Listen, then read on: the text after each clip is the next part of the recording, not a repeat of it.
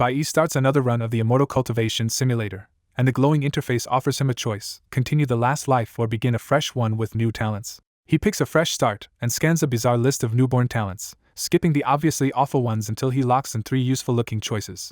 The simulator rolls his stats for a new life under the name Bai, and the result is shaky from the start, especially with luck at rock bottom. The countdown ends, and Bai's new simulated life begins with him reincarnated as a baby in a merchant family. Half a month into the simulation, the baby seems unusually responsive, but before that can matter, bandits raid the home and kidnap him. The bandits have no idea how to care for a baby, so Bai is left starving for a full day and his fragile body gets even weaker. His father tries to buy him back through negotiation, but the argument only enrages the bandits, and they kill the baby on the spot after just 31 days of life. The simulation spits him out with no reward because he did not survive 5 years, but one big change appears anyway. After 36 runs, the simulator finally recognizes Bai as its master. Still shaken, Bai rubs his perfectly unharmed neck and grumbles that this simulator has killed him more than 30 times in a row, almost always within the first month. He calms down just enough to admit the new authority is still worth something, because at least all those miserable deaths finally bought him leverage. Bai remembers how excited he was when he first transmigrated from Earth into a real cultivation world a year ago. There was even a famous sect near the county, so back then he really believed his own cultivation story was about to begin. That dream collapsed when his spirit root test showed nothing at all, and Bai learned he could not cultivate in the real world. With cultivation cut off, he inherited his late parents' large house and more than a dozen shops, and his life shrank into dull rent collection instead of immortality. So when the simulator activated today, Bai thought he had finally found his cheat and a real path into cultivation. Instead of flying on swords, he has spent dozens of runs tasting nothing but death, and the gap between fantasy and reality leaves him thoroughly miserable. With almost a full day left on the cooldown, Bai steps outside to clear his head in the busy streets of Qinghe County. The city is packed with ordinary townsfolk, rich young masters, and even passing cultivators, and Bai now moves through this immortal world like a man who has gotten used to being left behind by it. Everywhere he goes, people are still buzzing about the same person, Qingxianxue, the spirit sword sect holy maiden, who is returning for her grandfather's 90th birthday. The rumors make her sound untouchable, a girl whose top-grade spirit root was discovered at 5 and who is already being groomed as the next sect master. Hearing all that only stings Bai more, because as a transmigrator he cannot even compete with a local genius. Then Bai remembers his new privilege. As the simulator's master, he can drag someone else into a run and keep all the rewards they earn. The rules are restrictive, though. He needs basic information, he has to be fairly close to the target, and with no cultivation of his own he can invite only one person at a time. Even with those limits, the best possible candidate is obvious to him now, Qingxianxue, the county's brightest star. Once the idea clicks, Bai turns around and heads straight home, ready to test whether he can really make the holy maiden work for him.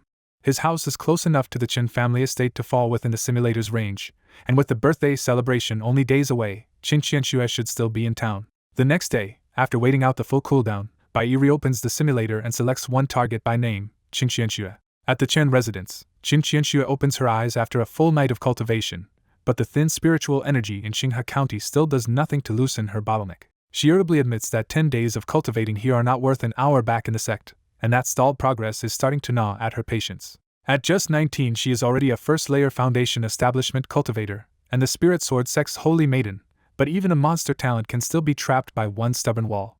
She has been stuck at the first layer of foundation establishment for a full year, so under all that composure, Qingxianxue is genuinely anxious. The moment she stands up, her face turns cold because something has intruded into her consciousness. She draws her sword in a flash, and a frightening sword intent fills the room as she demands to know who is there. But when she searches carefully, she cannot sense any foreign aura at all, which makes the situation even more disturbing. That leaves her with one chilling conclusion: if someone really slipped into her consciousness unseen, they would have to be vastly stronger than she is. Then the strange thing finally becomes visible inside her mind. 2 lines of text asking whether she wants to understand the true meaning of cultivation and truly live. Seeing no reason to trust something this suspicious, Qingxianxue immediately chooses no. The instant she refuses, her vision drops into blackness and her body locks up so completely that she cannot even move her eyes. She cannot sense spiritual energy or free her spiritual sense, and for a moment Qingxianxue thinks she may have walked straight into a deadly trap. More lines of text appear in the void, welcoming Qingxianxue to the Immortal Cultivation Simulator and telling her she is about to begin a new life inside a simulation. The simulator lays out the stakes clearly: survive at least 5 years in the simulation to earn rewards, and remember that death there is not real death outside. Once she realizes she can finally move and speak again, Qingxianxue steadies herself and decides her only option now is to see this bizarre thing through. The simulator presents 10 newborn talents, and even Chinchianchua is left staring at the absurd list in disbelief. She quickly discards the options that sound useless, risky, or outright incomprehensible, refusing to gamble blindly on nonsense. What finally convinces her are 3 safer-looking choices: a gift from a Dao master, an ancestral jade pendant, and sword affinity.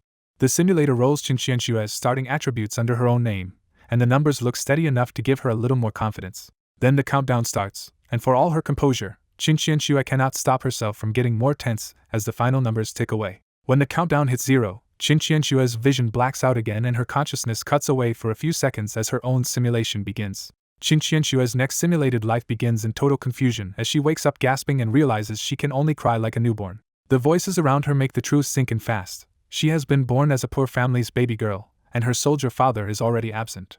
Before she can process it, exhaustion drags her under, and the simulator quietly records that she has been reincarnated into an immortal cultivation world. Outside the simulation, Bai watches from his godlike view and hopes the spirit sword sex holy maiden can survive at least 5 years, because that is the minimum for rewards. The next morning, baby Chinchianchua drinks milk in miserable silence, already humiliated by how little control she has over this new body. She forces herself to accept the reincarnation, but one bitter question keeps gnawing at her. If the simulator already tricked her once, can she trust death to send her home? After hearing the adults talk, Chinchianchua confirms this is another cultivation world, which only makes her more uneasy because ordinary people are prey here. She tries to cultivate anyway, but her infant meridians are blocked and the pain hits so hard that she has to stop at once. Then the simulator adds a harsher rule: none of the spirit sword sex cultivation methods from her old life can be used here. That restriction wipes out her biggest advantage, so Chinchianchua realizes she may have to start from scratch or risk rewriting a sect technique herself. She decides the only real choice is to survive long enough to grow stronger first, no matter how humiliating or slow that feels. Time starts racing, and the simulator sums up her brutal early years in one blow. She grows fast, loses her father, and the family's tiny support is stolen away. At age 2, she secretly steals the village blacksmith's breathing technique and turns it into real inner energy, finally grabbing a way to fight back. By age 3, Chinchianchua is already strong enough to cripple a man who harasses her mother, and the village stops seeing her as a normal child. At 4, a cultivation sect tests her talent, but her immortal aptitude is only ordinary, so the chance she wanted slips away on the spot. Still refusing to give up, she tries to fuse and rewrite her old cultivation method anyway, and the backlash nearly kills her. Her mother has to sell everything to keep her alive, and Chinchianchua spends a month bedridden with the cost written all over the family. By age 5, poverty leaves her no room to hide, so Chinchianchua hardens herself and starts hunting in the mountains for the family. Watching from outside, Bai admits she has already outperformed him by surviving 5 full years in the simulator. He also sees the ugly pattern clearly. Just like him, Chinchianchua's simulated life is packed with bad luck, but she is much better at clawing her way through it. Back in the simulation, 5-year-old Chinchianchua looks every bit the poor mountain child now, dressed in sackcloth and hide with her hair cut short for hunting. Her current stats make the danger painfully obvious, because her family background has crashed to 0, and she knows that means death is more likely to find her. She bitterly blames herself for that, because her failed attempt to outsmart the simulator is exactly what wrecked the family in the first place. Before heading out, she calls to her mother with none of the old awkwardness left, because 5 years of hardship have made this poor family bond feel real. Her mother can only watch her tiny daughter run off to provide for them, worried sick that a 5-year-old has become the pillar of the house. In the mountain forest, Chinchianchua moves like an experienced hunter and keeps one ugly memory in mind: the demonizing tiger that nearly ate her last time may still be nearby. She has built herself a practical edge here by reshaping what she can use into ordinary martial arts, combining stolen breathing technique, sword skill, and lightness movement. Even with that, the mountain keeps proving her luck is rotten when a venomous snake suddenly lunges and she cuts it apart on reflex. The kill only frustrates her more, because other hunters meet this kind of danger once in a while she gets targeted almost every single trip. She concludes that leaving her family background at 0 is basically a death sentence, so earning money fast has become part of staying alive. So she wastes nothing and cuts out the snake's gallbladder, squeezing value from even this ugly brush with death. Then the forest goes cold around her, and that split-second chill warns her something much worse has arrived. When she turns, the huge tiger from a few days ago is already charging at her again, roaring through the trees like it never forgot her. Chinchianchua knows she cannot meet that monster head-on, so she kicks backward and slashes while retreating for her life. Her blade cuts the tiger's paw pad, but the impact is still so brutal it almost tears the sword right out of her hands. The beast lands and stares her down, wounded but furious, and now Chinchianchua sees the full nightmare clearly: one eye ruined, old scars all over, and a grudge that runs both ways. Back in the mountain forest, 5-year-old Chinchianchua runs into the same multicolored giant tiger again, but this time her pride will not let her flee. Remembering that she was once the holy maiden of the Spirit Sword sect, she treats her earlier escape as a humiliation and decides she has to beat this beast herself. She vanishes in a burst of speed and drives her short sword straight at the tiger's throat before it can fully react. The tiger barely twists away, showing it already knows her blade can cut deep after she ruined one of its eyes before. A brutal fight breaks out through the trees, and Qinqianxue keeps opening fresh cuts across the tiger's body. She pays for it too, getting smashed into a rock hard enough to split her forehead and leave her dazed. Even dizzy and hurting, she forces herself to calm down and reminds herself that a beast with low intelligence can still be worn down. She changes tactics and starts fighting like a patient hunter, using her small body and careful footwork to make the tiger bleed more with every pass. When she sees the tiger slowing from blood loss, Qinqianxue spots her opening. She rushes in and hacks across the tiger's left forelimb so hard that bone chips and blood burst out. The wounded tiger staggers and drops, and Qinqianxue instantly jumps on the chance to finish it. She pours her last inner energy into the blade and drives it down at the tiger's head with everything she has left. Instead of piercing through, the sword jams against the tiger's abnormally hard skull, and Qinqianxue realizes too late that something is badly wrong. The simulator reveals the truth in the worst possible moment. This was a mutated giant tiger on the verge of becoming a demon. A tiger paw slams into her and the run ends instantly, with the simulator declaring Qinqianxue dead at 5 years, 4 months, and 13 days. Her consciousness freezes in a gray void, and the whole simulated life abruptly stops. Back in reality, Bai watches the run end and sighs that Qinqianxue's stubborn pride got her killed when she could have waited to grow stronger. He is struck again by how harsh the simulator is, especially since her 5 years inside only felt like a few minutes to him outside. Then a reward screen appears for Bai, offering him Qinqianxue's breathing technique, 3 years of bitter cultivation, or her ancestral jade pendant after a 24-hour cooldown. Bai thinks through the options and realizes the only reward with immediate reliable value is the 3 years of inner strength and martial experience. He chooses reward 2, deciding raw combat power now is worth more than a weak worldly technique or a luck charm he cannot predict. The reward surges into him at once, filling his meridians with pure inner energy that feels so refined it is almost like spiritual power. At the same time, Qinqianxue's hard-earned martial experience pours into his mind, including the child sword style and lightness skill she built for herself. When Bai tests the new power, the air visibly warps around his palm and he slices a corner clean off a solid wooden table. The success lasts 1 second before reality bites back, and Bai clutches his hand in pain from the recoil. Elsewhere in the Chen residence, Qinqianxue awakes from the simulator in her boudoir and is briefly stunned by the familiar room after dying under that tiger's paw. Her first reaction is pure humiliation, because losing twice in a row to a tiger feels unbearable for the former holy maiden of the Spirit Sword sect. She angrily replays the fight and realizes her mistake was trying to stab through the skull instead of finishing the beast through its eye. Then the simulator's prompt appears again and confirms that the whole experience was real, even if death inside did not carry over to reality. Her own reward is far smaller than Baiyi's, just 1 year of bitter cultivation in the form of a trace of inner strength and some martial experience. She absorbs it anyway, but the tiny strand of inner energy is instantly swallowed by the overwhelming spiritual energy already inside her foundation establishment body. That makes her notice another rule: techniques learned in the simulator do not seem usable in reality unless the simulator gives them as a reward. Still, having her real spiritual energy back makes her feel secure again for the first time in a long while. When she starts circulating the Spirit Sword Sex cultivation method, she is shocked to find her bottleneck has loosened and her spiritual power is growing again. She quickly concludes the simulator changed her state of mind, and that shift may be exactly what gave her a path past her old bottleneck. That realization changes everything, because Qinqianxue starts seeing the simulator as a chance to break through rather than a cruel trick. She rushes to the door to check the sun and is stunned to confirm that more than 5 years inside only cost a tiny slice of real time. The warped flow of time leaves her shaken, but it also convinces her this simulator should be treated like a secret realm for tempering herself. Even with that new resolve, the memory of being killed still leaves her in a sour mood, so she decides to go out and calm herself down. On the way out, she unexpectedly offers to help a servant girl struggling with laundry, and the terrified girl almost panics at being addressed by her. When the terrified servant hurries away instead, Qinqianxue quietly realizes the 5 simulated years really have changed her temperament. She leaves the Chen residence and steps into the busy streets of Qinghe County, where the noise and crowds feel strangely uncomfortable after village life in the simulator. She ignores the usual stares drawn by her looks and bearing, until a medicine shop suddenly makes her stop dead in her tracks. Inside the medicine shop, she spots Bai Yi and is astonished because the inner energy ripples around him feel eerily similar to the breathing technique from the simulator. Inside the medicine shop, Old Lu studies Bai Yi's badly swollen palm and bluntly asks how a simple bump could leave a hand looking like this. Bai Yi brushes it off as an accident, but Old Lu can tell the injury makes no sense and stares hard enough to make Bai Yi uneasy.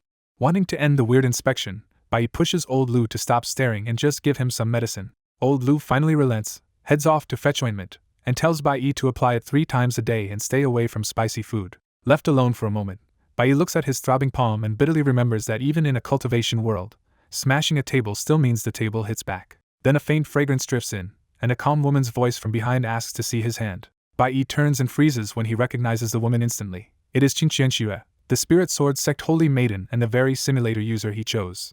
The sudden meeting puts Bai Yi on full alert, because if Qinqianxue came to him on purpose, she must have noticed something strange. Qinqianxue hides her shock and quietly confirms that yes, she really does want to inspect his hand. Bai Yi flatly refuses, says he does not know her, and piles on a ridiculous excuse that he is allergic to women just to keep her at a distance. Before the standoff can settle, Old Lu comes back with the ointment and loudly launches into a shameless warning about a customer who nearly killed himself by putting the medicine on the wrong body part. Old Lu finally notices the woman beside Bai Yi, realizes at a glance that she is an immortal cultivator, and instantly switches into eager big customer mode.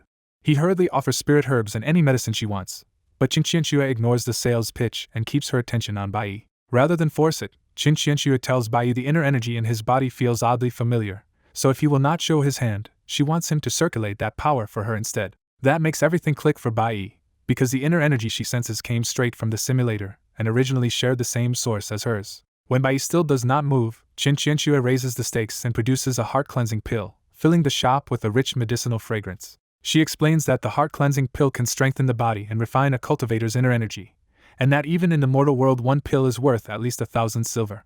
Old Lu nearly loses his mind at the price and grabs Bai Yi's sleeve, babbling that this is a fortune and begging to have next month's rent waived. Bai Yi tries to act unmoved, but Qinqianxue silently adds a second identical pill to her palm. She adds a third pill, and before he can think better of it, Bai Yi is already gathering internal energy in his palm, finally giving in to the bait. Almost without thinking, Bai Yi gathers inner energy into his palm, and the air above his hand starts to twist. For ordinary people like Old Lu, that simple display is already shocking proof that young Master Bai is no longer the same weak man as before. Qinqianxue studies the inner energy carefully for a long moment before concluding, with visible disappointment, that it is similar but not actually the same. Qinqianxue realizes Bai Yi is not using the same simulator after all, and that unexpected answer leaves her quietly relieved. With that answer settled, Qinqianxue turns and leaves, but she still keeps her word and leaves all 3 heart-cleansing pills with Bai Yi. Old Lu immediately returns to practical matters and reminds Bai Yi that such a windfall should really buy him some rent relief. Bai Yi decides silence is worth more than silver, so he waives Old Lu's rent for 3 months to make sure today's strange encounter stays buried. Thrilled by the deal, Old Lu quickly promises he saw nothing today and even throws in the ointment for free. Then Old Lu hesitates and finally reveals the real bad news. The Li clan came by again and threatened tenants into abandoning Bai Yi's shops. He admits small merchants cannot afford to offend that powerful family, and some of Bai Yi's tenants are already wavering under the pressure. Bai Yi is not shocked, because this feud is the biggest mess his predecessor left behind after inheriting those prime district shops. The Li clan had wanted those valuable stores for years, but Bai Yi's predecessor stubbornly refused to sell the last property his parents left him. Once refusal failed, the Li clan started using dirtier methods, and Bai Yi cannot ignore the ugly possibility that his predecessor's drowning was no accident at all. That is exactly why Bai Yi never considered handing the shops over peacefully, because if the Li clan really killed once to cover their tracks, giving in would only make him easier to finish off. Even so, he quietly appreciates that Old Lu had the guts to warn him when the other tenants all stayed silent. Bai Yi still is not truly afraid of the Li clan, because with Qinqianxue running simulations for him, he believes he can soon gain enough power to stop fearing mortal enemies. If the Li clan dares to strike before then, Bai Yi is already thinking about cutting off their claws for good.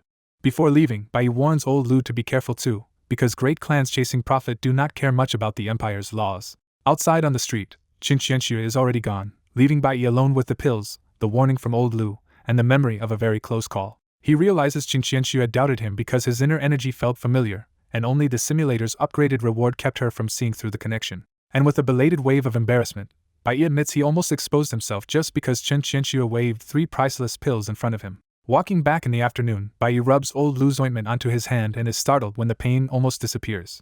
He quickly suspects the real reason is not the cheap ointment at all, but the medicinal fragrance leaking from the 3 heart-cleansing pills he is carrying. Without even swallowing one pill, Bai Yi realizes immortal cultivator medicine is terrifyingly effective and suddenly understands why a single pill can sell for over 1,000 silver. But when he reaches home, his mood drops at once because a group from the Li clan is already blocking his courtyard gate. Bai Yi recognizes the richly dressed young man at the center as Li Jinfu, the Li clan head's youngest son and one of the clan's most capable heirs. The timing makes Bai Yi's face harden, because Old Lu just warned him about the Li clan and now they have come straight to his door. Li Jinfu greets him with a nasty smile and mocks him for being too insignificant to receive an invitation to old Master Chen's 90th birthday banquet. He dangles bait next, saying that if Bai Yi sells over 10 land deeds to the Li clan, He might even bring him to the banquet to see the spirit sword sex holy maiden. That offer lands strangely on Bai, because the holy maiden he is talking about is Qinqianxue, and Bai already knows her far too well through the simulator. So Bai answers with blunt contempt.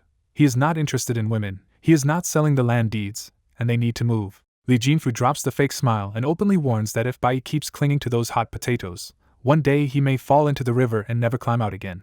Then he gives the real ultimatum, one day to sell every deed for 200 silver each, or the Li clan will come take them by force. After throwing down the threat, Li Jinfu simply leaves, making it clear this visit was never negotiation, only intimidation. Once they are a little farther off, one servant mutters that they could have just beaten Bai Yi down and forced the land deeds out of him on the spot. Li Jinfu explains that the Li clan tried something even harsher a year ago, but Bai Yi survived, so they spent a year watching to see whether he had any hidden backing. Now that Li Jinfu has decided Bai Yi was just lucky, the servant asks why not act today, and Li Jinfu answers with a smile that tomorrow is a better day for killing. Back at the courtyard, Bai Yi watches them go with narrowed eyes and feels a little annoyed that they did not attack, because he actually wanted to test his new strength on them. Their threat about drowning also makes Bai Yi connect the dots and suspect his predecessor's death in the river was the Li clan's work too. Since the Li clan came to threaten him first, Bai Yi judges they are already preparing a second attempt, and may even have martial experts, or worse, behind them. With no safer move yet, Bai Yi can only wait for the simulator's cooldown and pin his hopes on Qinqianshue's next run becoming his way to resist the Li clan. He also steels himself for the worst case. If Qinqianshue fails, he will have to abandon the inherited property and flee until he grows strong enough to strike back later. By noon the next day, the simulator's cooldown is finally over, and Bai Yi waits quietly because he is sure Qinqianshue will rush back in on her own this time. He even smiles to himself, amused that the proud holy maiden has already taken the bait and now wants the simulator without any coaxing from him. As he senses Qinqianshue trying to call the simulator from far away, Bai Yi guesses she will choose revenge over retreat because her pride will not accept dying to that tiger twice. Satisfied, Bai Yi opens access and invites Qinqianshue back into the immortal cultivation simulator. At the Chen residence, Qinqianshue sees the familiar simulator prompt appear again and finally relaxes after worrying that it had stopped responding to her.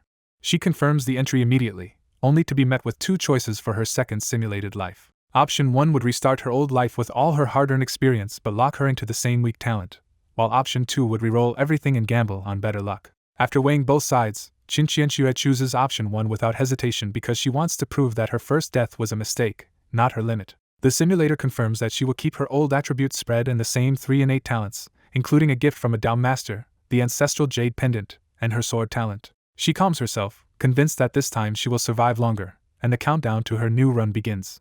Bai Yi watches from the outside as the second life starts, already certain that Qinqianshue's pride pushed her into the exact path he expected. Time inside the simulator races ahead, and while Bai Yi only pours himself tea, Qinqianshue is already born again into the same poor family. The simulator summary races on.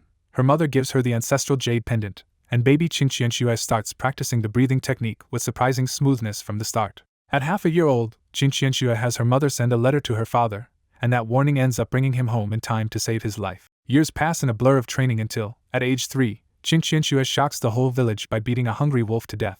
By age 5, she has built up 5 years of inner energy and asks her father for a short sword, even though he clearly has no idea what she is planning. Armed at last, Qinqianshue marches back into the mountain and spends half a day hunting down the same multicolored tiger that killed her before. This time the rematch turns into a brutal life and death fight, but Qinqianshue stays prepared and finally defeats the tiger she once underestimated. 5 simulated years pass in only 5 real minutes, and Bai Yi exhales in relief because Qinqianshue has already corrected her old mistake and taken revenge successfully. Seeing her avoid arrogance and win the second time, Bai Yi starts to hope that Qinqianshue might really become an immortal cultivator and turn the whole situation around. Then the simulator delivers the real breakthrough. While cutting open the tiger, Qinqianshue finds a rotten wooden box hidden in its stomach. Inside the box is a jade slip recording an incomplete sword cultivation technique, and Qinqianshue is instantly overjoyed at finally finding a path toward true cultivation. When Bai Yi sees the simulator label the jade slip as an immortal cultivation method, he is stunned because Qinqianshue has actually found a real sword cultivation technique. He quickly realizes how huge this is. Even if Qinqianshue dies later, that cultivation method is now likely locked in as a future reward. But Bai Yi still worries because Qinqianshue's natural talent for immortal cultivation is terrible, so getting the method does not guarantee she can use it. Inside the simulation, Qinqianshue grips the pale jade slip with her pulse racing, thrilled that her strange newborn talent really did lead her to something valuable. She immediately pricks her finger with her short sword and lets her blood fall onto the jade slip to claim it. The jade slip's light rushes into her body, and the simulator confirms that she has inherited the incomplete sword cultivation technique. As the knowledge floods in, Qianxue learns the technique came from a nascent soul cultivator called Hidden Sword Scholar, and it values sword talent far more than natural spiritual aptitude. That detail hits perfectly for her, because she knows a nascent soul cultivator is an immense figure, and this method feels almost tailor-made for her path with the sword. After 10 years of being stuck as just a strong mortal, she is desperate to start cultivating for real and stop being powerless in front of true immortal cultivators. She crushes the jade slip at once, choosing caution over sentiment so no one else can discover such a dangerous treasure. Even with 2/3 of the technique missing, she is still satisfied and starts thinking like a cultivator immediately. She butchers the giant tiger for its valuable parts, because if she wants to walk the road of cultivation, she will need money as much as talent. Watching from outside the simulation, Bai can only marvel that she somehow pulled a nascent soul sword method from a tiger's stomach, and one that suits her almost too well. Then the simulator starts racing through her life, and Bai only catches the major turns as time in the real world crawls forward. Qianxue drags the blood-soaked tiger parts home, and nearly scares her parents half to death when they see the state she is in. Selling those materials in the county changes her family's situation overnight, and finally lifts them out of their worst poverty. Back in her poor village life, she begins trying to cultivate the incomplete sword method, but the thin spiritual energy around her makes every step painfully slow. At age 6, she finally refines her first strand of spiritual energy after grinding at it far longer than she should have needed. She spends a lot of money on a spirit-gathering pill, only to discover she has been cheated by a profiteer. Even so, she keeps forcing her way forward and manages to refine a second strand of spiritual energy through sheer persistence. By age 7, she decides the village is holding her back and moves alone into the deep mountains where the spiritual energy is slightly richer. The change helps just enough for her to refine a third strand of spiritual energy, and she starts aiming for her first real breakthrough. She gathers her courage and tries to break into the first level of chi refinement, but the attempt fails. At least she avoids a backlash, so instead of falling apart, she quietly resumes cultivation and keeps stacking energy for another try. Bai watches her spend year after year training with almost no support, and even he can feel how crushingly slow her progress is. He knows the problem is not her willpower but her situation: thin spiritual energy, weak natural talent, and no proper resources are dragging her down. Even in a foul mood, Qianxue refuses to quit and keeps cultivating after that failed breakthrough. Luck swings back her way when she finds a spiritual fruit in the mountains and uses it to boost her spiritual energy. At age 8, she spots 2 chi refinement cultivators and wisely avoids them, knowing she is still too weak to be noticed. After more bitter training, she feels the timing is finally right and prepares for a second attempt at the first chi refinement breakthrough. This time she succeeds, finally stepping into the first level of chi refinement and becoming a true immortal cultivator. Bai is satisfied because even the weakest immortal cultivator is still far beyond an ordinary person, and Qianxue now visibly carries that different aura. The result also reassures him that bringing the spirit sword sex holy maiden into the simulator was the right move, especially compared to his own repeated useless deaths. He is still hoping she will climb higher when she suddenly dies in the simulator almost the moment he looks away. The mist log reveals what happened. After her breakthrough, Qianxue went deeper into the mountains for better training grounds and even found another useful spiritual medicine. Then a true demon beast ambushes her while she is cultivating, and despite reacting fast, she is overwhelmed and killed. Bai can only stare at the result, dumbfounded that she became a cultivator one second and monster food the next. He briefly wonders, a little grimly, if her freakish luck somehow cost her lifespan, then shuts that thought down and insists it was just a coincidence. The simulator settles her second life and offers Bai a strong set of rewards, including the complete sword cultivation technique, her first level chi refinement cultivation, and her ancestral jade pendant, plus 5 extra wisps of spiritual energy. He hesitates because both the complete technique and the direct cultivation level are tempting, and each would solve a different problem for him. In the end, he picks the complete sword cultivation technique, betting that the bonus spiritual energy will at least let him use it. The choice hits him all at once as the full sword method pours into his mind, bringing not just cultivation formulas but sword arts, movement skills, and the core path of sword cultivation. At the same time, the extra spiritual energy enters his body and transforms his old inner energy into spiritual energy, making his body stronger, sharper, and cleaner all at once. Even his injured palm recovers during the transformation, wiping away the lingering damage from before. Remembering the dusty longsword he bought after arriving in this world, Bai digs it back out from where he abandoned it at home. The moment he draws it, the technique settles naturally into his body, and he handles the sword with the ease of someone who has trained for years. He tests the method by tossing the sword up and driving spiritual energy into it with a sword finger command. To his delight, the ordinary longsword actually hangs in the air under his control, though it still wobbles because his cultivation is too shallow. He realizes the sword technique is special enough that his 5 wisps of spiritual energy let him barely imitate sword flight now, even though true sword riding normally needs much higher cultivation. After catching the sword and sliding it back into its sheath, Bai ends the moment with a clear new goal. One day he needs a real spiritual sword. Back at the Chen residence, Jin Qianxue is still angry over how her second simulation ended, because she was not beaten fairly at all. She had gone into the deep mountains to cultivate in peace, hoping to steadily reach foundation establishment and cash in huge rewards later. Instead, a true demonized beast ambushed her from behind while she was defenseless in meditation and badly wounded her in one strike. Even after surviving the ambush, she could only drag her wounded body into a hopeless fight before dying in the mountains. Then the simulator pops up with the result. She survived a little over 8 years in the second run and qualifies for rewards. A second notice follows right away, telling her she also unlocked a revenge achievement bonus. When the rewards are revealed, her mood flips instantly because the simulator actually gives her the incomplete sword cultivation technique and an extra wisp of spiritual energy. Chen Qianxue is thrilled because even 1/3 of that technique is still a top-tier immortal manual created by a nascent soul expert. She also feels that extra thread of spiritual energy settle into her body, and even that tiny boost makes her think her bottleneck might be breakable with enough more. By the end of it, the frustration is gone and Chen Qianxue is in a genuinely good mood again. Elsewhere, Bai turns a heart-cleansing pill over in his hand, still unsure whether this thing can really help him cultivate. Chen Qianxue said the pill could awaken divine eyes and stabilize the body, but to Bai it sounds almost too good to be true. In the end he decides to trust her, figuring the holy maiden of the spirit sword sect would not bother scamming him over medicine. The moment he swallows it, the heart-cleansing pill melts into a surge of spiritual energy that floods his body. Bai immediately sits down and follows the sword cultivation technique, trying to refine that borrowed power into something he can actually use. By noon he finally succeeds, but only after a painfully slow process that feels like squeezing out every last drop through a bad set of bones. Then a noise outside snaps him out of his calm, and he knows the Li clan has come to collect his answer. He has not forgotten Li Jinfu's one-day ultimatum, and he is already sure there is nothing left to discuss with people tied to his predecessor's death.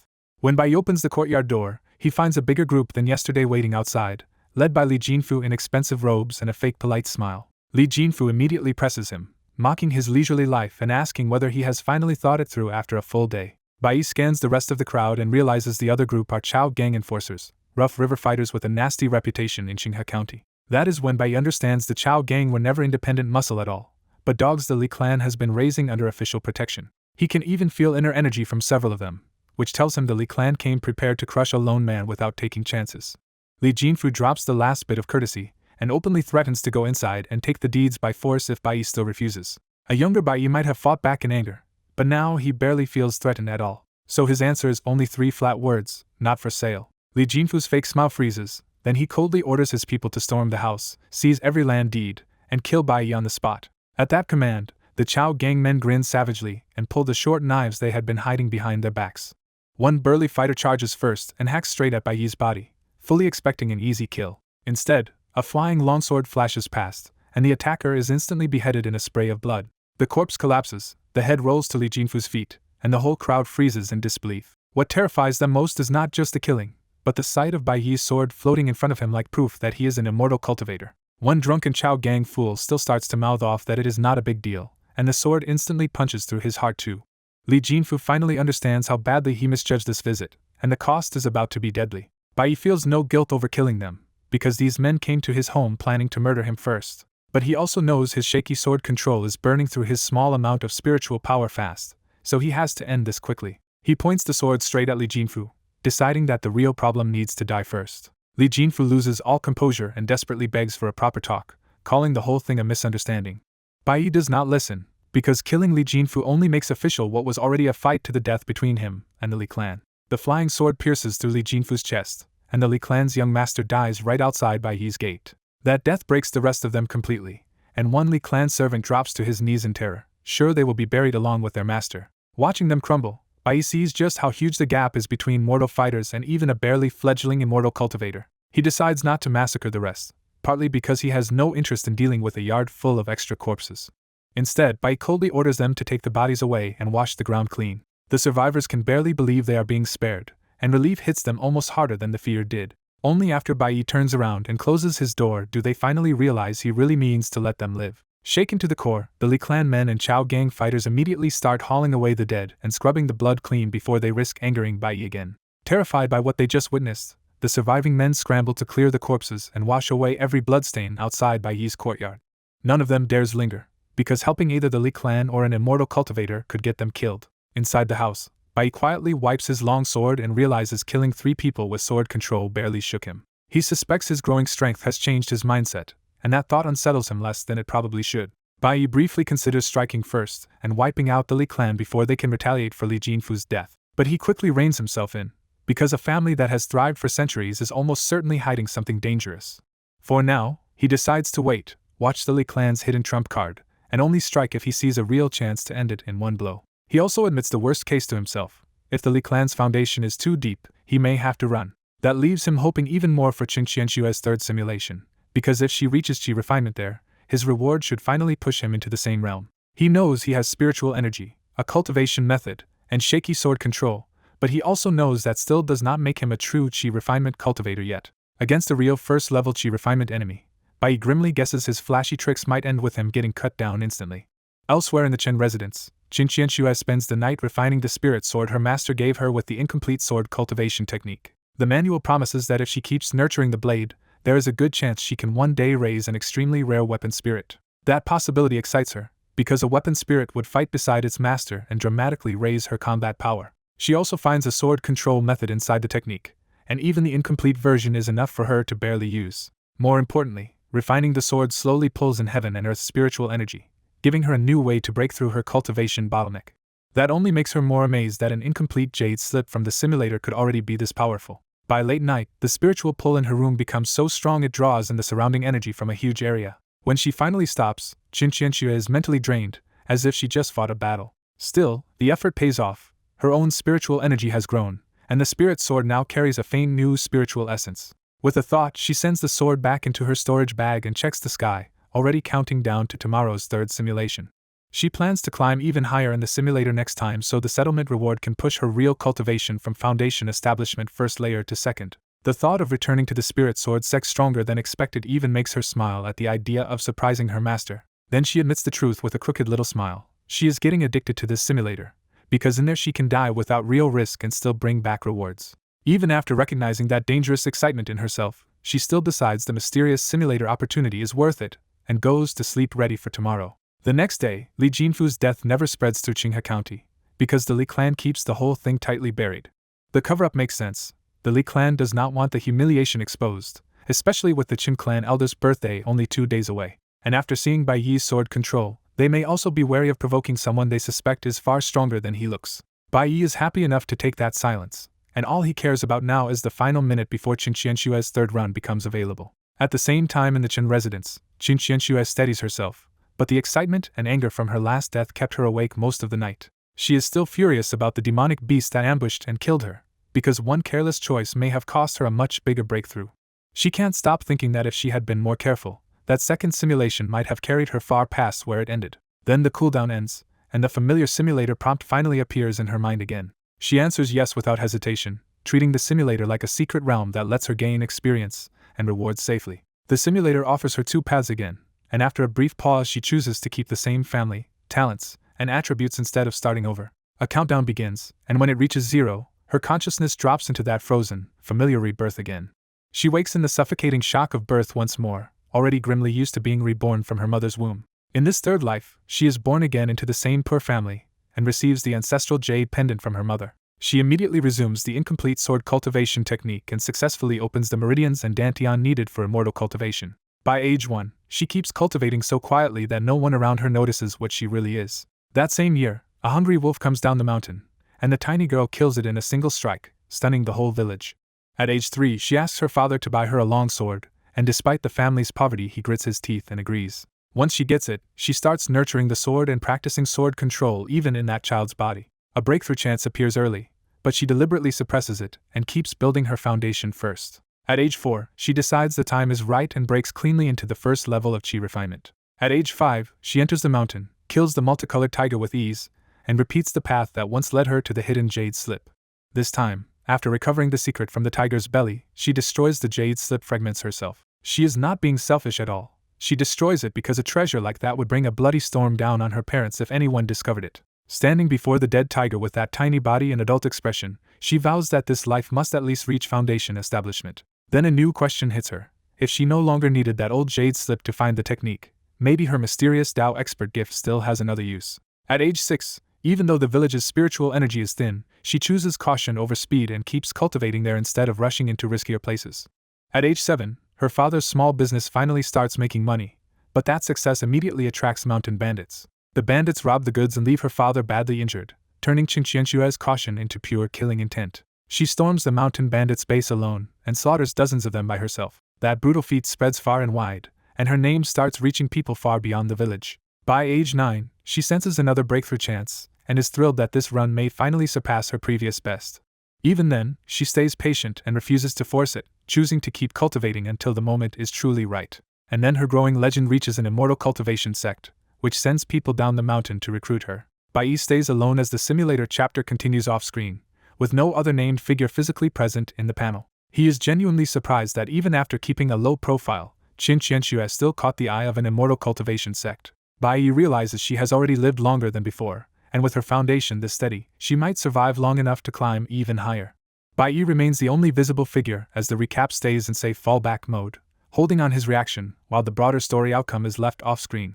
Two men claiming to be cultivators from the Immortal Ascension sect come to test Qinqianshua, and her family meets them with immediate suspicion. The visitors calmly explain that the sect heard how 9-year-old Qinqianshua wiped out mountain bandits, so they came to test whether she can cultivate. When they add that the family would gain the sect's protection if she is accepted, Qinqianshua's father starts wavering. Before her parents can decide, Qinqianshua quietly confirms that the two men really are cultivators.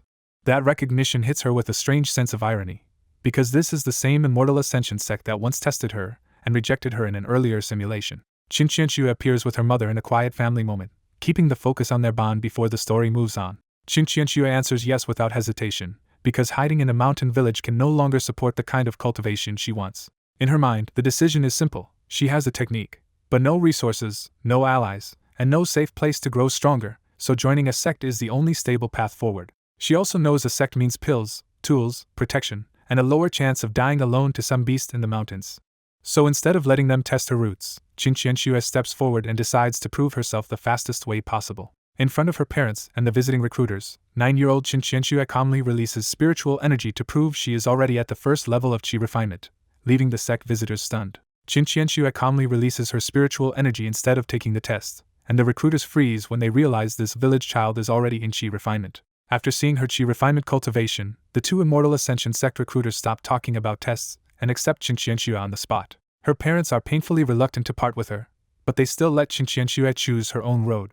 After a long journey, Qinqianshua reaches the Immortal Ascension sect and finds that it is a small sect, not some towering immortal empire. Even so, the sect master is startled by her talent and personally takes her in as his successor disciple. By age 10, Qinqianshua has become a famous little figure in the sect, and the older disciples are already trying to get close to the master's favored child disciple. Her master teaches her the sect's cultivation method, but she can already tell it is worse than her own sword cultivation technique. She still learns it anyway, then keeps cultivating carefully while holding back from an early breakthrough because she wants a safer, steadier foundation.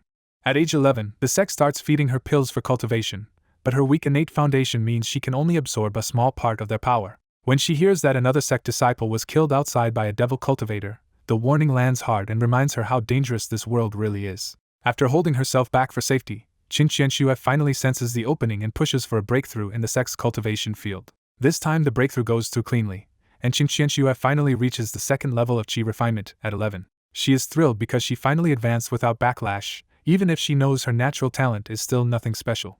Looking ahead, she judges that if things keep going this well, she might even climb to the 3rd or 4th level before 20. A single quiet beat stays focused on young Qinqianshua in child form, with no other named character entering the panel. She also remembers that her sword cultivation technique lets her use sword control earlier than normal, giving her a real chance to fight someone a level above her if she has to. Back in reality, Bai sees Qinqianshua finally reach the 2nd level of Qi refinement and exhales in relief, already thinking about the better rewards this should bring him later. He even catches himself thinking like a black-hearted boss, since Qinqianshua dying now would still count as a profitable run as long as the rewards are good enough. The simulator keeps rolling, and at age 12 the sect master gives Qinqianshua a real spirit sword, which leaves her unexpectedly moved. Soon after, the major sects across the region prepare for a once-in-a-decade trial competition, and Qinqianshua earns one of her sect's spots. Qinqianshua, still in her child form, faces the Immortal Ascension sect master in a restrained sect setting as the story turns toward her connection with the sect leadership. When the draw pairs her against a 3rd-level Qi refinement opponent, Qinqianshua walks into the match already thinking about what she cannot afford to reveal. Matched against a stronger 3rd-level Qi refinement opponent, Qinqianshua deliberately throws the bout to keep her sword cultivation technique hidden. Her master gently comforts her after the match, never realizing she chose that defeat on purpose. At 13, the sect master leaves on a long trip and personally entrusts a newly accepted junior martial sister to Qinqianshua's care. Qinqianshua appears in her child form for a restrained transition beat, while the approved fallback omits the finer story detail. Then at 14, disaster hits the Immortal Ascension sect. News arrives that the sect master was ambushed by several Foundation establishment devil cultivators and killed. Watching from reality, Bai instantly feels the run turning bad, because a small sect without its strongest pillar is almost guaranteed to fall into chaos. He can already see the chain reaction coming, infighting over the empty sect master seat, people leaving, and outsiders circling the sect's mountain gate like vultures. And that is exactly where things head, because once the sect master dies, the struggle over succession turns ugly and drags Qinqianshua in with it whether she wants power or not. Inside the Immortal Ascension sect, 14-year-old Qinqianshua finds out fast that joining a sect means more than cultivation, because the first fight around her is a brutal struggle for the sect master's seat. Because she is the late sect master's successor disciple, every faction treats Qinqianshua like a key vote instead of a teenager who just wants to cultivate in peace. In only 3 days, an elder asks for her support, the sect master's wife asks the same, and even another elder tries to pull her in as his own successor disciple. Qinqianshua is so fed up that she half-seriously wishes everyone could share the sect master title and stop tearing the whole sect apart over it. The only small relief is that the master's newly accepted junior disciple starts drawing some of the same attention, which lets Qinqianshua breathe for a moment. To escape the politics, Qinqianshua shuts herself in closed-door cultivation and refuses to come out until the succession mess is over. While she trains in seclusion and reaches age 15, the sect's internal struggle only gets uglier, with open bloodshed replacing quiet scheming. Her junior martial sister cannot bear the infighting any longer and leaves the Immortal Ascension sect for another sect, leaving Qinqianshua exposed again. Soon an elder is found ambushed and killed, and the Immortal Ascension sect becomes a laughingstock across the region. When Qinqianshua turns 16, the sect master's wife makes the worst possible move and joins hands with the devil sect to slaughter elders and seize the sect for herself. The new sect master immediately marks Qinqianshua for death, seeing the old master's true disciple as a future threat that must be erased. What follows is a nightmare chase, because once the Immortal Ascension sect defects to the devil sect, Qinqianshua ends up hunted by her own sect, the devil sect, and even the righteous path. By the time they corner her, she is covered in deep wounds and still only at the second level of chi refinement, far too weak to break out by force.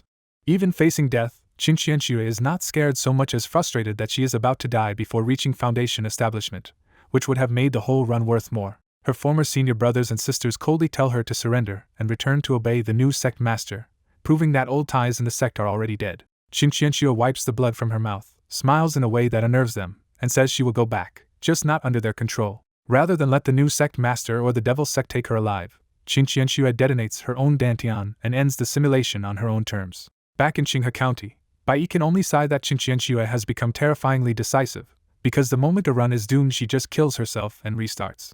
Still, he is hopeful, because this run lasted longer, reached chi refinement level 2, and might finally give him what he needs to become a real cultivator. The simulator settlement appears and offers Bai 3 strong choices: the Green Jade Technique, Qinqianshua's second-level chi refinement cultivation, or Sword Affinity, plus the bonus Bai Ping Sword. He seriously weighs every option, knowing the Green Jade Technique could be traded for huge value, Sword Affinity would improve his foundation, and raw cultivation would give him immediate survival power. Because the Li clan is still a deadly threat in Qinghe County, Bai chooses the second-level chi refinement reward and bets on instant strength over everything else. The moment he confirms it, pure spiritual energy floods his dantian and meridians, reshaping his body, senses, and presence from the ground up. He breaks through the first layer of chi refinement almost instantly, and the surge still does not stop.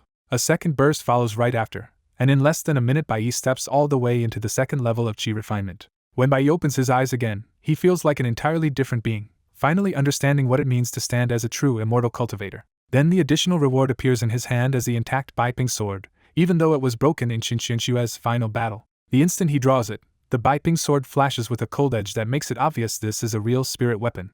Bai tests sword control on the spot, and the spirit sword circles him like a swimming dragon, smooth and steady in the air. A few quick passes later, several flies drop cleanly in two, and Bai gets a blunt reminder that a second-level chi refinement cultivator is far beyond an ordinary man. Looking at everything he has gained in only a few days through Qinqianshua's simulations, Bai feels even more certain that dragging her into the simulator was the right move. At the Qin residence, Qinqianshua wakes from the simulation in a foul mood, still angry that a small sex power grab dragged her into a pointless death. She bitterly reflects that the so-called immortal cultivators around her were even more vicious than ordinary people, and that leaving the sect early would have saved her from becoming a target.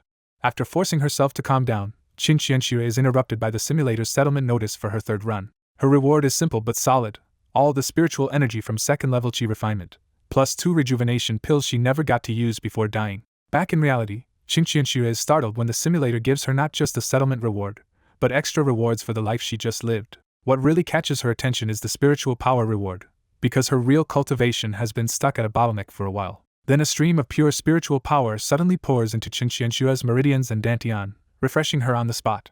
That borrowed surge is only Qi refinement level 2 power, but once it crashes into her foundation establishment bottleneck, the blockage finally starts to loosen. The swollen feeling in her meridians tells her the chance to break through has finally arrived, and she cannot hide her excitement. At the same moment, 2 rejuvenation pills appear in her palm, but compared to a breakthrough chance, she barely cares about them. Even with the bottleneck open, Qingqianxue forces herself not to rush, because one failed breakthrough could turn all of this into a backlash. She decides to keep simulating for a few more days first, hoping the next run might give her enough reward to step straight into the second layer of foundation establishment. That confidence sours fast when she remembers the real problem. 3 runs in, she kept dying to her own careless mistakes. With a bitter smile, she admits she did worse than even her junior martial sister, and regrets not leaving the Immortal Ascension sect earlier. Meanwhile at the Li clan, the mansion is buried in mourning, with white silk everywhere and Li Jinfu's coffin set in the sacrificial hall. Li Hashan stands before his youngest son's coffin, grieving for the clever heir he had expected to one day help carry the clan. But grief turns into calculation when Li Hashan mutters Bai Yi's name, and recalls that the killer was an immortal cultivator who could ride a sword. He cannot figure out why Bai Yi hid quietly for a whole year, and only revealed himself after the Li clan moved against him again. His eldest son arrives and quietly reports that every servant and Chao gang member who knew too much has already been silenced. The son also confirms 2 bigger developments. The family's great-grandfather has been summoned down from the mountain, and Bai Yi is probably just a wandering cultivator. That steadies Li Hashan, who reminds his son that the Li clan's true backbone is not money, but the immortal cultivators they have sent into the Spirit Sword sect for generations. He points to their great-grandfather as proof, saying the old man rose all the way to inner disciple and now serves as a deacon in the Spirit Sword sect. Then Li Hashan warns his heir that if cultivators target the Li clan in the future, panic is the one thing he cannot afford. He then orders his eldest son to replace the dead 6th son at Old Master Chen's birthday banquet, and warns him not to act clever or offend the Chen clan's holy maiden. And before they go, Li Hashan gives one final warning.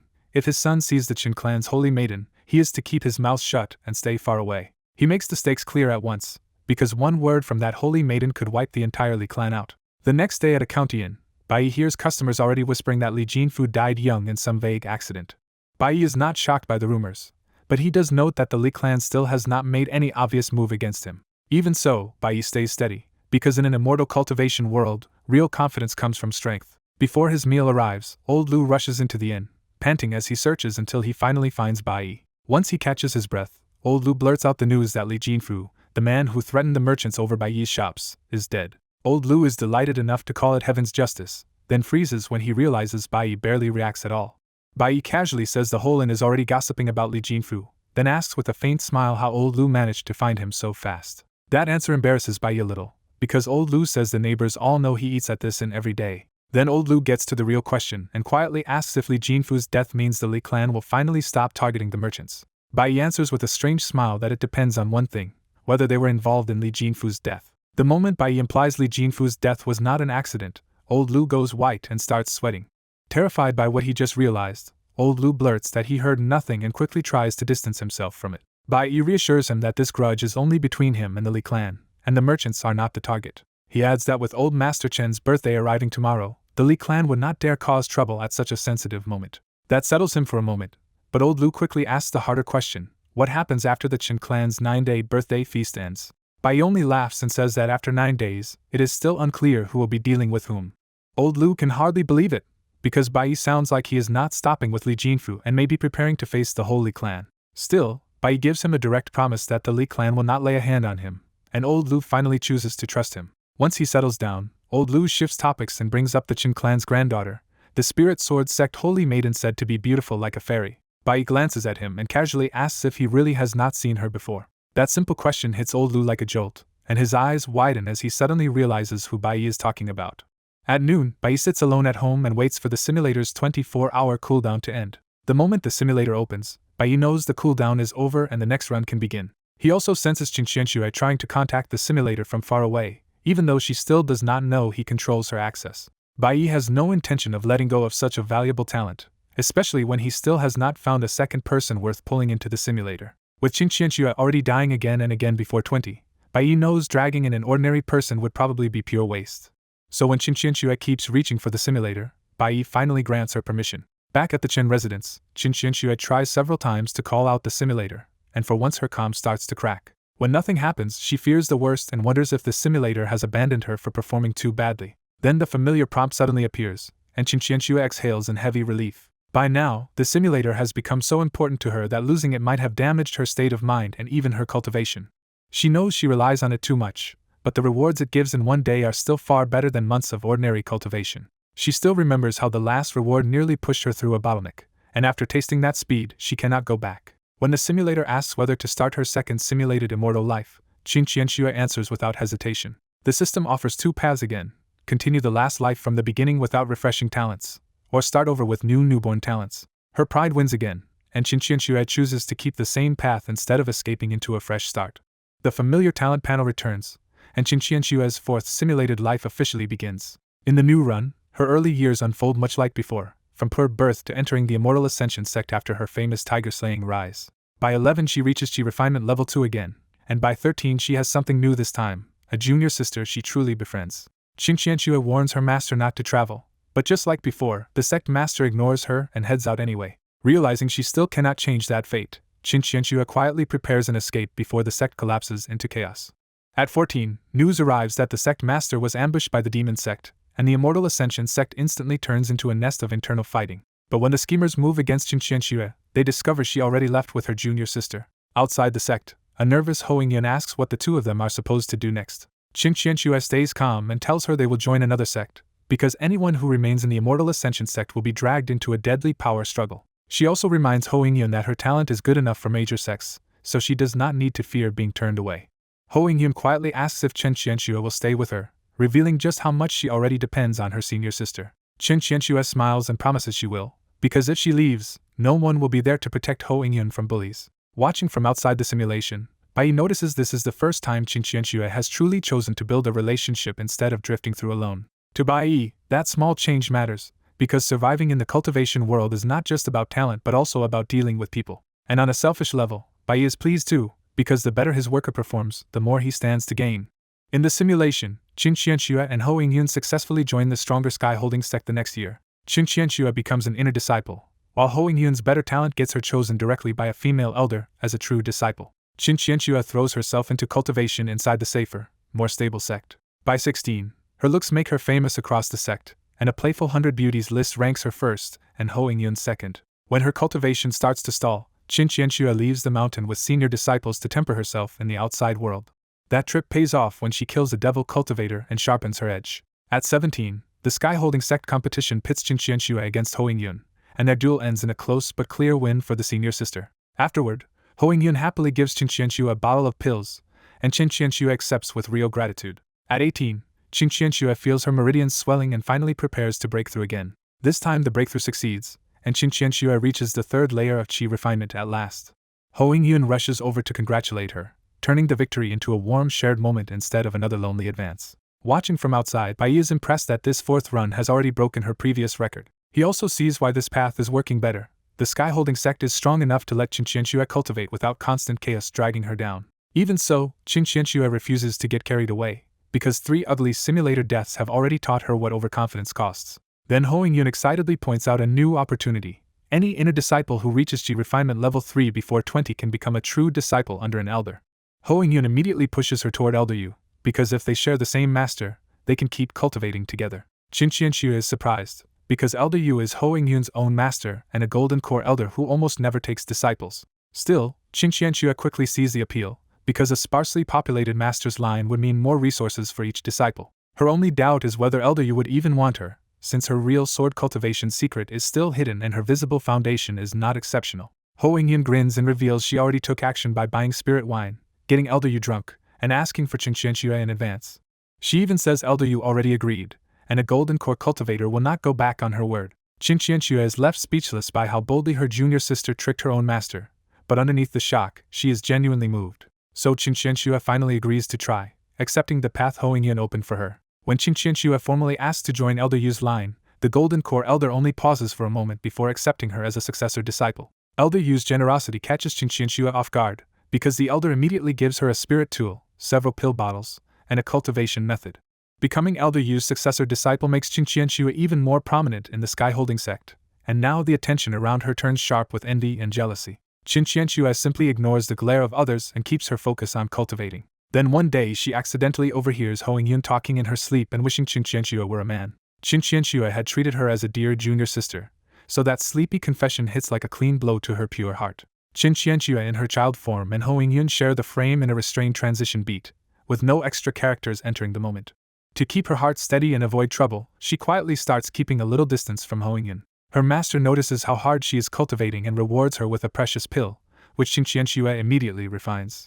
Qinqianxue appears alone in her child form, keeping the scene focused tightly on her and no one else. What she actually cares about is the simulator's next reward, and right on cue a new prompt appears after she survives 20 years. Qinqianxue stares at the notice and mutters to herself, surprised that she can swap out an unwanted newborn talent.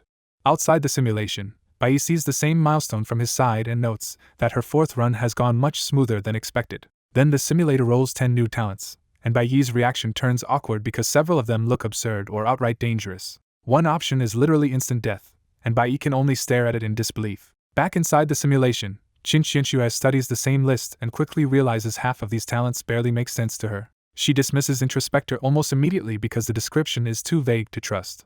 Time Reversal catches her attention because anything tied to time sounds powerful, even if the trigger is completely uncertain. She dismisses the death talent on sight, refusing to throw away this run for a useless instant death option. The talent about killing a partner is useless to her too, because she does not even want a partner in the first place. She also skips the Lucky Pendant talent because it duplicates what she already has. The Devil talent is even worse, since taking it inside a righteous sect would get her killed almost immediately. Standing at 30 sounds mysterious, but to Qinqianxue that promise of a future opportunity is good enough to keep. The last 3 talents are too strange to understand, so she refuses to gamble on them. After thinking it through, she decides to keep her sword talent, and only replace the other 2 weaker ones. She chooses Time Reversal in place of a gift from a Dao Master, and trades Ancestral Jade Pendant for standing at 30. The simulator immediately warns her of the cost. Losing the pendant talent drops her luck by 1. 1 year later, she still feels no obvious change, but that only confirms both new talents are long-game effects she cannot force. So Qinqianxue turns cautious to the extreme, giving up missions, competitions, and almost all social contact just to survive until 30. By then the only people she really knows in the whole sect are Hoingyun, Elder Yu, and the sect master. At 21, she refuses a sect competition and sinks deeper into secluded cultivation, sharpening both her realm and her sword technique. At 22, Hoingyun returns badly injured from field training after barely escaping with a divine escape talisman. Despite all the awkwardness between them, Qinqianxue still takes care of Hoingyun while she recovers. At 23, Qinqianxue feels her meridians swelling with pressure, but she deliberately holds back instead of forcing a risky breakthrough. At 24, she hears that the Immortal Ascension sect was wiped out after submitting to devil cultivators, and the news leaves her quietly conflicted. At 25, she realizes Hoingyun's cultivation is rising frighteningly fast and feels the pressure of being overtaken. At 26, Qinqianxue finally pushes through and reaches the 4th level of Qi refinement.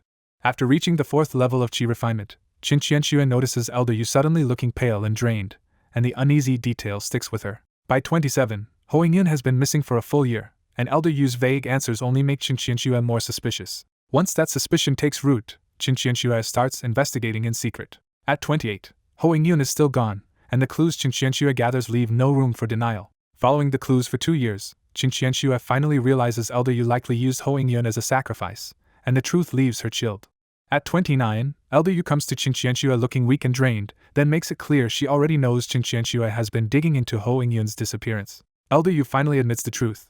She took Hoingyun as a disciple because Hoingyun's special constitution could be used as a sacrifice to suppress the backlash from her secret technique. She also confesses that Qinqianxue was accepted mainly to keep Hoingyun stable and manageable. Once the truth is out, Elder Yu decides there is no reason to keep Qinqianxue alive. Elder Yu silences Qinqianxue after the truth about Hoingyun comes out, and the 4th simulation ends just before Qinqianxue turns 30. Back in reality, the simulation's memories crash into Qinqianxue so hard that her face darkens with lingering anger and grief. She knows the simulator's people should not be real, but after nearly 30 years with them, Hoingyun's fate and Elder Yu's betrayal still feel painfully personal. What stings most is that one person she trusted was using them all along, and the other person she cared about likely died because of it. She tries to focus on the only objective gain, surviving longer and reaching the 4th level of Qi refinement, but even that victory feels hollow. She bitterly realizes that time reversal never triggered, and the promise of standing at 30 was left hanging just short of payoff.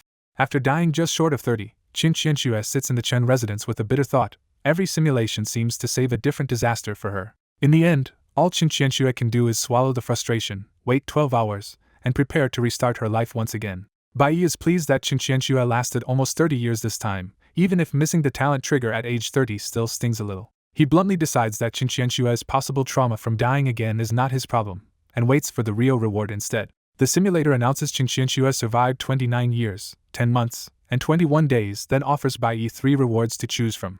Seeing there are no extra rewards, Bai Yi realizes Qin Qianxue's low-profile life in the sky-holding sect kept her alive but also kept the simulation from producing many achievements. He regrets the smaller payout, but he also knows that if Qin Qianxue had lived more boldly, she probably would have died much earlier. When the choice comes down to it, Bai Yi picks the sword talent without hesitation because raw aptitude matters more to him than borrowed experience or power. The new talent remakes his body just enough to feel real, and Bai Yi immediately senses his foundation becoming cleaner and better suited for sword cultivation. He tests sword control at once, and Bai Ping's sword moves through the air far more smoothly than before, with none of the old resistance.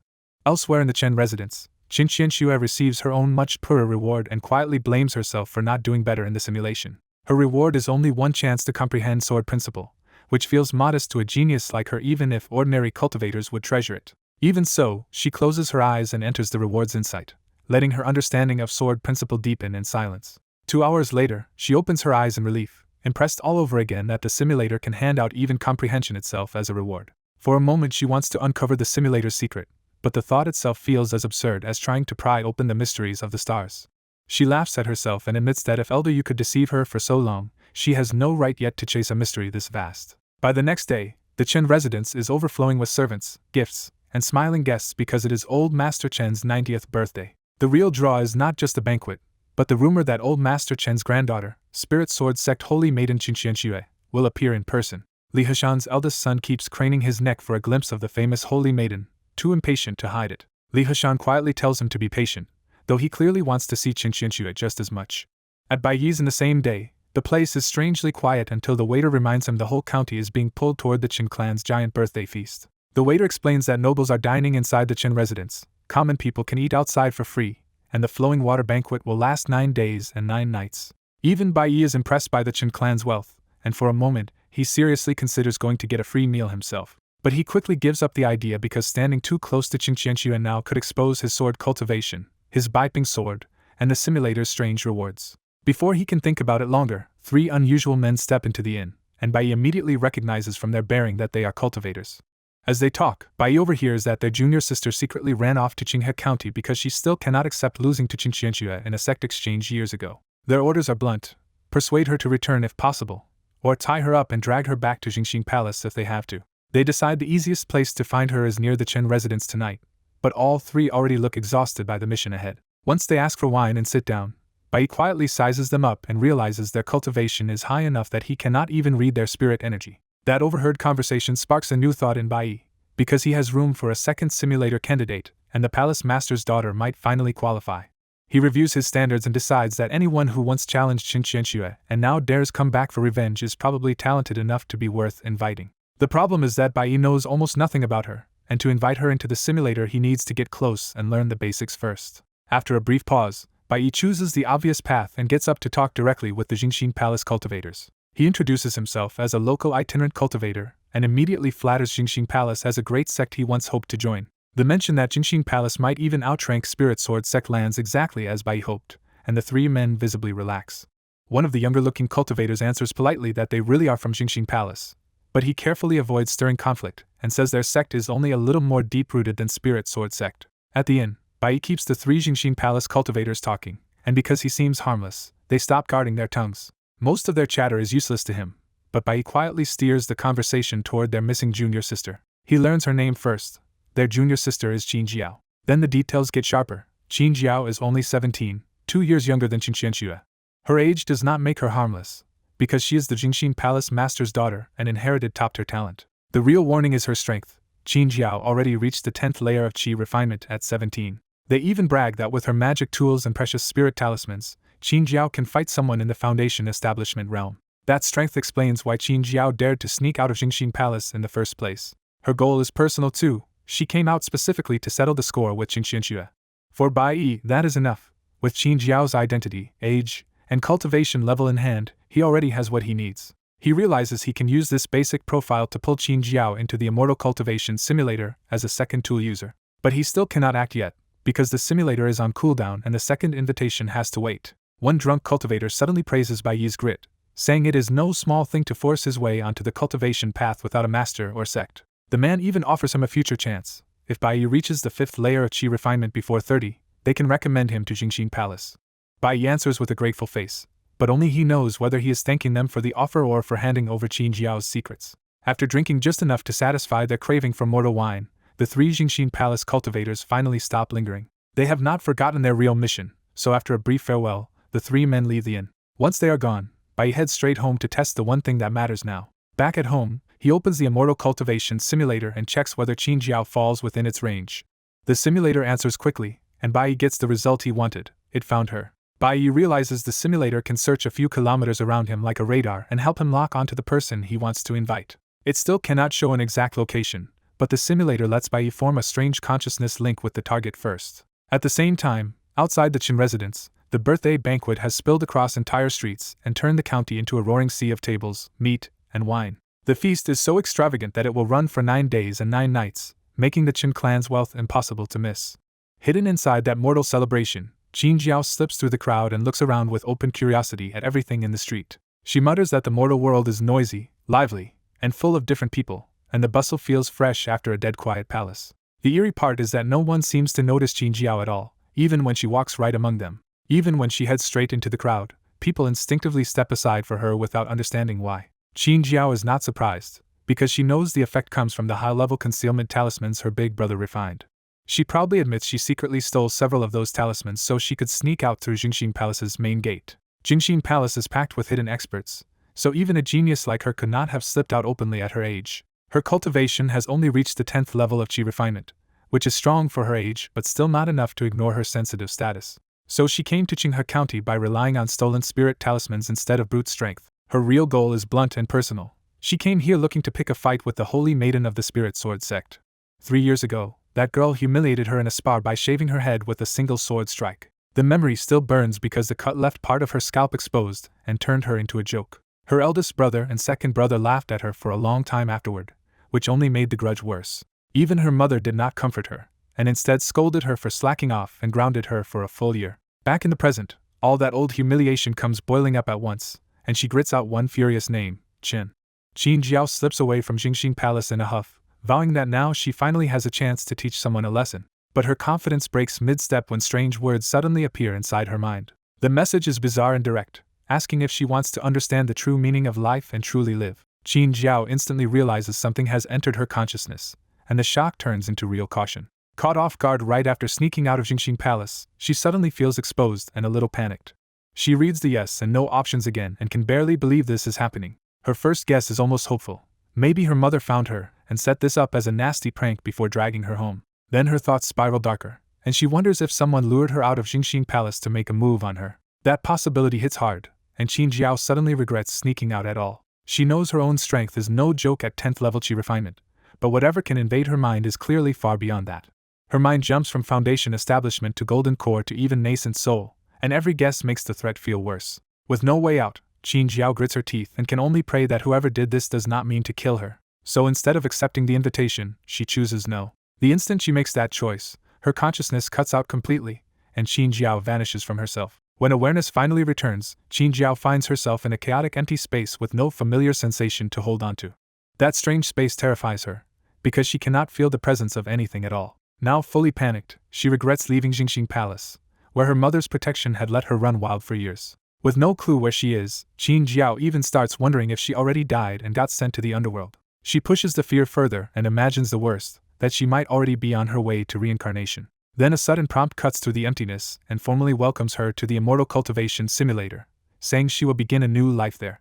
Qin Jiao stares at the simulator text in alarm, trying to understand how this thing can call death not real death and still promise rewards after a finished life. What unsettles her even more is that she clearly picked no before, yet the simulator still dragged her in anyway. Before she can make sense of the rules, a new prompt drops in front of her and orders her to pick 3 talents out of 10 to begin a simulated immortal cultivation life. Qin Jiao hesitates hard, because she has no idea what this simulator really is and can only wonder whether refusing again will get her killed on the spot. Her survival instinct wins fast, and she starts cutting out the talents that sound too absurd or too dangerous to touch.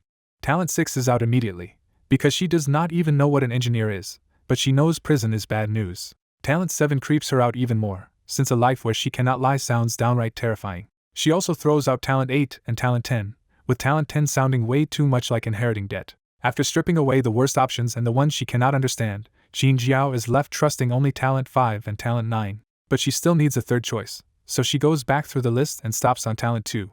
The line about a body different from ordinary people makes her suspect Talent 2 might mean a special constitution, and that sounds more reliable than the rest. With no better option in sight, Qin Jiao locks in Talents 2, 5, and 9.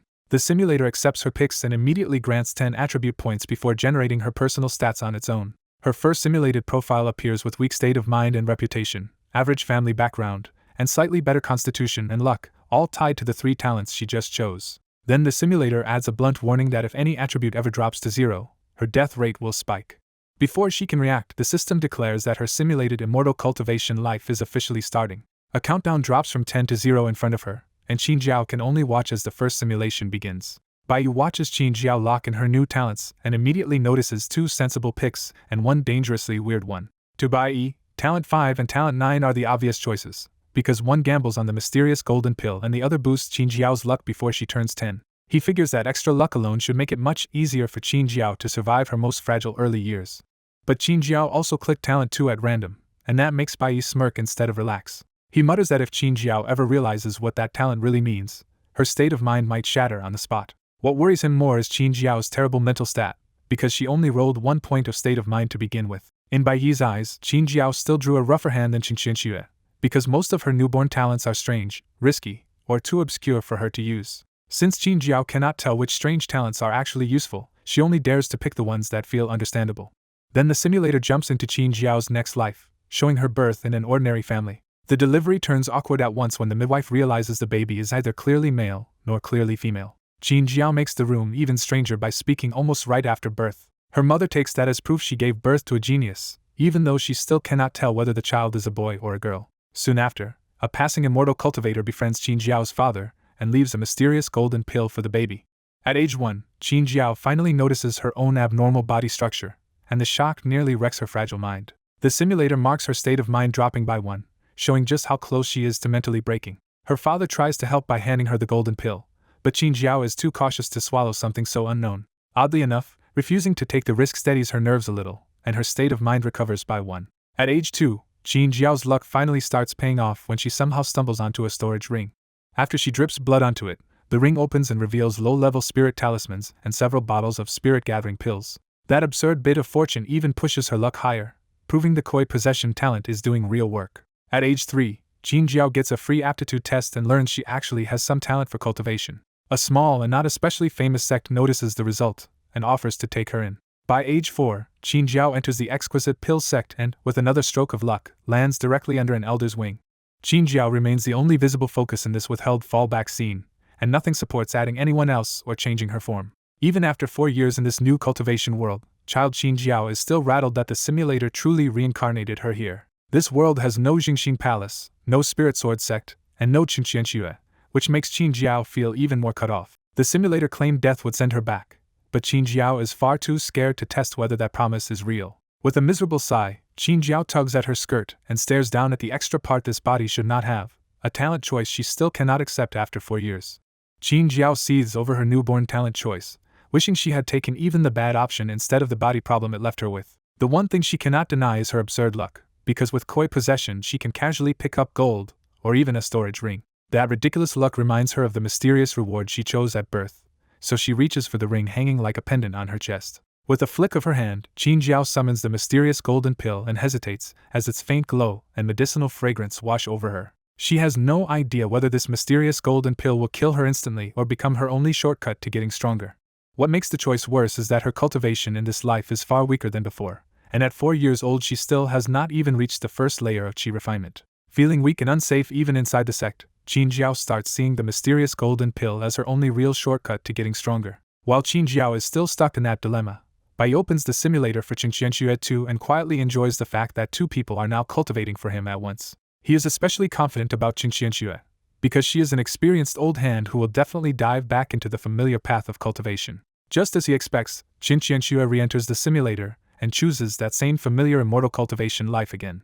Her new run races through the familiar early checkpoints. Qin Qianxue is born poor, enters the Immortal Ascension sect at 4, and at 8 earns the Biping Sword after killing a demonic beast. At 14, Qin Qianxue once again escapes the Immortal Ascension sect's internal chaos and brings her junior sister to the Sky Holding sect, warning her to stay away from Elder Yu.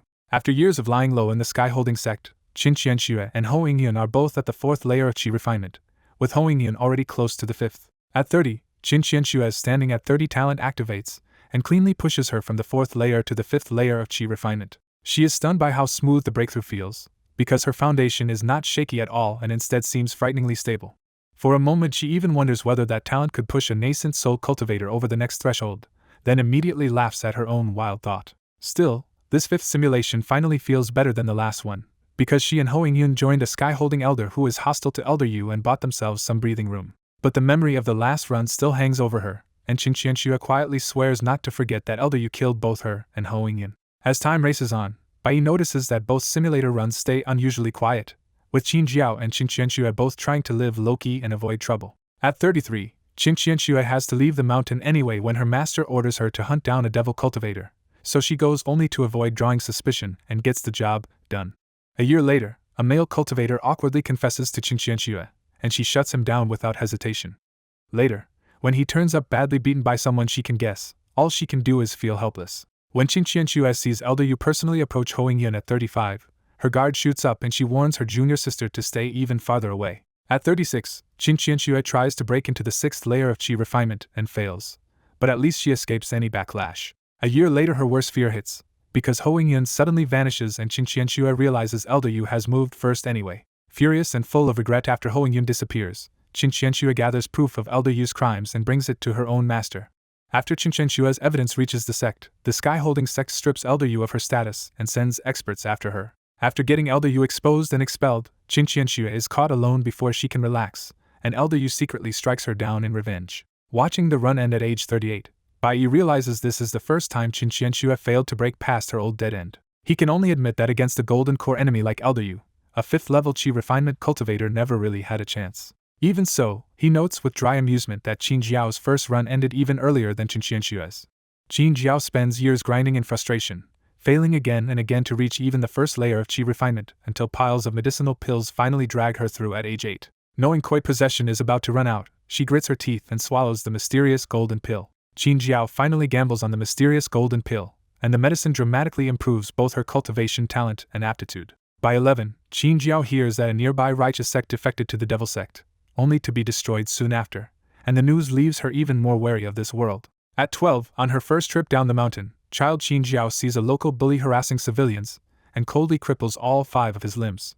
On her first trip down the mountain, Qin Jiao maims a bully, then pays for it when the man's stronger cultivator father hunts her down and kills her. Bai Yi still counts 12 years for Qin Jiao's first simulation as a very solid result, especially compared to how short Qin Qianxue's first run was. Then the simulator offers Bai Yi 6 total rewards from both runs, and he quickly loses interest in the weaker or redundant options. He locks in the 2 that matter most to him: Qin Qianxue's 5th-level Qi refinement cultivation and Qin Jiao's exquisite refinement pill refining technique. The moment the rewards settle, Bai Yi's cultivation surges past the 3rd layer, blasts through the 4th, and slams into the 5th layer of Qi refinement.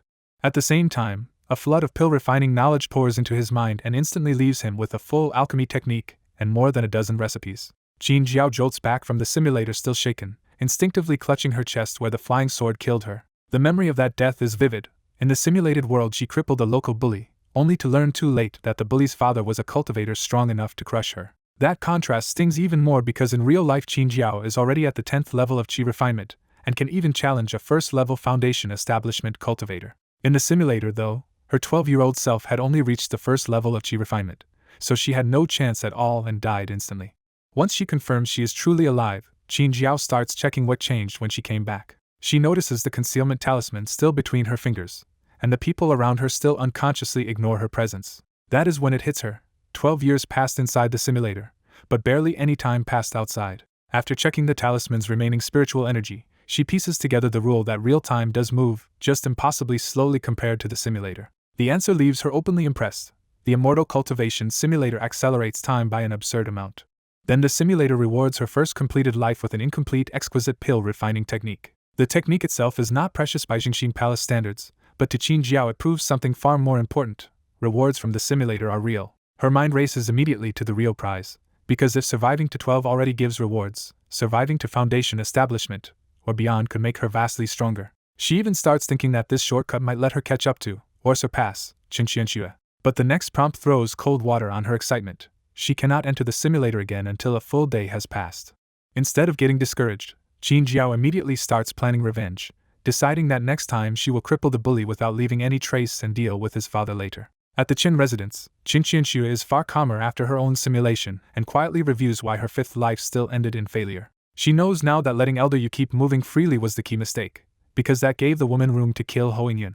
But even that answer frustrates her, because she had exposed Elder Yu before and still got hunted down and killed anyway. So Qin Qianxue strips the lesson down to its core.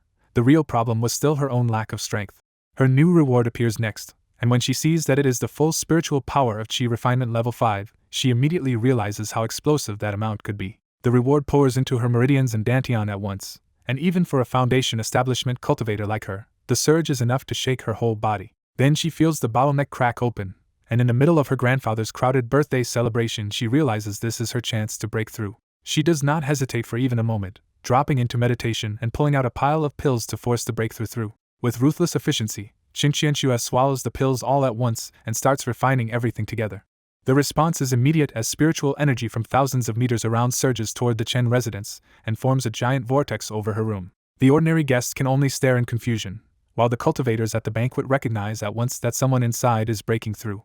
Outside the residence, Qin Jiao feels that familiar aura and instantly realizes Qin Qianxue has just advanced again, right in front of her. She can barely believe it when she senses the level clearly. Qin Qianxue has stepped into the second layer of Foundation Establishment. The breakthrough shockwave spreads so far that nearly half the cultivators in Qinghe County feel it, including Bai.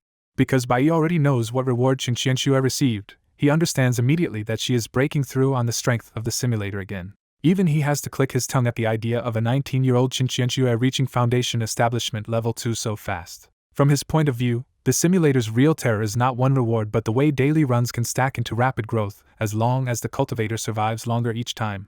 That is why Bai is not worried about Qin Qianxue at all anymore, because in his eyes she has already proven herself as a highly reliable tool. What he still cannot judge is Qin Jiao, because after only one simulated death he does not yet know whether she will flinch or come back fiercer. He can only hope Qin Jiao does not turn out to be weak-hearted, because otherwise he will have to replace her. A day passes with old Master Chen's birthday banquet still raging on, while Qin Qianxue stays mostly inside after her breakthrough to stabilize her realm. Once the waiting period ends, Qin Qianxue opens her eyes and reaches for the simulator again, this time connecting smoothly at once. She does not choose a new life this time and instead re-enters her usual path, trying to push the same identity farther than before. In the new run, she still brings Ho Yingyun to the sky-holding sect at 14, but later chooses a very different answer to Elder Yu's threat. Unable to expose Elder Yu safely, Qin Qianxue simply leaves the mountain with Ho Yingyun and stays away from the sect as much as possible. Years pass with the two of them training outside, returning to the sky-holding sect only rarely, and by 38 they have built real names for themselves. At 39, Qin Qianxue's attempt to break into Qi Refinement Level 6 fails and leaves her coughing from backlash for years. Even injured, she counts this as progress, because simply surviving longer than any previous run already means her new strategy worked. By 42 she finally recovers, and by 45 she pushes through to the 6th layer of Qi Refinement, and sets a new survival record. Then at 49, Ho Yingyun saves someone, hits too hard, and unknowingly offends a mysterious major force that the sky-holding sect is afraid to provoke. When the sect orders Qin Qianxue to drag Ho Yingyun back and surrender her for handling, Qin Qianxue flatly refuses. That choice turns both of them into traitors in the eyes of the righteous sect they once belonged to. As if that were not enough, Qin Qianxue later kills the devil sect cultivator and discovers too late that he is an elder's direct disciple. From that point on, Ho Yingyun is hunted by the righteous path, Qin Qianxue is hunted by the devil path, and the absurdity of it all is bitter enough to make Qin Qianxue laugh at herself. At 55, Ho Yingyun is killed by a Foundation Establishment cultivator, and the one person Qin Qianxue was trying to protect is lost anyway. A year later, with the devil sect still hunting her, Qin Qianxue dies at 56 years old. Back in reality, Qin Qianxue returns from that death with barely a ripple in her mood, because she had already expected this run to end badly. She calmly sums it up as simple bad luck. Ho Yingyun offended the wrong force, then she herself had the rotten luck to offend the devil sect too. After living more than 100 simulated years across all her runs, Qin Qianxue has become frighteningly steady even in the face of repeated death. Watching all of this, Bai feels the simulator's cruelty more clearly than ever, because Ho Yun only brought disaster on herself by trying to do the right thing. To him, it almost looks like the simulator is deliberately raising the difficulty around Qin Qianxue until survival becomes absurdly hard. Then Qin Qianxue's new reward options appear, including a sky-holding attack technique, an unreliable time reversal chance, and 56 years of cultivation experience. Bai chooses the sky-holding thunder-controlling technique without much hesitation, dismissing time reversal as too risky and the experience reward as less useful. Just then, Bai notices Qin Jiao trying to connect to the simulator again, and that alone tells him she did not fold after dying once. Satisfied, Bai grants Qin Jiao access and starts to think she may share the same stubborn pride that keeps Qin Qianxue moving forward. Qin Jiao refuses to repeat her last bad start, still shivering at the memory of that awful newborn talent, and decides to re-roll from scratch. A fresh list of 10 talents appears, and this time the options look so strong that even Qin Jiao is stunned. She quickly locks an innate spiritual body as a must-pick and starts weighing the strange combo between trash stream and carrying an old granny. Since death in the simulator costs nothing in real life, Qin Jiao decides to test the weird build instead of playing safe. She makes the gamble official and picks trash stream, carrying an old granny, an innate spiritual body. The simulation begins, and her consciousness drops away again. She wakes as a newborn in the Qin clan, born in the same year her father becomes clan head, so her status is high from the first breath. Soon after, the powerful Gu clan comes to congratulate the family and even asks to arrange a future marriage, pushing her status even higher. At 3, her innate spiritual body is discovered, and her delighted father personally starts her on the Qin clan's cultivation method. Her talent is real, and by 4 she has already stepped into the first layer of Qi refinement. At 6, she receives an ancient pendant and casually wears it because she thinks it looks nice. Her cultivation keeps advancing, reaching the second layer by 8 and making her clan's little genius even more famous. At 10, Qin Jiao hears that her never-met fiancé has become a sect genius, but she still has no interest in him. She reaches the third layer of Qi refinement at 13, and everything still looks like a perfect gifted start.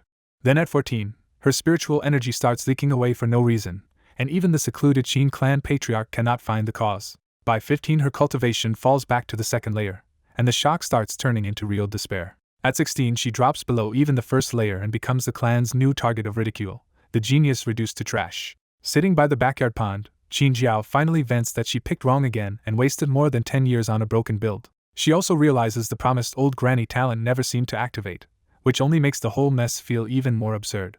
That question is answered at once when an old woman's voice suddenly speaks inside her head from the pendant. Qin Jiao first suspects the simulator itself, but she quickly rules that out because the simulator has always answered her with cold text and nothing else. The voice introduces itself as a muddled remnant soul living inside the pendant on her neck, only now lucid enough to speak. Qin Jiao instantly connects the dots and bluntly asks if this old woman has been draining her spiritual power the whole time. The remnant soul calmly admits it, confirming that Qin Jiao's ruined cultivation was feeding her recovery. Instead of exploding, Qin Jiao stays cool and immediately checks the only thing that matters now, whether the draining will stop from here on. When the answer is yes, Qin Jiao presses further and asks what she should call this hidden freeloader. The old woman only gives the surname Qin, and Qin Jiao instantly guesses she used to be at least a nascent soul expert. She immediately turns the situation into a transaction, arguing that a senior who drained her for years owes her proper compensation. The old soul offers to take her as a disciple, but Qin Jiao refuses the whole master-disciple routine and asks for the cave abode address instead. Her reason is simple and hilariously practical.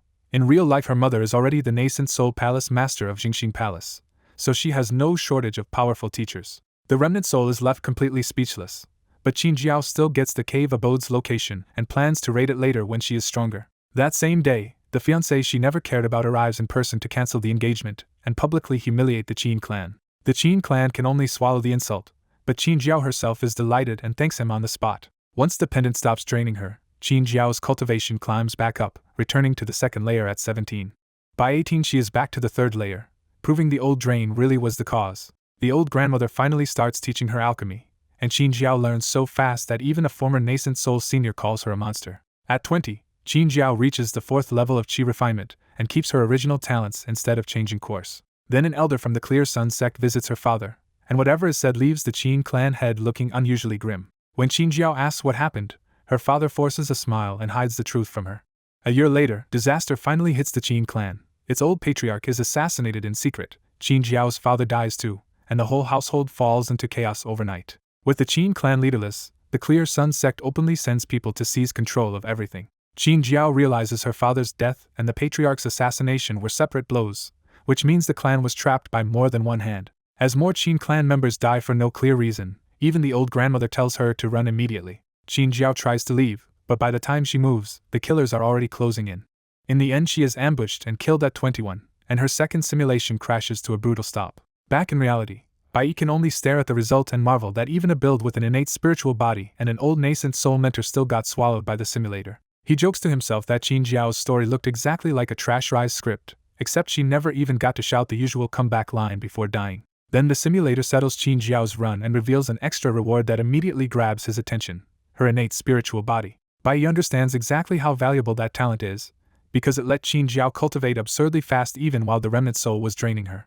He chooses the 4th layer Qi refinement reward, leaving the pill recipe and clan footwork behind. Pure spiritual energy floods into Bai's body, and with the added innate spiritual body, he feels his cultivation path become absurdly smooth.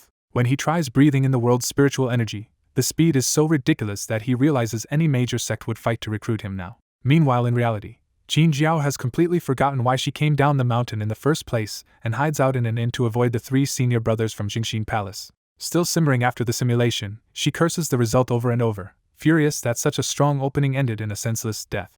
What really infuriates her is that the Clear Sun sect acted like a righteous sect while using force to strip the Qin clan for some unknown prize. She also finally understands why she could never escape in that run.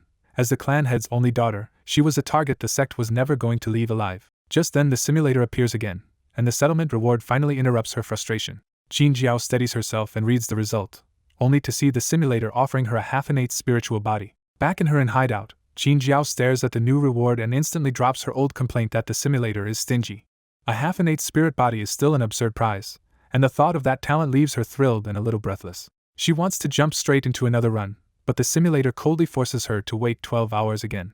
Even while waiting, Qin Jiao is already fantasizing about the day she can beat Qin Xianxue with nothing but her own fists. That grudge is still the reason she came down the mountain, but she is not stupid enough to challenge Qin Xianxue right now. Yesterday Qin Xianxue broke through to the 2nd level of Foundation Establishment, and that one fact is enough to kill Qin Jiao's reckless mood on the spot.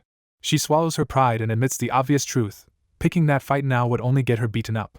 Elsewhere, a thick bolt of lightning slams into a giant boulder and blasts it apart in one violent strike. Qin Xianxue calmly watches the wreckage and judges the sky-holding lightning controlling technique to be more than worth the reward slot. Using a simulator reward in the real world still feels surreal to her, especially when the technique comes from a sect nearly as strong as the Spirit Sword sect. She realizes that if this fragment were in the Spirit Sword sect, it would probably be treated like an ancestral treasure technique. The real appeal is speed as much as power, because this kind of lightning gives other cultivators almost no time to react. Satisfied with the test, Qin Xianxue can only click her tongue at the same old problem. She still has nearly a full day before the next simulation opens. By the next day's noon, Bai senses both Qin Xianxue and Qin Jiao reaching for the simulator at almost the exact same moment. Bai is more than happy to let his 2 hard-working tools back in, so he opens the simulator for both of them without hesitation. Just as Bai expected, Qin Xianxue refuses a fresh start and goes right back to the same familiar life. Bai knows her too well by now. Unless she truly gets sick of this path, Qin Xianxue will keep grinding the same life for every last gain. Qin Jiao makes the exact same choice, because after landing a talent this good, she has no reason to throw the run away. The new simulation opens with their 2 lives starting over at age 0, Qin Xianxue in a poor household and Qin Jiao in an immortal cultivation family. Even with both runs active, Bai keeps his main attention on Qin Xianxue, because her endless cautious repeats are finally starting to pay off. The record starts climbing fast. At 15, Qin Xianxue transfers to the Sky-Holding sect and immediately heads out to train with her junior sister. Years pass in a steady rhythm of training instead of disaster, and by 30 her luck even hands her an abandoned cave abode full of useful gains. At 40 she takes Hoingyan into seclusion, and this time her junior sister never provokes the mysterious force that used to bring catastrophe. At 50 she makes another smart choice and avoids provoking a devil cultivator, quietly stepping around a death flag instead of charging into it. Her caution keeps working, and by 60 she finally reaches the 7th level of Qi refinement. Even at 70, she has still never killed a person, keeping all her fighting focused on demonic beasts instead of human enemies. By 80, Qin Xianxue is still alive and has pushed herself to the 8th level of Qi refinement, beating Bai Yi's expectations again. Bai Yi realizes she has found her answer at last. A boring life that lasts is far better than a flashy life that ends early. For Qin Xianxue, the whole strategy has boiled down to one ruthless principle now: survive longer than everyone who threatens her, and she wins. At 80, she stays calm while Hoingyan prepares to break into Foundation Establishment before turning 100. She has long accepted that Hoingyan's talent is above her own, and ending it would only ruin her state of mind. So instead of chasing someone else's speed, Qin Qianxue sets herself one simple goal. If she can crawl into Foundation establishment by around 100, that is enough. She is already planning the exit condition too, because once her own simulated cultivation surpasses reality, and Ho Yun can stand safely on her own, Qin Qianxue will finally start a second life. If Ho Yun reaches Foundation establishment, Qin Qianxue figures her junior sister can simply hide away to cultivate for centuries and outlive Elder Yu instead of trying to beat her head on. Qin Qianxue knows Elder Yu's body is already being eaten away by backlash, so as long as someone can endure longer than her, that is victory. While Bai Yi is focused on that long survival run, he suddenly notices that Qin Jiao's simulation has already ended without fanfare. The result catches even him off guard, because Qin Jiao did even worse this time and died in her teens. In that run, baby Qin Jiao shocks the entire Qin clan by breathing spiritual energy from infancy, and the family instantly realizes they have produced a monster-level genius. Her talent spreads so widely that even a marriage proposal from the Gu clan is turned away, because the Qin clan refuses to tie down a prodigy like this. At 6, Qin Jiao gets hold of an ancient pendant and starts feeding it spiritual energy, trying to wake the remnant soul inside without weakening herself. By 10, her terrifying gift draws the Clear Sun sect to the Qin clan's door, and they clearly want to take her away as a disciple. But the talks break down in ugly silence, leaving both the sect visitors and the Qin clan leadership with dark faces. At 15, the reason becomes brutally clear when the Clear Sun sect attacks the Qin clan and Qin Jiao is killed in the assault. Bai Yi pieces it together right away. Qin Jiao thought public genius status would attract a stronger backer, but the nearest sect to benefit first was always the Clear Sun sect. When the simulator offers rewards for that failed run, Bai Yi barely glances at the technique and experience options before taking the spiritual power instead. The extra chi fills his body with a satisfying surge, but not enough to push him anywhere near a breakthrough. Back in Qinghe County's Inn, Qin Jiao snaps out of the simulation furious that she still cannot figure out what the Clear Sun sect wants from the Qin clan or why the clan refuses to hand it over. For one hot second she wants to drag reinforcements from Jingxing Palace over and wipe the Clear Sun sect out for killing her twice. That fantasy dies just as fast when she remembers the hard rule of the simulator. She cannot bring even one real person into it with her. So the dead end is still hers alone to solve, and for a moment she considers the nuclear option of restarting with a completely new life. But the idea chills her immediately, because throwing away this top-tier talent might only land her in an even worse death trap next time. Then her real reward arrives, and the first level chi refinement spiritual power is so underwhelming that she can only stare at it in disbelief. That miserable payout drives the lesson home. If she wants better rewards, she has to stop dying so early and break the Clear Sun sect dead end somehow. For now, though, all she can do is sigh and wait another 12 hours for the next attempt, while somewhere else Qin Qianxue's run is also about to end. In Qin Qianxue's latest simulation, she reached 82, got a spirit accumulation pill, and deliberately held back from forcing a breakthrough so her foundation would stay steady. At 85 she stopped in a plague-ridden town to help, only to uncover that a devil cultivator was behind the disaster. That single act of kindness dragged her into real danger, and by 86 the enraged Foundation establishment devil cultivator came hunting her down. Ho Yun threw herself in front of the fatal strike, saving Qin Qianxue for a moment, and dying in her place.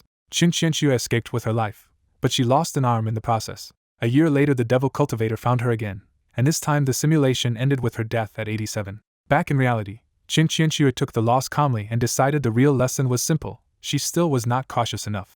She harshly reminded herself that helping people casually in the cultivation world could get her killed, so she had to stay steady no matter what. She guessed that a few more simulation runs might let her reach Foundation establishment more smoothly, but she stopped herself from overthinking what she could not predict. The simulator settled her run with 3 choices, and Bai Yi immediately grabbed the reward that raised him straight to the 7th level of chi refinement. Bai Yi realized again that Qin Qianxue's boringly careful life was exactly what kept feeding him solid rewards run after run. At the Chen residence, Qin Qianxue got her own settlement prize and recognized the spirit accumulation pill as the same valuable medicine she had once received at age 82 in the simulation. Knowing how precious the pill was even for Foundation establishment cultivators, she swallowed it on the spot to stabilize her newly reached 2nd layer. She ended the settlement satisfied, because for a life that had been mostly dull and careful, this was already a very good payoff. While Qin Qianxue stayed calm and Bai Yi enjoyed his gains, trouble was brewing in the Li clan mansion instead. Li Heshan nervously warned his grandfather that attacking Bai Yi during old Master Chen's huge birthday celebration might anger Qin Qianxue if the matter blew up. The old man hesitated because he absolutely could not afford to offend Qin Qianxue, whose status and cultivation were far above his own 9th level chi refinement. Once he learned Bai Yi lived far enough from the Qin residence, the old patriarch relaxed and decided the strike could still be done quietly. He coldly scolded Li Heshan for provoking an unknown immortal cultivator in the first place and nearly dragging the Li clan into disaster. From Li Heshan's report about Bai Yi's shaky sword control, the old man judged that Bai Yi had only recently reached the 5th level of chi refinement and had not stabilized yet. That made him suspicious that Bai Yi either had hidden backing or had stumbled onto some treasure. He quickly convinced himself it was probably treasure, and greed took over because he had been stuck at the 9th level too long and desperately wanted a higher realm and a longer lifespan. That night he changed clothes, disguised even his face, and slipped out to murder Bai Yi without anyone tracing it back to the Li clan during the birthday celebration. Moving like a ghost through the night, he quickly reached Bai Yi's residence and looked down from the eaves to size up the target. He was annoyed to sense several people inside, but after probing their auras he wrongly concluded only Bai Yi was a cultivator and the other 3 were ordinary mortals. Confident that Bai Yi was weaker than him, the old man decided to end it fast before Qin Xianxue or anyone else could notice. His flying sword slipped from its sheath with killing intent and shot straight toward Bai Yi's courtyard as a sure-kill sneak attack. But just before it struck, another sword burst out from below and slammed into it with a loud clash. The old patriarch was horrified to see his own sword come back chipped and cracked, instantly recognizing that Bai Yi's weapon was a true spirit weapon. His confidence collapsed at once, because the Li clan's information was clearly wrong and he no longer believed he could kill Bai Yi with certainty. True to his survival instincts, he immediately chose retreat over risk. Then 3 terrifying auras locked onto him at once, and he froze as the truth hit him. The 3 so-called mortals below were all Foundation Establishment cultivators. From the courtyard, one of the Jingxin Palace men casually recognized the spirit sword sect sword art, and asked Bai Yi, a little drunk, why he had offended the sect. The 3 Jingxin Palace cultivators turned out to be Qin Jiao's senior brothers, still stuck in Qinghe County after failing to find her, so they had ended up drinking with the only local cultivator they knew, Bai Yi. Bai Yi calmly called back his sword, named the Li clan as the likely culprit, and briefly explained the grudge. After hearing it, the Jingxin Palace cultivators openly mocked the spirit sword sect and turned cold when they realized the sneak attack had almost hit them too. They only paused over one thing: killing a spirit sword sect cultivator could bring trouble, even if the man deserved it.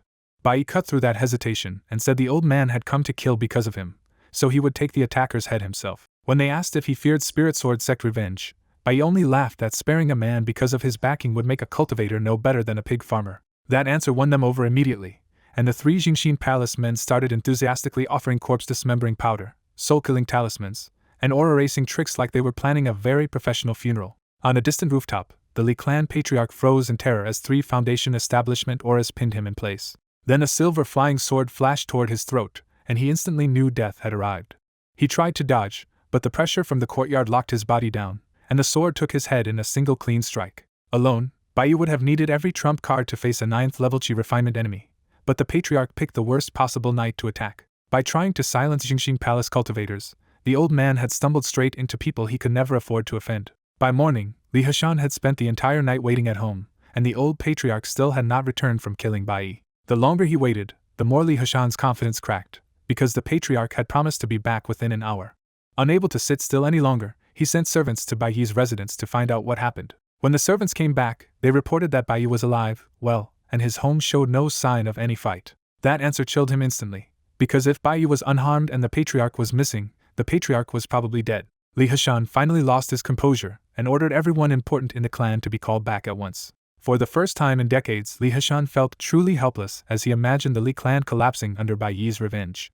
Meanwhile, Bai Yi spent the morning looking calm, with only a slight headache from the spirit wine after last night's cleanup. Searching the dead man's storage bag, Bai Yi confirmed the attacker's identity from an official jade token, Spirit Sword Sect Outer Deacon Li Su. He also found the Li clan family token, which told him the dead attacker had been the clan's highest status elder, and likely their last hidden pillar. A few days earlier, Bai Yi would have run from a 9th level Qi refinement deacon, but now the balance had completely flipped. Instead of fleeing, Bai Yi decided the one who should be running now was Li Heshan. He had not forgotten that the Li clan had murdered the previous owner of this body, and he was sure Li Heshan had either known or ordered it. After last night's ambush, Bai Yi had no intention of letting the Li clan head live. Before moving, Bai Yi looked down at the small jade bottle of corpse-dissolving powder left behind by one of the Jingxin Palace cultivators. Inside was corpse-dissolving powder, and half a bottle had already erased the old patriarch so completely that not even a trace remained. Bai Yi decided the Li clan head would be next, because some enemies could not be left alive. Not long after, dark clouds gathered over the Li clan estate, and the whole household felt the pressure of an unseen disaster. Within 2 hours, the clan's people had mostly been called home, and everyone learned the patriarch was dead. That news shook the clan to its core, because their power in Qinghe County had always rested on generations of Li cultivators tied to the Spirit Sword sect. All the important Li clan members gathered in the ancestral hall, their faces tense as they waited for Li Heshan to decide their fate. Li Heshan told them plainly that the clan could no longer stay in Qinghe County, and had to choose between wealth and survival. He ordered everyone willing to follow him to pack up and leave that very night, while those who wanted to stay could face the consequences alone. The clan hesitated, torn between the comfortable life they knew and the certainty that staying would invite death. Once one of Li Hashan's brothers voiced support, the others started agreeing that they should preserve their lives and rebuild elsewhere. Just as Li Hashan was about to continue, thunder suddenly exploded above the ancestral hall and made everyone flinch. He tried to dismiss it as ordinary thunder, but the next second a terrifying bolt of lightning punched straight through the roof. Before anyone could recover, a second lightning bolt came down and hit the hall again like heavenly punishment. Outside, terrified servants could only stare at the shattered roof and smoking hall after the lightning finally stopped. When they peered through the door, one servant collapsed in horror after seeing charred bodies all across the hall. A steward rushed in and realized not everyone was dead yet, so he shouted for a doctor while the whole mansion descended into chaos. By the time the counting was done, the Li clan head Li Hashan was among the dead, and only 9 of the more than 20 core clan members were still breathing. Even those few survivors were barely alive, and without rare medicine, they were not expected to last. At the same time, Bai was already walking home at an easy pace, as if he had done nothing at all. Those 2 lightning strikes had been his work, called down with the sky-holding lightning controlling technique after he tricked a servant into revealing Li Hashan's location. Bai had meant to erase Li Hashan before the man could recover, so he opened with his strongest killing move without any hesitation. Even he was mildly surprised by the result, because the strike had nearly wiped out the Li clan's entire core in one blast of bad luck. Still, he felt no guilt at all, because in a clan like that, none of the core members besides babies could be called innocent. As far as Bai was concerned, if he had not become a cultivator through the simulator, he would have been the one lying dead instead. Before noon at the inn, Old Lu rushed to Bai with barely contained excitement, and blurted out that the Li clan had been struck by heavenly thunder. Old Lu gleefully said 2 thunderbolts had wiped out almost all of the Li clan's core members, and to him it was heaven finally settling accounts. After gulping down tea, Old Lu listed the Li clan bullies he remembered for years and said the merchants finally felt avenged. Then Old Lu added one regretful detail. The Li clan's youngest generation and a few core members who were away from Qinghe County had escaped the purge. Bai kept his tone measured and asked where the news came from, careful not to show too much. Old Lu said the Li clan mansion was already in chaos, with young heirs unable to control the estate, servants stealing valuables, and even the Chao gang forcing its way into loot. When Bai asked about the authorities, Old Lu said the Yamen cultivators could only protect the Li clan children and had no power to stop the wider collapse. Hearing all this, Bai quietly judged that once the Li clan's core was gone, every enemy and opportunist in Qinghe County had finally pounced. He also decided to stop there, because Li Hashan was dead and he had no reason to keep pressing the ruined clan. By noon, the inn was still half empty, and the few customers who came through the door casually talked about the Li clan's misery like it was overdue justice. Those conversations only confirmed what everyone already thought. The Li clan had such a rotten name that almost nobody pitied them. Just as Bai finished lunch, he felt both simulator users trying to connect again, and he let them in. In Qin Qianxue's new run, she was born poor again and deliberately chose an unusually quiet life instead of provoking trouble. As the years passed, Qin Qianxue kept such a low profile that she mostly only returned to Sky Holding Sect to collect cultivation resources before leaving again. Even when she encountered demonic cultivators harming people, Qin Qianxue kept herself from acting too openly and handled it with deliberate caution. By 80, she had reached the 8th layer of Qi refinement, but she still refused to settle inside the sect and kept choosing experience over safety. At 95, she finally broke into the 9th layer of Qi refinement, and felt genuinely happy that Ho Yun had already reached foundation establishment first. Then at age 100, news reached her that Elder Yu had died from cultivation backlash, and Qin Qianxue finally let out a long breath of relief.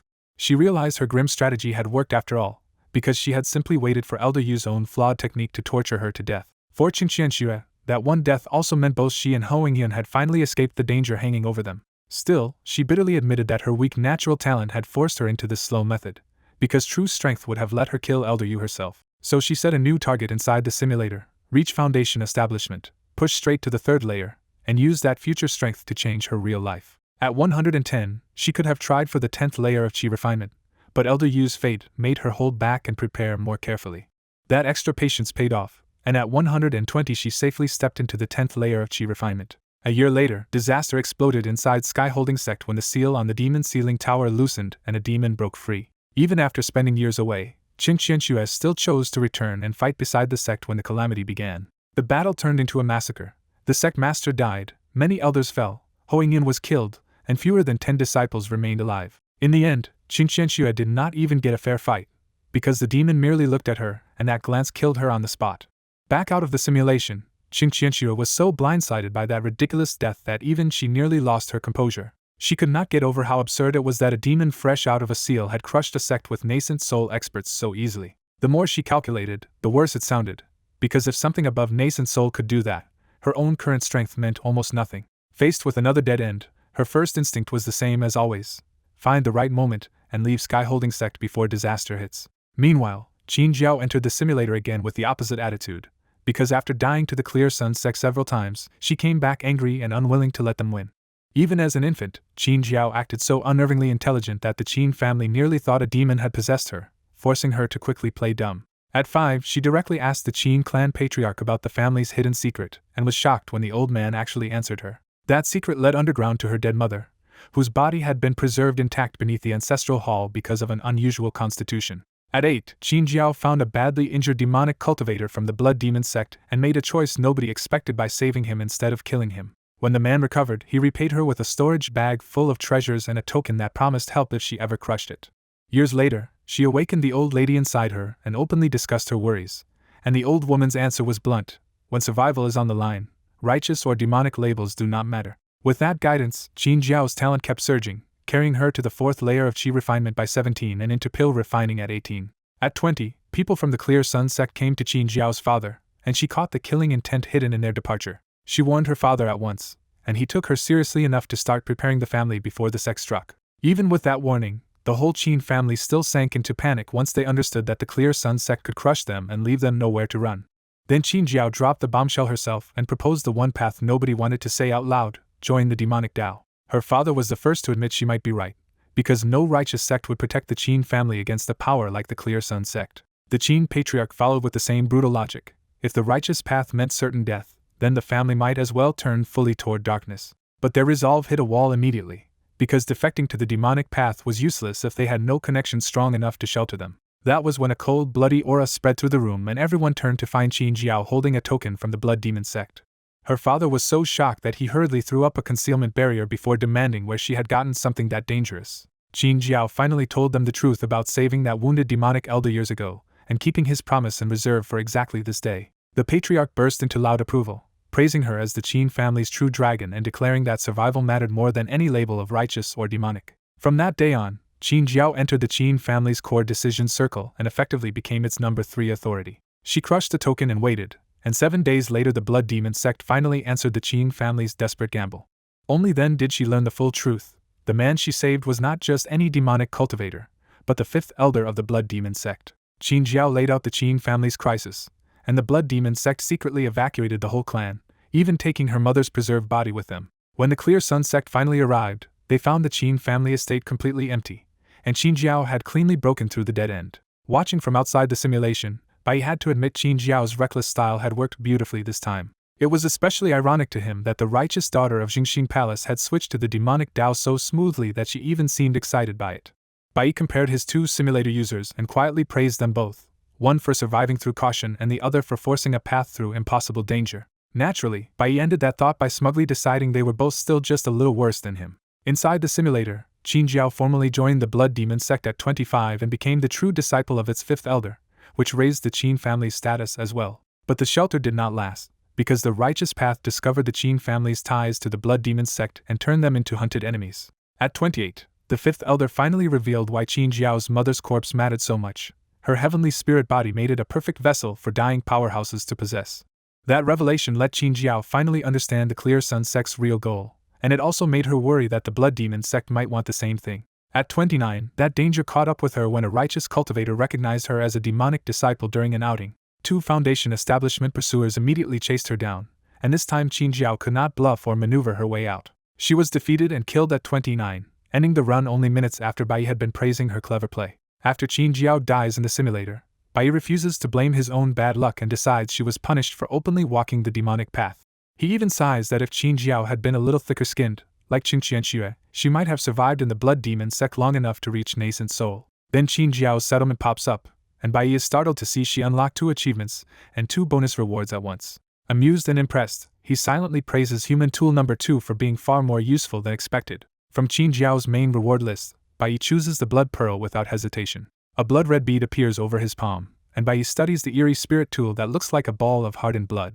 When he touches it, Bai remembers how Qin Jiao used the blood pearl as a nearly invisible killing weapon powered by blood and spiritual energy. He accepts that the weapon looks demonic, but as a wandering cultivator with no righteous loyalties, he sees no reason not to keep it. His attention shifts to the dark red blood demon token, and the sinister writing on it is unsettling enough that even staring at it feels wrong. Realizing this token can call in a 5th-level foundation establishment expert, Bai grips it more carefully and treats it like a precious life-saving trump card. He also decides this thing is too dangerous to use casually, because summoning a blood demon sect cultivator could drag him into being branded part of the demonic Tao.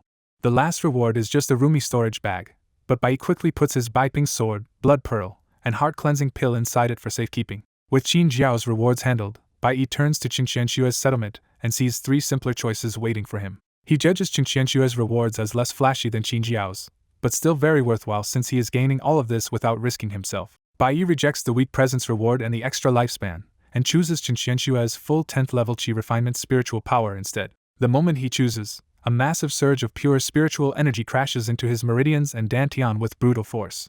Instead of hurting him, that huge influx reveals a real chance to break through, and Bai realizes his innate spirit body can carry him past the bottlenecks safely. For the first time, Bai gets ready to make a breakthrough on his own, and the thought leaves him visibly excited. He settles into a normal cross-legged posture on the bed and starts circulating spiritual energy through his body. As the reward energy fuses with his own, Bai's aura keeps climbing and even starts tugging at the spiritual energy in the courtyard outside. Thankfully, the movement is still limited, because a Qi refinement breakthrough is not dramatic enough to draw attention unless a cultivator passes very close by. Then Bai feels the first muffled burst inside his body and breaks cleanly into the 8th level of Qi refinement. When he senses that plenty of spiritual energy is still left, Bai immediately decides to push again instead of stopping there. Relying on the innate spirit body's absurd talent, he charges straight through another bottleneck and reaches the 9th level of Qi refinement as well. After stabilizing, Bai realizes Qin Qianshua's reward only brought him to her level because his stronger physique and the cost of breaking through consumed part of that power. Even so, the leap in strength feels enormous to him, and Bai finally tastes what being a real cultivation genius is like. To test that power, Bai summons the Baiping sword from his storage bag and sends it screaming through the room dozens of times in a blur. Elsewhere in Qinghe County, Qin Jiao returns to her in hideout still bitter that she escaped her dead end only to get hunted down and killed anyway. She starts cursing the so-called righteous Tao, then awkwardly catches herself because in real life her own family and sect are part of it. She also refuses the idea of hiding inside the blood demon sect forever, because to her that kind of long, lonely life would be unbearable. Then her own simulator settlement appears, listing pure 10th level Qi refinement spiritual power plus 2 extra demonic rewards. Qin Jiao is disappointed that the reward does not improve her half-innate spiritual body, and she only sees the raw spiritual power as remotely useful. She immediately starts thinking bigger, hoping that with enough power she might force a foundation establishment breakthrough before returning to Jingxin Palace. The bonus summon token earns only a scoff from her, because a 10th level Qi refinement helper for 60 breaths feels too weak and too short-lived to matter much. She dismisses the blood fiend corpse controlling technique just as quickly, convinced Jingxin Palace's methods are far better than an inner disciple art from the blood demon sect. At the Chen residence, Qin Qianxue reacts much more calmly and is satisfied enough with a plain reward of 50 extra years of life. Even that reward feels a little hollow, because as a 2nd level foundation establishment cultivator she already expects a long life and more years only mean more loneliness. After that brief reflection, Qin Qianxue decides her visit home is finished because she already celebrated her grandfather's birthday and gave him life-belonging pills. She also knows Qinghe County's spiritual energy is too thin for efficient cultivation, so lingering here would only waste the simulator's advantages. On top of that, she sees the county as less safe than the Spirit Sword sect, and her cautious side refuses to risk dying in reality before cashing in the simulator's future rewards. Satisfied with that logic, Qin Qianxue moves immediately and goes to say a few final words to her grandfather, parents, and other relatives before leaving. When everything is settled, Qin Qianxue summons her spirit sword in front of her and lets it grow broad enough to ride. She steps onto the enlarged sword with practiced ease, showing the basic confidence of a foundation establishment cultivator. Then Qin Qianxue shoots into the sky in a streak of light and leaves Qinghe County behind. The next day, Qin Qianxue finally flew back to the Spirit Sword sect, and the familiar mountain stronghold suddenly felt distant, as if she had been away for centuries instead of days. She quietly realizes the strangeness comes from the simulator, because all those borrowed lifetimes have piled into her mind and made the real world feel small. The moment she moves toward the sect, several guardian auras lock onto her and a sharp warning stops her in the air. Then the guards recognize her as the Holy Maiden, and the hostility vanishes as quickly as it came. Qin Qianxue greets the sect guardians politely before passing inside, treating the Golden Core elders as trusted seniors rather than obstacles. Once she enters the sect, attention follows her from every direction, and after so many low-profile lives in the simulator, being the center of the crowd feels oddly uncomfortable. The younger disciples can barely hide their awe, whispering that the Holy Maiden is every bit as stunning and untouchable as the rumors said. They gush over the bigger shock too.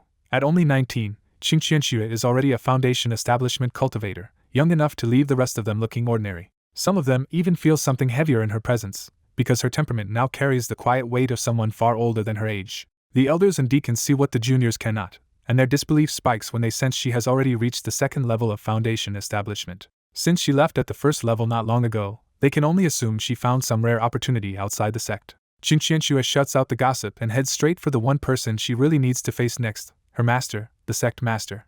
Even the Spirit Sword sect master is caught off guard when he sees her, and the first thing out of his mouth is a blunt question about her breakthrough. Qinqianxue answers cleanly that she reached the second level of foundation establishment at 19 and did not fail his expectations. That answer genuinely impresses him, and he admits her talent surpasses even his expectations by a wide margin. He goes further and says the future of the Spirit Sword sect can rest in her hands, because once she is ready, he wants to retreat into seclusion and stop spending his life on sect affairs. Qinqianxue still keeps the simulator secret, and her master does not press, leaving that silence in place between them. Instead, the sect master helps in the only practical way he can, handing her precious pills so she can stabilize her new cultivation faster. After paying her respects, Qinqianxue returns to her own residence and feels quietly moved by the rich spirit energy of home. She wastes no time, swallows one of the pills, and sits down to stabilize the second level of foundation establishment properly. By noon, the simulator's cooldown ends, and Qinqianxue opens her eyes with one practical worry: whether she can still connect to it from inside the Spirit Sword sect. If the connection failed, she was ready to go all the way back to Qinghe County, so her relief is immediate when the familiar prompt finally appears before her eyes. She chooses to continue the simulation at once, determined to redo that life and avoid the terrifying demon that once killed her with a single glare. The new simulated life starts again from age 0, and the Holy Maiden throws herself back into another long cultivation run. Back in Qinghe County, Bai senses through the simulator that Qinqianxue has gone far away, and for him that is honestly a relief. Too many of his cultivation methods came from simulator rewards, so if Qinqianxue saw him use them again, explaining himself would become very awkward. As he watches her new run, he sees Qinqianxue swap out the useless time reversal talent and pick a new newborn talent called Dragon King instead. The odd talent works in a strange way too, because whenever Qinqianxue gets upset, other people start treating her much better. Years pass inside the simulation, and Qinqianxue keeps cultivating, returns to the Sky Holding sect for resources, and leaves again to continue training outside. At 80, Qinqianxue revisits the Demon Sealing Tower and warns the guarding elder that the seal may loosen, but the old man does not take her seriously. Later, she passes a pill-refining sect in trouble and deliberately keeps walking, already committing herself to the role of observer instead of savior. At 120, she asks Ho Yun to help find a rare spirit herb, and her junior sister agrees even though she does not understand why it matters so much. At 121, the demon finally breaks free from the Demon Sealing Tower, and while the Sky-Holding sect falls into mortal danger, no one can reach Qinqianxue in time. Ho Yun wants to rush back to save the sect, but the distance is too great, and by the next year the news arrives that Sky-Holding sect has been destroyed. Qinqianxue's face barely changes at the news, but inside she knows the emotional shock is anything but small. Watching this, Bai realizes she has turned herself into an audience member, choosing to observe the whole plot from the sidelines instead of throwing her life away. He is completely fine with that choice, because from his perspective the only thing that matters is whether Qinqianxue lives longer and grows stronger. Bai even thinks going back would have been pointless anyway, since that demon once killed her with nothing but a look. He cannot help thinking that if she had not been tied down by her junior sister Ho Yun, Qinqianxue might have had even more room to survive and develop. Inside the simulation at age 122, Qinqianxue still looks youthful, but her eyes have long since lost the bright spirit of a young girl. She knows the Sky-Holding sect supported her for years, so standing aside while it dies leaves a bitter weight on her conscience. Even so, she also knows her limits, because saving Ho Yun was already close to the most she could do against a demon likely stronger than Nascent Soul. That thought turns into a dark joke in her own head when she realizes every sect she stays in seems to end badly sooner or later. She instantly cuts herself off before that unlucky idea can spread to the real Spirit Sword sect, not daring to tempt fate any further. To escape that spiral, she forces her mind back to the only answer she trusts now: stop thinking so much and become stronger. At 123, she learns the demon has vanished instead of dying, and she coldly decides that if the sky really falls, stronger people will have to handle it. At 125, she meets Ho Yun again, and after they mourn the ruined Sky-Holding sect, Ho Yun proposes founding a new sect together. Qinqianxue turns that offer down, still unwilling to step back into the center of someone else's grand plan. At 126, luck finally breaks her way and she successfully enters Foundation establishment at the first level. 4 years later, Ho Yun really does found a sect of her own, and Qinqianxue feels proud watching the once sheltered junior sister grow into someone formidable. But pride does not settle her heart, and for reasons she cannot explain, more and more distracting thoughts begin to churn inside her. At 140, even when her meridians swell with the chance to break through, she holds herself back and keeps stabilizing her cultivation instead. At 150, Hoingyun comes personally to invite her again, this time asking Qingqianxue to become the first elder of the sect she built. This time Qingqianxue actually thinks it over for several days, and in the end she accepts. By 155, when Qingqianxue learns Hoingyun has already reached the 10th level of foundation establishment, she can only stare in impressed disbelief at her junior sister's talent. Then by 160, a bad feeling settles in hard, and Bai can already tell Qingqianxue never truly let go of her guilt over the sky-holding sect. At 162, Qingqianxue felt ready to push for foundation establishment level 2, but she still forced herself to suppress the breakthrough and play it safe. 2 years later, that pressure had only gotten worse, and the frustration in her heart finally grew so heavy that she could not focus on cultivation anymore. Believing a successful breakthrough might smash that mental block, Qingqianxue finally gambled and tried to advance. Instead, her bottled-up thoughts twisted into a mental demon, wrecked the breakthrough, and killed her in a violent backlash on the spot. Watching the result, Bai was not surprised, because he had already seen that Qingqianxue's state was wrong and that this breakthrough was heading toward disaster. The simulator also threw him a surprise extra reward, because Qingqianxue had somehow triggered a rare achievement again.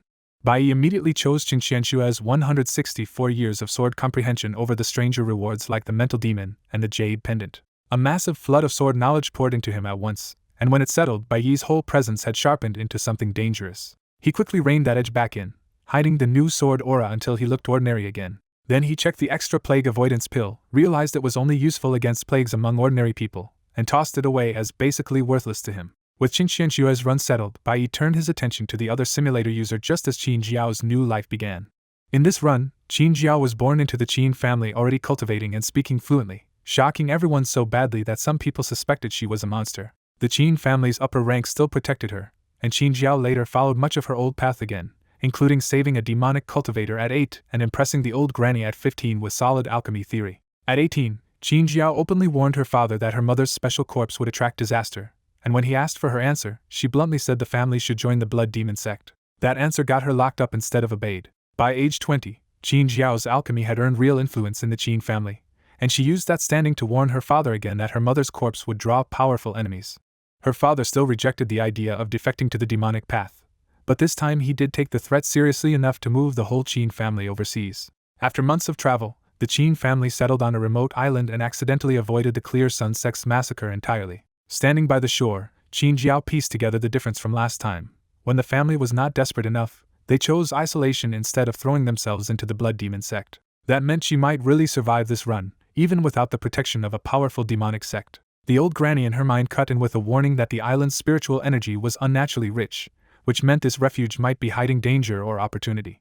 Qin Jiao barely cared about the danger part, because in her eyes dying here would not matter nearly as much as finding a real opportunity. At 21, while the Qin family built a permanent home, Qin Jiao happily searched the island's surroundings for that hidden chance. Her luck suddenly paid off in the deep sea, where water avoidance art let her swim down to a place no one else had noticed. What she found there stopped her cold. A giant bronze door stood embedded in an underwater rock mountain, ancient, corroded, and impossibly imposing. Even the old granny was shaken, because she recognized the gate from ancient records and warned Qin Jiao to tell absolutely no one. According to the old granny, this was likely an ancient relic millions of years old, and behind it could be a mighty figure's cave abode from a vanished era. The sheer scale of that age left Qin Jiao reeling, because even the oldest cultivator she had ever known was only a little over 5,000 years old. Shock quickly turned into greed, and Qin Jiao started thinking that if fish could brush against the gate safely, maybe she could test it too. The old granny sensed something wrong and urgently shouted for her to stay back, but Qin Jiao was already caught between reckless desire and total indifference to dying. The moment she approached, the bronze gate's hidden killing formation activated and Qin Jiao died instantly. Back in reality, Bai could only admit that hoping too much from Qin Jiao was a mistake, because this run ended in a spectacularly pointless death. He also realized that the giant bronze door itself seemed to mess with her judgment, pulling her into danger before she could think clearly. That weak ending led to weak rewards too, and Bai immediately dismissed the Qin family's mediocre martial art and the pile of gold. He picked the 50 low-grade spirit stones instead, because those at least mattered in the cultivation world. After storing most of them, Bai held one spirit stone in his hand and quietly appreciated how condensed spiritual energy could serve as money, fuel, and material all at once. Then Bai sensed movement outside his courtyard and noticed the visitor was a very weak cultivator with no hostility. A loud voice soon introduced itself as Constable He from the Qinghe County office, openly asking whether Cultivator Bai lived here. That instantly told Bai the Imperial Court already knew he was a cultivator, and he suspected this visit might be tied to his recent clash with the Li clan. He opened the courtyard door and found a burly middle-aged constable in official uniform, saber at his waist, standing there with surprising respect. Constable, he greeted him as Cultivator Bai, and Bai answered with equal politeness as their first direct contact began. At Bai's home, Constable, he refuses tea and makes it clear he came on urgent business, not a social visit. Constable, he says the county is privately warning only cultivators, because the news is dangerous enough to cause panic among ordinary people. He reveals that the Imperial Court recently struck a demon sect called Sacred Heart Palace, but many of its members escaped the purge. The worst part is that some of those Sacred Heart Palace demon cultivators may now be hiding in Qinghe County itself. Constable, he quietly studies Bai's face while delivering the news, clearly checking whether this local cultivator reacts like a guilty man. He adds that even wounded survivors are still deadly, and some of them may be Foundation establishment demons who use brutal forbidden methods.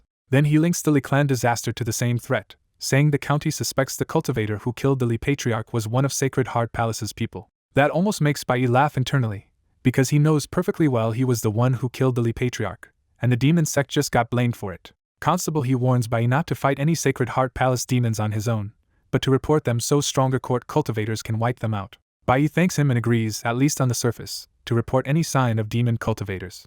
After Constable he leaves, Bai admits to himself that without the simulator he would have wanted to flee Qinghe County immediately, but now he feels far less helpless. He weighs the danger seriously, because a sect that can slip men out of an imperial court encirclement must be terrifyingly strong.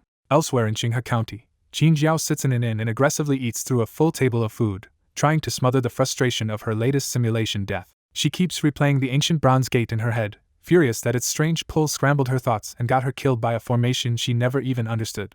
Nearby, two itinerant Qi refinement cultivators quietly discuss the county warning and wonder if Sacred Heart Palace demons are really hiding in Qinghe County. Their whispers turn uglier when they talk about demon cultivators skinning and murdering weak wandering cultivators, making the threat feel immediate and personal. Qin Jiao frowns at the name Sacred Heart Palace, noting how close it sounds to Jingxing Palace while realizing demon cultivators may truly be operating nearby. Because she spent years posing as a demonic cultivator in the simulator, her mind instantly starts mapping out the safest hiding place for real fugitives: the county office itself. Her thoughts race even further, imagining how to seize local authority, hide behind official power, and scheme in the dark until her injuries healed. That thought shocks her so badly that she starts coughing and forcibly cuts herself off, horrified that her real mind is sliding toward a demon cultivator's logic.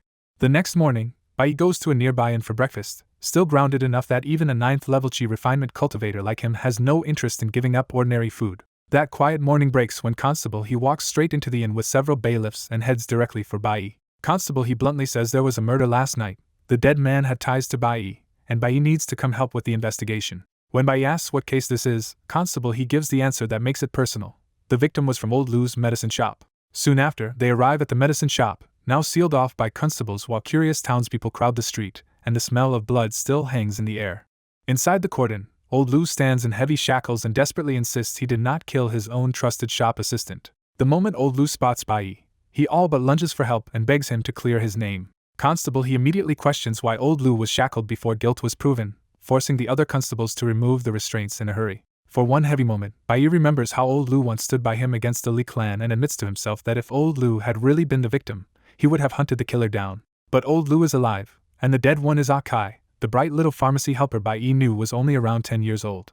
Shaking and sickened, Old Lu describes what he found at dawn: blood across the floor, hacked limbs, scattered flesh, and Akai's head split in half in the back of the shop. Bai sidesteps Old Lu's tears and snot, then directly asks the real question: did the county bring him here because they think he is tied to the murder? Constable he does not soften it at all and openly confirms that Bai is indeed a suspect. He explains the coroner's finding that Akai showed no sign of resisting and seemed to have his mind quietly invaded before he was butchered. That matters because the county believes only a rare drug or an immortal cultivator's method could leave Akai like that, and among the people he knew, Bai is the only cultivator they found.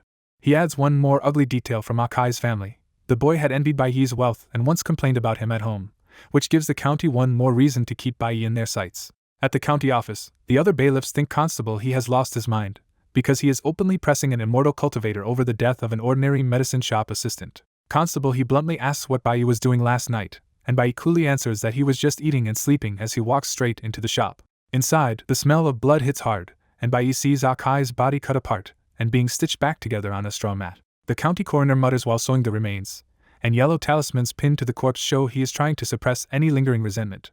Constable he explains that angry dead can become vengeful spirits, then awkwardly remembers Bai Yi can obviously understand far more than he can. Bai Yi quietly probes the room and catches a wrong, unsettling aura on Akai's corpse, one that feels disturbingly close to demonic power. He says the killer may not be him or old Lu at all, but a demon cultivator from Sacred Heart Palace, and the room goes dead still. Constable he immediately presses for details, and Bai Yi tells him that a tainted aura still lingers in the medicine shop. Bai Yi adds that the trail ends at the door, so the culprit likely knows how to hide their presence, and may only have left traces because they were injured. That possibility chills Constable he, because if a Sacred Heart Palace demon cultivator is really hiding in Qinghe County, the whole case just became far more dangerous. He struggles to understand the motive, wondering why a demon cultivator would target a humble medicine shop or whether Akai was simply unlucky. Bai Yi does not solve the case for him and flatly says that kind of investigation belongs to the court and the county yamen. Then Bai Yi asks why Constable he no longer suspects him, testing just how far this constable's judgment goes. Constable he says he was reading Bai Yi's expression the whole time, and since Bai Yi showed no guilty tell at all, he believes this is not his work. With that settled, Constable he formally thanks Bai Yi and promises the county will remember his contribution if this clue leads them to the demon cultivator. He even offers a practical reward. Bai Yi could later trade this merit at the county yamen for cultivation manuals or pills. Once they step back outside, old Lu rushes over in panic and blurts out whether Bai Yi is really in the clear. Bai Yi tells him it is fine, and old Lu finally exhales, relieved that the yamen did not drag Bai Yi into trouble. But Bai Yi immediately warns him to shut the pharmacy for now, because this mess is beyond old Lu and could get him killed just like Akai. He also tells old Lu to give Akai's family some money, making sure the dead assistant is not simply discarded and forgotten. After confirming old Lu is safe, Bai Yi leaves the rest to the county office and walks away from a case that does not directly involve him. By noon, both simulator runs start again, and Bai Yi focuses most on Qin Jiao because her last life ended just before she could uncover the secret of the giant bronze gate. Qin Jiao's new simulated life races forward. She is born talented, warns her family of disaster at 10, and pushes the Qin family to relocate overseas. To resist the bronze gate's influence this time, Qin Jiao learns a spirit-stabilizing method from the old granny and masters it before the family helps her break into Foundation establishment. 25 years into the run, Bai Yi sees the key line appear. Qin Jiao is finally ready to explore the giant bronze gate.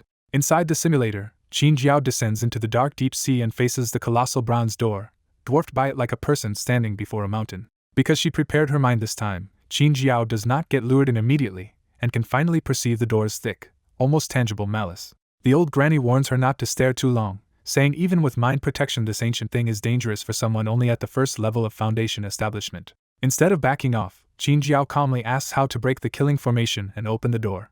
The old granny is stunned by that idea and bluntly tells her that entering an ancient relic at this level is practically asking to die. Qin Jiao answers with flat certainty that she is not afraid of death, and the old granny is left speechless by how serious she is. The old granny refuses to help, because whatever lies behind the gate feels dangerous enough to drag them both down. Qin Jiao immediately turns ruthless and threatens to throw the pendant itself at the bronze door, forcing the old granny to choose between helping or being destroyed with her. Cornered by Qin Jiao's threat, the old granny finally gives in and agrees to help, but only on the condition that Qin Jiao runs the instant real danger appears.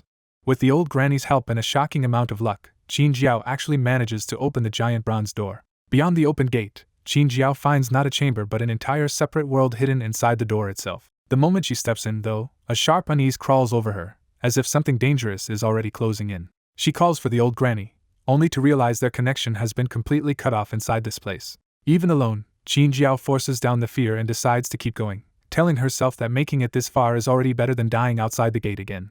At the threshold, Qin Jiao realizes an invisible barrier is holding back the deep sea, leaving the inside of the bronze gate completely dry. Then the real shock lands. The spiritual energy inside this hidden world is absurdly dense, even richer than Jingxin Palace. Looking at that unbelievable spiritual environment, Qin Jiao realizes that if she had cultivated here from the start, she might have reached Foundation establishment before 20. Inside the giant bronze gate, Qin Jiao suddenly thinks of Qingqianxue again and gets annoyed that the Spirit Sword Sect Holy Maiden reached Foundation establishment so young. She bitterly calculates that with this treasure land, her spirit body, and no need to feed spiritual power to the old granny, she might have hit Foundation establishment by 15. Qin Jiao forces herself to stop spiraling and reminds herself that with the simulator, surpassing Qingqianxue is only a matter of time. Then her eyes lock onto a bizarre red herb, and her breathing finally slows for a very different reason. She recognizes it at once as soul-severing grass, a rare spirit herb so precious it could sell for hundreds of mid-grade spirit stones. Before she can even finish marveling at it, Qin Jiao spots another herb nearby and realizes this place is even richer than she thought. She identifies primordial immortal ginseng next, and the shock on her face gets even bigger. Her gaze keeps jumping from one treasure to the next as she finds golden lingji, moon tree, and dozens of other top-tier spirit herbs in a single sweep. Some plants look so strange that even after years of alchemy study, Qin Jiao cannot name them, which only makes the place feel more valuable. At that point, Qin Jiao has only one thought left: if she can sweep this place clean, she will be filthy rich in both reality and simulator rewards. She steps forward to start harvesting, and in the same instant her face changes because she realizes too late that she never checked for a raise. Without the old granny's guidance and with only first-level foundation establishment vision, she cannot see the hidden killing formation in this world at all. The Bronze Gate's killing array activates so fast that Qin Jiao dies before she even understands what hit her. Back in her room in Qinghe County, Qin Jiao flops on the bed like all the life has left her because those priceless herbs vanished with the run. She keeps mumbling about her lost spirit herbs until her frustration finally explodes into a muffled scream into the quilt. After venting, Qin Jiao sits up and bitterly admits this death was her own fault for neglecting array studies back at Jingxin Palace. In the end, she can only blame herself, so she makes a practical decision and vows to learn the Tao of arrays from the old granny starting tomorrow. The simulator settles Qin Jiao's run with 3 underwhelming rewards, and none of them come close to matching the fortune she almost had in hand. Bai picks the pill refining experience without hesitation, because the other 2 rewards are either awkward or useless to him. As the reward settles in, Bai realizes he could probably work as an alchemist now if someone handed him a furnace and enough herbs. Still, he writes Qin Jiao off for today's profit and turns his attention to the person who usually delivers better results, Qin Qianxue. Qin Qianxue starts this run by changing course completely, bringing Ho Yingyun to the secluded elder who guards the demon ceiling tower instead of following her old master-disciple path. The reclusive tower guardian is taken aback that anyone sought him out, but Qin Qianxue's steady sincerity wins him over and both girls are accepted as disciples. Because Elder Ho lives so quietly that many sect elders barely know he exists, Qin Qianxue's new arrangement stays almost completely under the radar. For Qin Qianxue, this is the cautious route she finally carved out after many failed lives, a path meant to break the dead end before it starts. After Qin Qianxue raises the warning again at age 80, the tower guardian checks the seal once more and this time finds that she was right. The usually withdrawn guardian turns grim and admits the seal has really loosened, meaning the ancient demon inside may soon break free.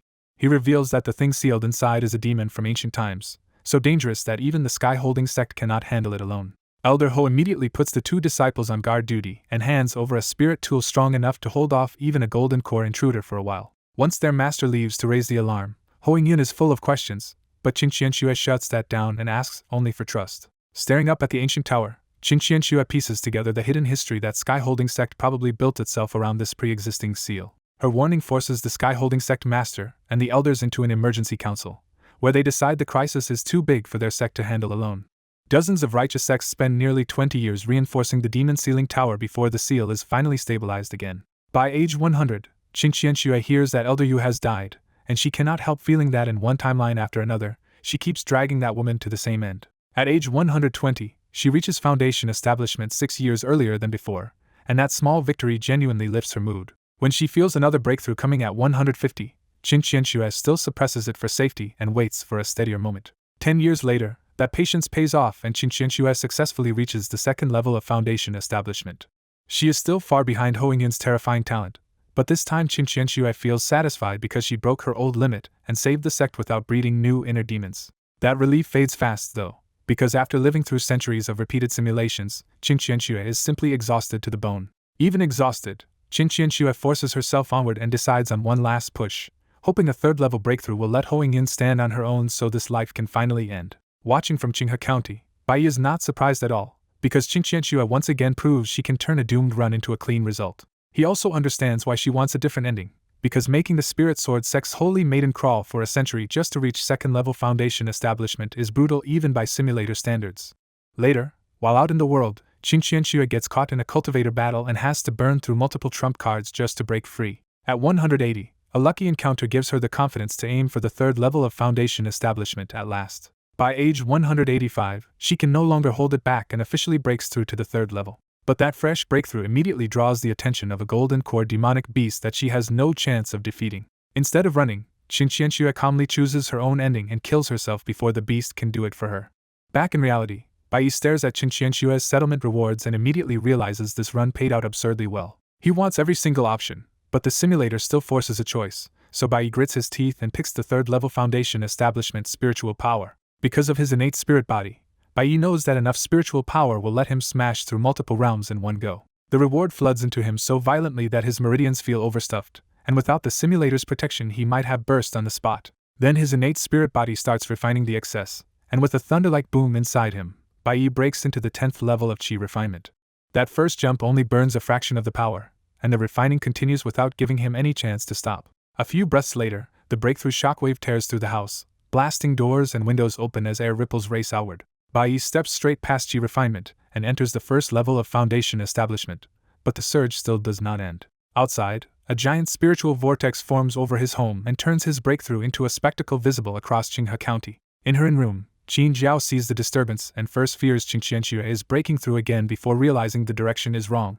That only makes Qin Jiao more suspicious, because if it is not Qing Qianxue, then Qinghe County is hiding another real cultivator. Elsewhere in the county, the three Jingxin Palace disciples also spot the phenomenon and realize it is coming from the area where Bai Yi lives. One of them blurts out that Bai Yi may have reached foundation establishment, but another refuses to believe someone they met at Qi refinement could advance that fast. The third disciple snaps them back to reality, more worried about being punished if they still cannot find Qin Jiao. Across Qinghe County, rogue cultivators and passing immortals all react the same way. This tiny place suddenly looks full of hidden experts. Meanwhile, inside the storm, Bai Yi pushes into the second level of foundation establishment and feels his spiritual power condense into something almost tangible in his dantian. Even after 2 breakthroughs, the reward still leaves him bloated with power, so Bai Yi decides to force a third ascent instead of wasting it. To stay safe while breaking higher, he dumps out every resource he has, from spirit stones to pills, and prepares to burn through all of it. Bai Yi swallows the supplies without hesitation, adding one more surge of spiritual power to the already dangerous flood inside him. With another explosive boom, Bai Yi reaches the third level of foundation establishment, and the violent breakthrough starts tearing up the whole courtyard house. The ordinary courtyard nearly comes apart under the aftermath, with roof tiles ripped away by the force of his cultivation. When Bai Yi exhales, even that breath hits like a weapon and drills a deep round hole into the ground. After a long tense pause, Bai Yi finally pulls his aura back in and the house falls quiet again. Now at foundation establishment 3rd level, he opens his eyes to a sharper world and tests the divine sense that lets him scan hundreds of meters around him. He cannot help joking to himself that golden core would feel even more outrageous. But for now this leap is already enough. Once the breakthrough settles, Bai Yi turns to Qing Qianshue's extra reward and summons the golden hoop into his palm. At first glance the spirit tool looks simple, but the longer he studies it, the clearer its hidden killing intent becomes. Bai Yi remembers where the golden hoop came from. Ho Yun handed it to Qing Qianxue to guard the demon ceiling tower from intruders. That tells him how strong it really is, because a foundation establishment cultivator using this hoop could even threaten a golden core opponent. The catch is brutal though. The golden hoop is a one-use spirit tool, so Bai Yi stores it away like an emergency trump card. At the same time, Qin Jiao gets her own settlement reward and nearly chokes when all she receives is a little pile of low-grade spirit stones. She rages inwardly that after more than 20 years in the simulator, this stingy payout is almost mocking her. Still, Qin Jiao is practical enough to pack the stones away, because even a tiny reward is better than wasting hard-earned resources. Back at the Spirit Sword sect, Qing Qianxue receives her own reward, 1st level foundation establishment spiritual power, and half a demon ceiling tower brick. For one brief second she almost considers repeating that miserable tower guarding life, then immediately throws that thought away. The incoming spiritual power pours into Qing Qianxue smoothly, and unlike before, she is calm enough to simply let it merge with her own cultivation. At her current 2nd level of foundation establishment, even this reward is enough to make her judge that a few more runs could push her toward the 3rd level. Her first instinct is still caution, so she corrects her own optimism and decides steady progress matters more than rushing. Even so, the simulator leaves her shaken by how fast it can change a cultivator's fate, and she briefly imagines reaching golden core in a year or nascent soul in 10. That thought alarms her enough that she forcibly reins herself back in before ambition can shake her judgment. Then she studies the extra reward itself, half a brick with a jade copper texture and ancient characters that still carry strange spiritual fluctuations. She can tell the thing is valuable, but she has no idea what to do with it, and her imagination drifts toward the ridiculous image of beating enemies with a brick. The idea is so embarrassing that Qing Qianxue mentally rejects the future title of Brick Holy Maiden on the spot. By evening, only Qin Jiao is truly unhappy with the latest simulation results, while Qinghe County itself starts settling into a dangerous night. Once full night falls, ordinary people stay inside because ghosts are a real threat, and only martial artists, cultivators, or officials dare move through the dark. Bai Yi is one of the few who can ignore that danger, and after eating out despite no longer needing food, he returns alone to his courtyard. He opens the courtyard door and is about to shut it behind him when something makes him stop mid-motion. What he feels is a faint but hostile aura, and the instant it brushes his senses, Bai Yi recognizes it as the same repulsive presence from the medicine shop murder scene. Bai Yi instantly connects that killing intent to the Sacred Heart Palace, ending the night on the clear sign that this hidden enemy has come close again. On the dark street near his home, Bai instantly realizes the killing intent in the shadows is aimed straight at him. He does not bother guessing a demon cultivator's logic and simply spreads his spiritual sense, only to find more than one enemy hiding nearby. The ambushers realize Bai has discovered them, so 6 flying swords burst from different directions with no warning. What should have been a perfect trap stops cold when Bai releases Foundation Establishment aura and a visible spiritual shield blooms around him. From the stalled attack alone, Bai calmly judges that 5 enemies are at the 7th level of Chi refinement, 1 is at the 9th, and 2 are still carrying injuries. Then he turns the 6 swords around with a thought, and the hidden demon cultivators instantly know they have hit someone far too strong. They try to flee, but Bai's counterattack is faster, and the first demon cultivator is skewered through the back of the head before he can escape. The other 5 are cut down just as quickly, some through the throat or heart, and 1 is sliced in half but left barely alive. Bai walks to the half-body survivor and finds him desperately swallowing a healing pill, which is almost funny coming from a demon cultivator. Looking closer, Bai recognizes the survivor as the county coroner they saw that morning and realizes Sacred Heart Palace has already infiltrated the county office. The dying coroner spits blood and rages that Bai hid his true cultivation, furious that a supposed Chi refinement target turned out to be Foundation Establishment. When Bai asks why they attacked him, the answer is blunt: he meddled in their business by exposing the medicine shop case. That reply makes Bai connect the dots. When he warned Constable He in public, the coroner heard him and decided to strike first. Bai presses harder, asking why Akai was killed and how many demon cultivators are hiding in Qinghe County. The coroner only sneers that mortals need no reason to be killed and warns that Sacred Heart Palace has already marked Bai for death. Bai gets no useful information from him, but the threat is enough to confirm there are more demon cultivators still hidden in the county.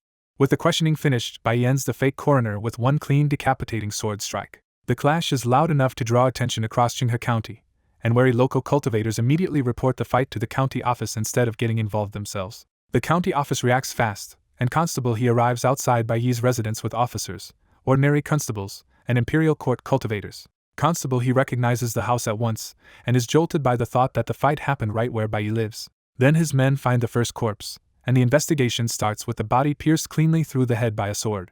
1 imperial court cultivator steps forward, tests the corpse with a light technique, and confirms it is a demon cultivator from Sacred Heart Palace. That single confirmation hits everyone hard, because if 1 Sacred Heart Palace demon is here, there are almost certainly many more. As more bodies are discovered one after another, the fear only gets worse. 6 demon cultivators had been hiding under their noses in Qinghe County. Bai Su grimly counts their strength too, including 1 at the 9th level of Chi refinement, and realizes how badly the county has been penetrated. Then Constable He spots the coroner's face among the dead and calls Bai Su over in disbelief. Bai Su peels away a thin false face and exposes an unfamiliar man underneath, proving Sacred Heart Palace used a disguise technique to infiltrate the county office itself. That reveal makes everyone instantly suspicious of everyone else, and the whole group starts backing away from one another in panic. Before the panic can spiral further, Bai opens his door and calmly tells them none of the people here are demon cultivators. Constable He quickly vouches for Bai, explaining to the others that this is the wandering cultivator who first warned them about Akai's death and Sacred Heart Palace. Once he sees Bai standing there completely unhurt beside 6 dead enemies, Constable He can only ask the obvious question: did Bai kill them all?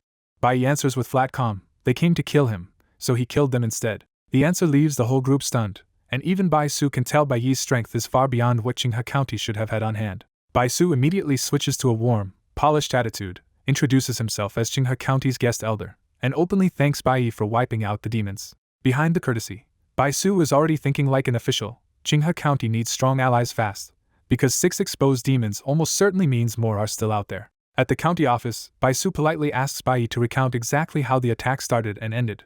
Bai holds nothing back, and his blunt explanation leaves the whole room stunned. When they hear that Bai shut down an ambush by 6 Sacred Heart Palace demon cultivators and captured them without injury, the shock gets even heavier. Bai Su silently measures himself against that battle and realizes he would have been lucky just to avoid a fatal wound. That comparison changes Bai Su's attitude, and his earlier enthusiasm hardens into genuine respect for Bai's strength. Bai Su warns that if Bai's account is true, then more demon cultivators are hiding in Qinghe County, and every ordinary person there is in danger. Constable He adds a darker suspicion: the Li clan massacre may also have been Sacred Heart Palace's work, and the killers may not even need a motive beyond bloodshed. Realizing the county office itself may still be infiltrated, Bai Su immediately orders every corpse brought back and every official summoned in at once. Then Bai Su lowers himself and formally begs Bai to help Qinghe County survive the next 3 days until reinforcements arrive from the province. Bai Su sweetens the request with promises of official credit, county records, an imperial report, and a major reward. Bai knows he is already on Sacred Heart Palace's list, so staying out of this would not keep him safe anyway. Instead of waiting for revenge to come to him, Bai decides the clean answer is to root out all the demon cultivators in Qinghe County. He agrees because his own spiritual sense can only search a few hundred meters at Foundation establishment level, and the county office makes the hunt much easier. Relieved, Bai Su immediately offers a bottle of decontamination pills as a first token of thanks, and Bai accepts it. The group escorts the demon cultivators' bodies back to the county office under the night sky. At the gates, the county office itself feels strangely warm and protective, because even a trace of imperial fate is enough to repel most weak ghosts and monsters. Even so, Bai Su is still on edge, because the fake coroner already proved stronger infiltrators can ignore that protection. The night duty bailiffs greet them, and Bai Su immediately checks them with a glance toward Bai Yi. When Bai Yi gives a small shake of the head, Bai Su finally lets out one breath, at least for the men standing in front of him. Bai Su starts a full sweep of the county office, using his authority as an imperial court cultivator to summon everyone back before dawn. By midnight, the county office is packed with magistrates, registrars, bailiffs, and other officials called in from their homes. The elderly county magistrate arrives sleepy and annoyed, clearly not happy about being dragged out of bed for this. Once Bai Su mentions the medicine shop case and demon cultivators, the magistrate's sleepiness vanishes on the spot. His raised voice sets off a wave of panic, and the officials around them break into frightened whispers about living beside Sacred Heart Palace infiltrators. Bai Su shuts the uproar down with a thunderous shout and tells them fear will not save anyone if the demon cultivators decide to move. Then he drops the real bombshell. The county coroner was already murdered and replaced by a demon cultivator who moved freely through the office. That revelation freezes the whole crowd, because it means they may have worked beside a killer for days without knowing it. The magistrate panics over his own liability and practically begs Bai Su to save him. Bai Su turns to Bai Yi again, because only Bai Yi can quietly tell him who in this crowd is wrong. After sweeping the 1,000+ people with his spiritual sense, Bai Yi privately names 3 infiltrators, including the county magistrate standing right beside Bai Su. The sheer scale of the infiltration hits Bai Su hard, and cold sweat breaks out as he realizes 4 demon cultivators reached the county office in just a few days. Bai Su does not hesitate, and suddenly draws his sword at the magistrate beside him. The fake magistrate calmly catches Bai Su's sword with one hand, exposing himself without a flicker of panic. Instead of answering Bai Su, the exposed infiltrator keeps the magistrate disguise on, stares at Bai Yi, and coldly demands to know how he was found out. Bai Yi answers with open contempt, saying the demonic stench on him was impossible to miss. Before the other hidden infiltrators can react, Bai Yi unleashes the Bai Ping sword and kills the 2 fake bailiffs in a single flash. Watching Bai Yi kill the other 2 infiltrators in an instant, the fake magistrate finally realizes Qinghe County has an expert he cannot read at all. He flicks Bai Su's sword away with brute force and gives up on fighting head-on. In the next instant, the fake magistrate floods the county office with black fog and throws the whole place into chaos. Using the darkness as cover, the fake magistrate bolts, because only a fool would stay and fight Bai Yi head-on. Under the night sky, the fake county magistrate fled in panic after his cover at the county office finally collapsed.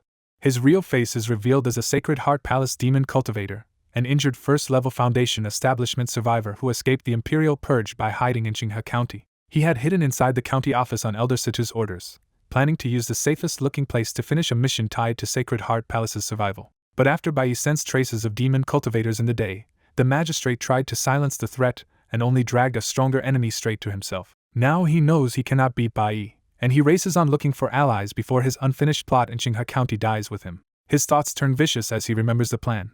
If everything had gone smoothly, all of Qinghe County would have become fuel for rebuilding Sacred Heart Palace. Then a deadly warning hits him, and he barely reacts in time by throwing out a bloody spirit talisman. Bai Yi's flying sword freezes less than a meter from his back, proving just how close he came to dying on the spot. Shaken, the magistrate judges that Bai Yi is at least several realms stronger than him and realizes he has kicked an iron plate. Bai Yi does not rush the kill, because he wants this fleeing demon cultivator to lead him to any other Sacred Heart Palace rats still hiding in the county. When he notices where the magistrate is heading, Bai Yi realizes the chase is drifting toward Qin Jiao's area and finds the situation oddly familiar. At the inn, Qin Jiao leans by the window and spots a bloody light in the distance, immediately suspecting a demon cultivator is being hunted. She quickly guesses that the person chasing it must be a Foundation establishment expert, maybe even the same cultivator who caused the huge breakthrough commotion in Qinghe County. As a disciple of Jingxing Palace, Qin Jiao decides not to sit this out and sees the demon cultivator as the perfect target to test how much stronger she has become. She climbs onto the inn roof, dumps out her stockpile of flying swords, and prepares to brute force a fight far above her realm. To make it work, Qin Jiao swallows a whole bottle of pills and floods herself with enough spiritual power to force dozens of swords into the air. With a shout, she launches the sword swarm into the sky like silver dragons and immediately gulps down more pills to keep from running dry. The county magistrate suddenly finds flying swords closing in from every direction and is forced to stop fleeing just to survive the ambush. He blasts many of the swords away with a furious palm strike, but the sheer number leaves him cursing whoever could throw around this many flying swords. When the swords keep coming, he realizes the ambusher is weaker than him and decides to dive down, kill the attacker, and grab a hostage before Bai catches up. But before he can reach her, Qin Jiao throws out a blizzard of spirit talismans and turns the sky into a second ambush. The magistrate finally sees they are intermediate explosive talismans, and his panic spikes because the stash alone is worth a fortune. An enormous chain of explosions engulfs him in the air, leaving his body tumbling inside fire and smoke. Watching from nearby, Bai pauses the chase completely and lets Qin Jiao spend her way through the fight. He quickly understands what is happening. Qin Jiao came to Qinghe County loaded with resources meant for Qingxianxue, and now that stockpile is smashing into this unlucky demon cultivator instead. Below, Qin Jiao is thrilled, because these were her anti-Qingxianxue tools and even a Foundation establishment opponent should have to suffer under that bombardment. Even so, she stays cautious, because she knows a Foundation establishment cultivator will not die that easily. She is right.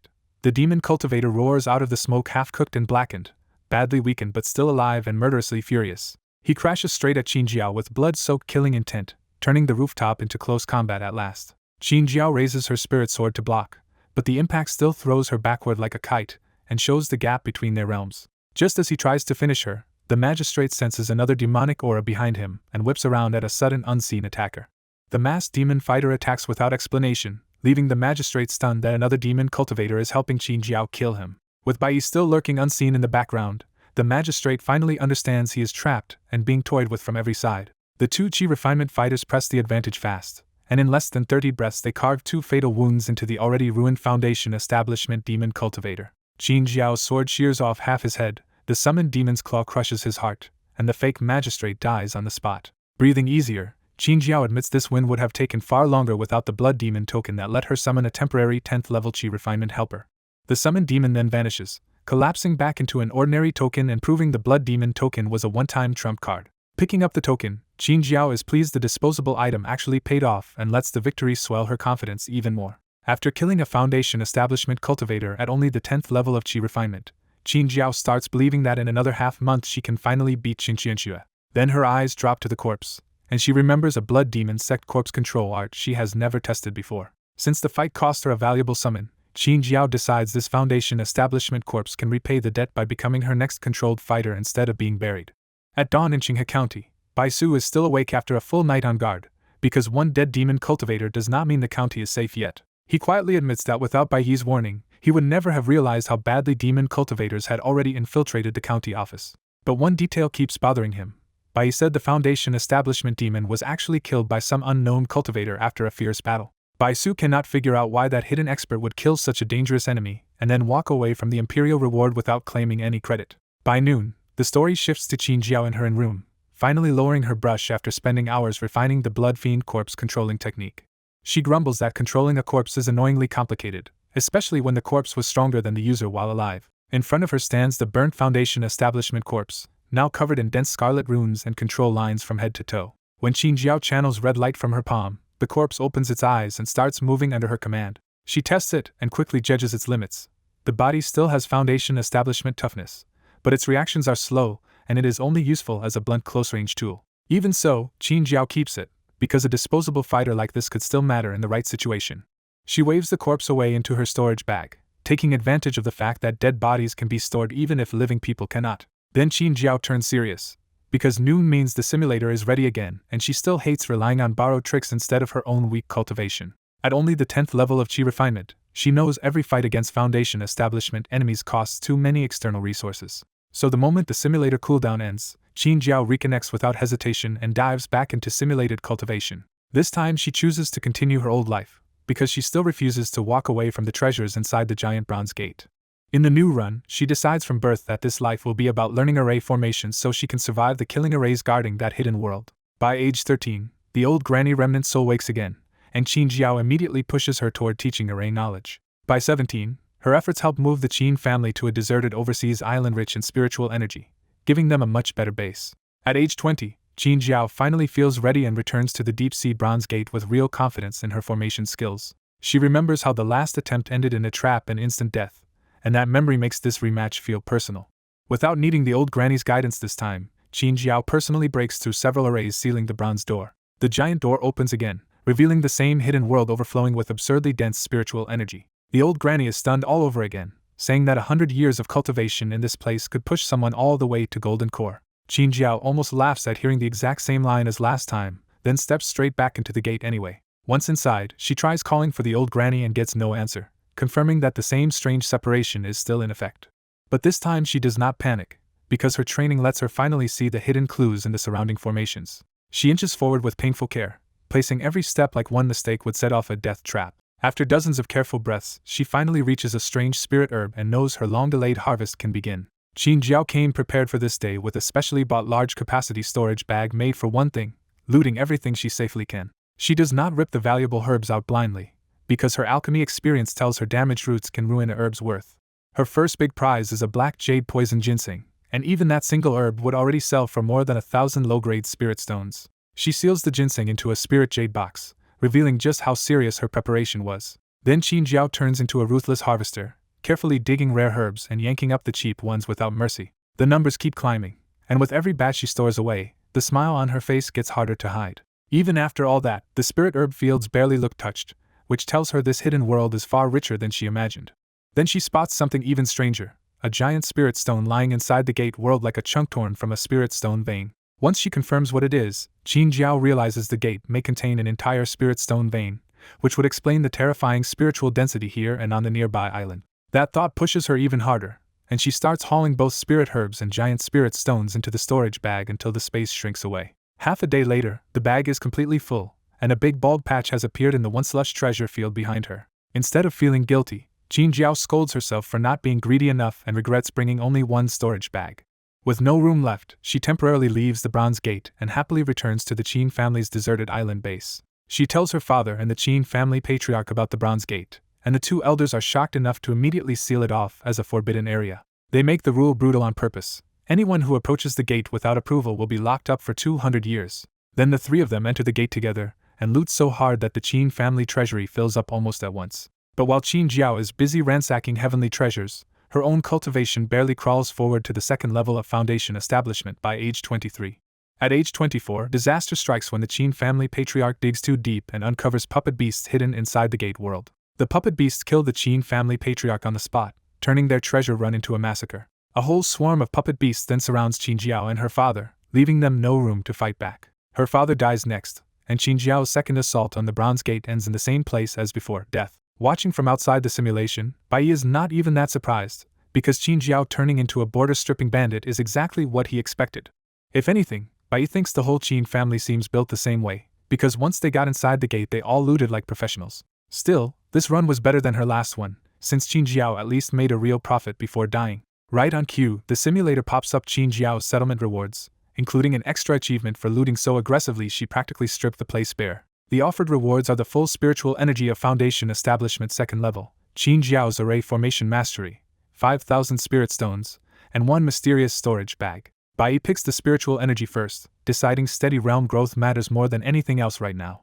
Pure spiritual power pours into his body at once, and even if it is not enough to break through again by itself, the gain still leaves him satisfied. Then the bonus storage bag drops into Bai's hand, and it looks suspiciously familiar the moment he sees it. When Bai probes inside with spiritual sense, he finds Qin Jiao's stolen haul packed inside it, boxes of spirit herbs and absurdly huge spirit stones included. The chapter ends with Bai staring at the windfall in open disbelief, realizing Qin Jiao's reckless Bronze Gate raid just paid him back in full. Back in reality, Qin Jiao fumes over the ancient Bronze Gate because even its weakest puppet beasts hit as hard as Foundation Establishment cultivators. She bitterly compares that to Jingxing Palace, where Foundation Establishment is already enough to become an intersect deacon, and the ancient ruins suddenly feel absurdly brutal. Before she can stew in it for long, the simulator pops up with a reward screen for a newly triggered achievement. The reward is half a layer of Foundation Establishment spiritual power plus 1 Ghost Eye Vine, a poisonous spirit herb deadly even to someone at the 10th level of Foundation Establishment. Qin Jiao explodes anyway, yelling that after all the treasures she found, the simulator only gave her one stock of spirit herb. She can admit the reward is valuable, but it still feels stingy compared to what she thought that dangerous run should have earned her. After thinking it through, Qin Jiao finally lands on the real problem. She keeps dying too early, so her simulator lives end before the rewards can grow bigger. The reward starts pouring into her body, and Qin Jiao immediately sits cross-legged on the bed to push for a real breakthrough. With her half-innate spirit body and no bottleneck below golden core, she barely has to try before she crashes straight into Foundation Establishment. The breakthrough is so violent that the whole in panics, and ordinary guests bolt outside thinking an earthquake just hit. Nearby wandering cultivators stare at the inn in shock, because this is already the second Foundation establishment breakthrough to rock Qinghe County in just a few days. Even cultivators from proper sects are surprised that someone could break through in a low-spirit place like Qinghe County at all. The three Jingxin Palace disciples react the hardest, because after days of failing to find Qin Jiao, they recognize that spiritual fluctuation as their missing junior sisters. They realize Qin Jiao has already reached Foundation establishment, which means catching her will be even harder, but they still rush toward the disturbance before she escapes again. Elsewhere at the Spirit Sword sect, Qin Qianshue's evening is interrupted because the sect's holy son shows up in front of her again. Qin Qianshue coldly tells him to take everything back and makes it clear she joined the sect to cultivate alone, not to become anyone's Dao companion. She also warns him that as the holy son, he should stop wasting time on this before their master punishes him for neglecting his cultivation. The holy son forces a gentler tone and tries to persuade her anyway, claiming the sect's holy son and holy maiden becoming partners would make them a perfect pair in the cultivation world. He keeps painting a future where the two of them lead the Spirit Sword sect together, but to Qin Qianshue it only makes his ambition and greed more obvious. Qin Qianshue cuts him off again and tells him to leave before she calls their master over herself. That finally shuts him down, and after choking on his words for a long moment, the holy son can only leave in defeat. Once he is gone, Qin Qianshue reflects that after living through hundreds of simulated years, she can easily see the ambition and greed he was trying to hide. What disgusts her is not ambition by itself, but the fact that he clearly wants to use her as part of it. She decides to stop wasting time on him, settles herself, and reconnects with the Immortal Cultivation Simulator for a completely new run. The simulator offers 10 new talents, and this time Qin Qianshue immediately notices the list feels slightly better than the last one. She judges Hardcore Ruthless Man as a way to make her life more dangerous and dramatic, which should also mean better rewards and more achievements. Prominent family background also stands out to her, because a stronger birth means a higher starting point and faster access to cultivation resources. She likes the idea behind who needs a seal too, since casting spells without hand signs could buy a crucial instant in a fight. Some of the stranger talents still make no sense to her, and one especially ridiculous option only earns an annoyed cough. After weighing everything for a while, she chooses Hardcore Ruthless Man, prominent family background, and mysterious masks, deciding the last one is worth gambling on. She knows she would have picked the safer survival talent if simulator death carried real death, but since it does not, she dares to bet on uncertainty instead. The countdown ends, her consciousness freezes for an instant, and the new simulated life begins. When Qin Qianshue opens her eyes again, she is no longer in the sect but in a luxurious palace bedchamber, and the different spirit energy tells her the reincarnation worked. But something feels wrong at once, because this body is weak from illness yet obviously much stronger and older than a newborn's should be. Then a maid's shocked cry rings out that the princess has woken up, and Qin Qianshue realizes people here see her as royalty. She shifts into a seated position, stares at her own hands, and is stunned to find she has not become a baby at all. The simulator explains it at once. At age 12, her soul has entered the dead body of a Great Wei princess who looks exactly like her. Qin Qianshue quickly pieces it together, and realizes this is full soul possession into a deceased little princess of the Great Wei dynasty. That also makes her understand just how absurdly strong prominent family background turned out to be, because she has started as an actual imperial princess. She immediately sees the advantage too. As a princess of a cultivation world dynasty, she should have huge resources and enough status to avoid a lot of unnecessary danger. Before she can settle in, a commotion rises outside and a powerful man's voice orders Imperial Physician Su inside, promising a huge reward if Chang Ning is truly recovered. When the room is suddenly flooded with anxious visitors, Qin Qianshue realizes Chang Ning is the princess body she woke up in. Then the real problem hits her. She has the princess's body but none of her memories, so every face in the room is a threat. Qin Qianshue wakes in a palace bed and immediately realizes a whole group has rushed in, led by a stern man in a black dragon robe who can only be the Great Wei Emperor. What catches her off guard even more is that everyone around her feels like a cultivator, yet she cannot sense a trace of spiritual energy in her own body. The Emperor leans in anxiously and calls her Chang Ning, terrified that his daughter has woken up with an empty stare. Imperial Physician Su checks her pulse with a silk thread and is baffled to find that the princess's long strange illness is somehow already gone. Since he has no real explanation, Imperial Physician Su starts testing her memory instead. Qin Qianshue plays dumb on purpose, shaking her head to every question because there is no way she could know these people. The physician quickly claims the medicine cured her illness but damaged her memory, covering his own panic with a neat diagnosis. When the Emperor asks if her memory can be fixed, Su can only grit his teeth and say he will try. Then the Emperor softens and says losing those memories may not be a bad thing, because Chang Ning has already suffered enough. Only after hearing all that does Qin Qianshue realize her act actually worked, and nobody in the room has seen through her. Her recovery shocks the whole palace, and princes and princesses she has never met start visiting with gifts. From the palace chatter, she also learns that her mother died early in this life, which explains the empty place no one talks about. The Emperor has a cultivation teacher arranged for her, and with the old illness gone, Qin Qianxue finally begins real training inside the palace. 3 months pass, and Qin Qianxue quietly pieces together her new life in Great Wei one fact at a time. She learns her father is named Qin Fengning, and the man who rules Great Wei is still energetic enough to have a youngest daughter centuries after his older children were born. She also discovers that Princess Chan Ning was only a title, because this body's real name is Qin Qianxue too. She learns the original princess had been so sick since birth that cultivation was impossible, and even ordinary physical strain was too much for her. Qin Qianxue suspects the illness vanished because she entered a body the old owner had already died in, but since the problem is gone, she decides not to dwell on it.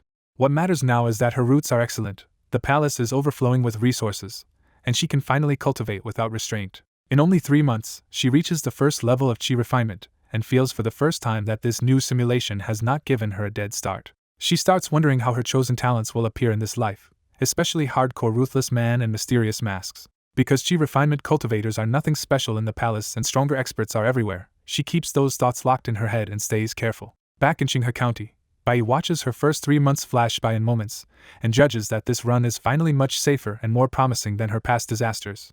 He still can't help thinking she skipped a talent he would have picked instantly, but all he can do now is keep watching. At age 13, Qin Qianxue breaks through to the second level of qi refinement, and even her teacher is impressed by how absurdly fast her talent is. By 14, Qin Qianxue enters the Imperial Treasure Pavilion with her father's permission to choose 3 spirit tools for herself. She picks a high-quality spirit sword and a close-fitting inner armor first, taking practical protection before anything else. Then in a neglected corner, she spots a strange bronze mask and instantly feels that one of her chosen talents has finally surfaced. Up close, the mask looks plain and unsettling, like a ghost face caught between laughter and crying. She tests it with all the strength of a second-level qi refinement cultivator, but the mask does not even scratch and only leaves her hand hurting. Since the mask reveals nothing, she carries it to the old pavilion guardian and asks what he knows. The old guardian tells her the mask was already here 1,000 years ago, has no clear record, and is so hard that even a soul formation cultivator could not break it. He warns her that an unrecorded artifact could easily be dangerous, but that warning only makes her more certain the mask matters. Qin Qianxue decides on the spot that she wants the mask anyway, convinced it hides a secret she can uncover with time. At 15, she reaches the 4th level of qi refinement so quickly that even Emperor Qin Fengning personally warns her not to rush her foundation. But after checking her progress, he finds her foundation absurdly stable, and is left staring in disbelief. At 16, a casual whisper between 2 palace maids blows open a buried secret. She was not born in the palace but brought back by the Emperor at age 8. She pretends she heard nothing, but the very next day the 2 maids vanish and all that remains of them is blood in a dry well. That is the moment she realizes hardcore ruthless man has probably started showing itself, even if she still has no idea who is moving in the shadows. The murders throw the entire imperial palace into panic, because if someone can kill her attendants so easily, they can just as easily strike at the princess herself. Furious and worried as both emperor and father, Qin Fengning replaces every guard and maid around Qin Qianxue with people he personally trusts. He warns her that even he cannot see through everyone in the palace anymore, so she must report anything suspicious immediately. After hesitating, Qin Qianxue tells him the murders likely happened because those maids had whispered that he brought her back from outside the palace. The emperor falls silent for a beat, then admits the rumor is true. He explains that he once wronged her mother, she refused to return with him, and he could only send people to protect her outside the palace. He goes on to say that she was born outside the palace too, and when he finally learned about her, he personally brought her back. Then he reaches the moment when everything changed at her age of 8, and the story cuts off right as he is about to reveal what happened next. In the Great Wei Palace, Qin Fengning finally tells Qin Qianxue the truth. When she was 8, her mother fell to a strange illness and died before even the imperial physicians could save her.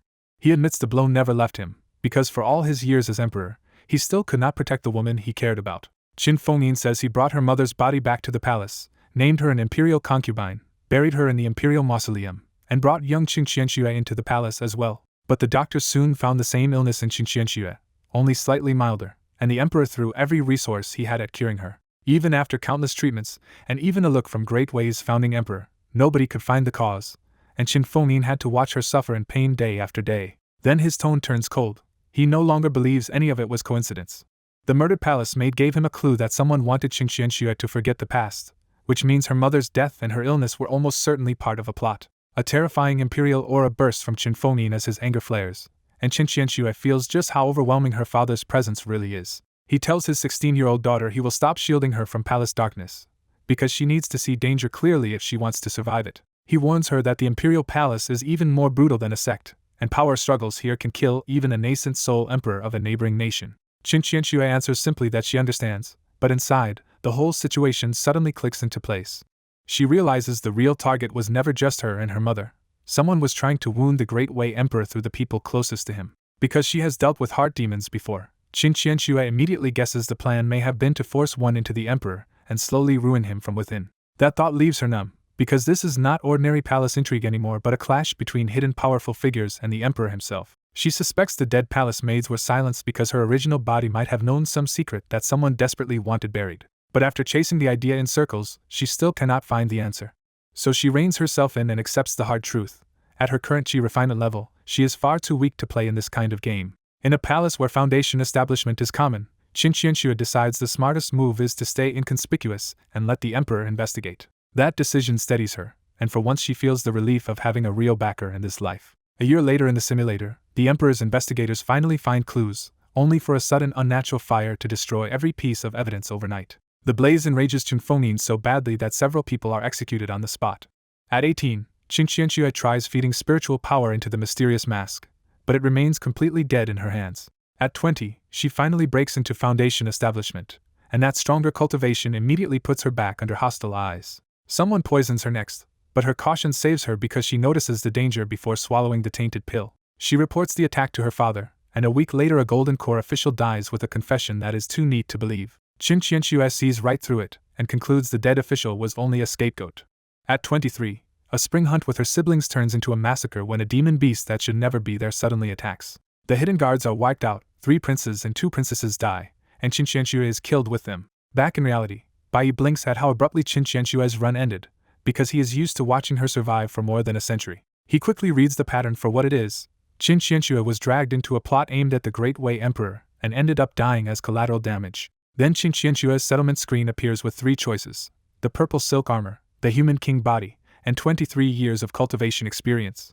Bai barely hesitates, because the female armor is useless to him and the human king body is obviously the best prize. Once he picks it, the human king body merges smoothly with his innate spirit body instead of clashing, and his foundation improves on the spot. He tests his breathing and immediately feels heaven and earth's spiritual energy gathering more efficiently, which leaves him quite satisfied even without bonus achievements. At the Spirit Sword sect, Qin Qianxue returns to reality feeling oddly off balance, because this time her simulator life ended after only a little more than 20 years. She forces herself to look at it rationally and reminds herself that, compared with her very first 5-year run, surviving to 23 is technically an improvement.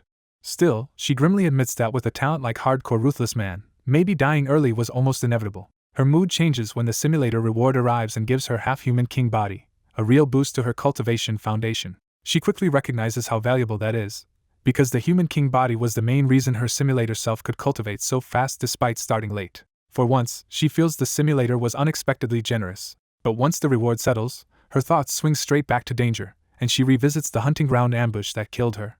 She concludes the beast did not appear by chance at all. Someone must have lured it in on purpose. That makes the picture even uglier, because the same hidden group behind the dead palace maids is probably still moving against the Great Wei Emperor. Even as a princess, she knows that kind of vicious enemy can still leave her with nothing to do but wait for death. Frowning, she starts planning how to deal with this crisis in the next simulation instead of letting it crush her again. At the same time in Qinghe County, Qin Jiao's breakthrough has finally drawn her 3 unlucky senior brothers from Jingxing Palace to the inn where she is hiding.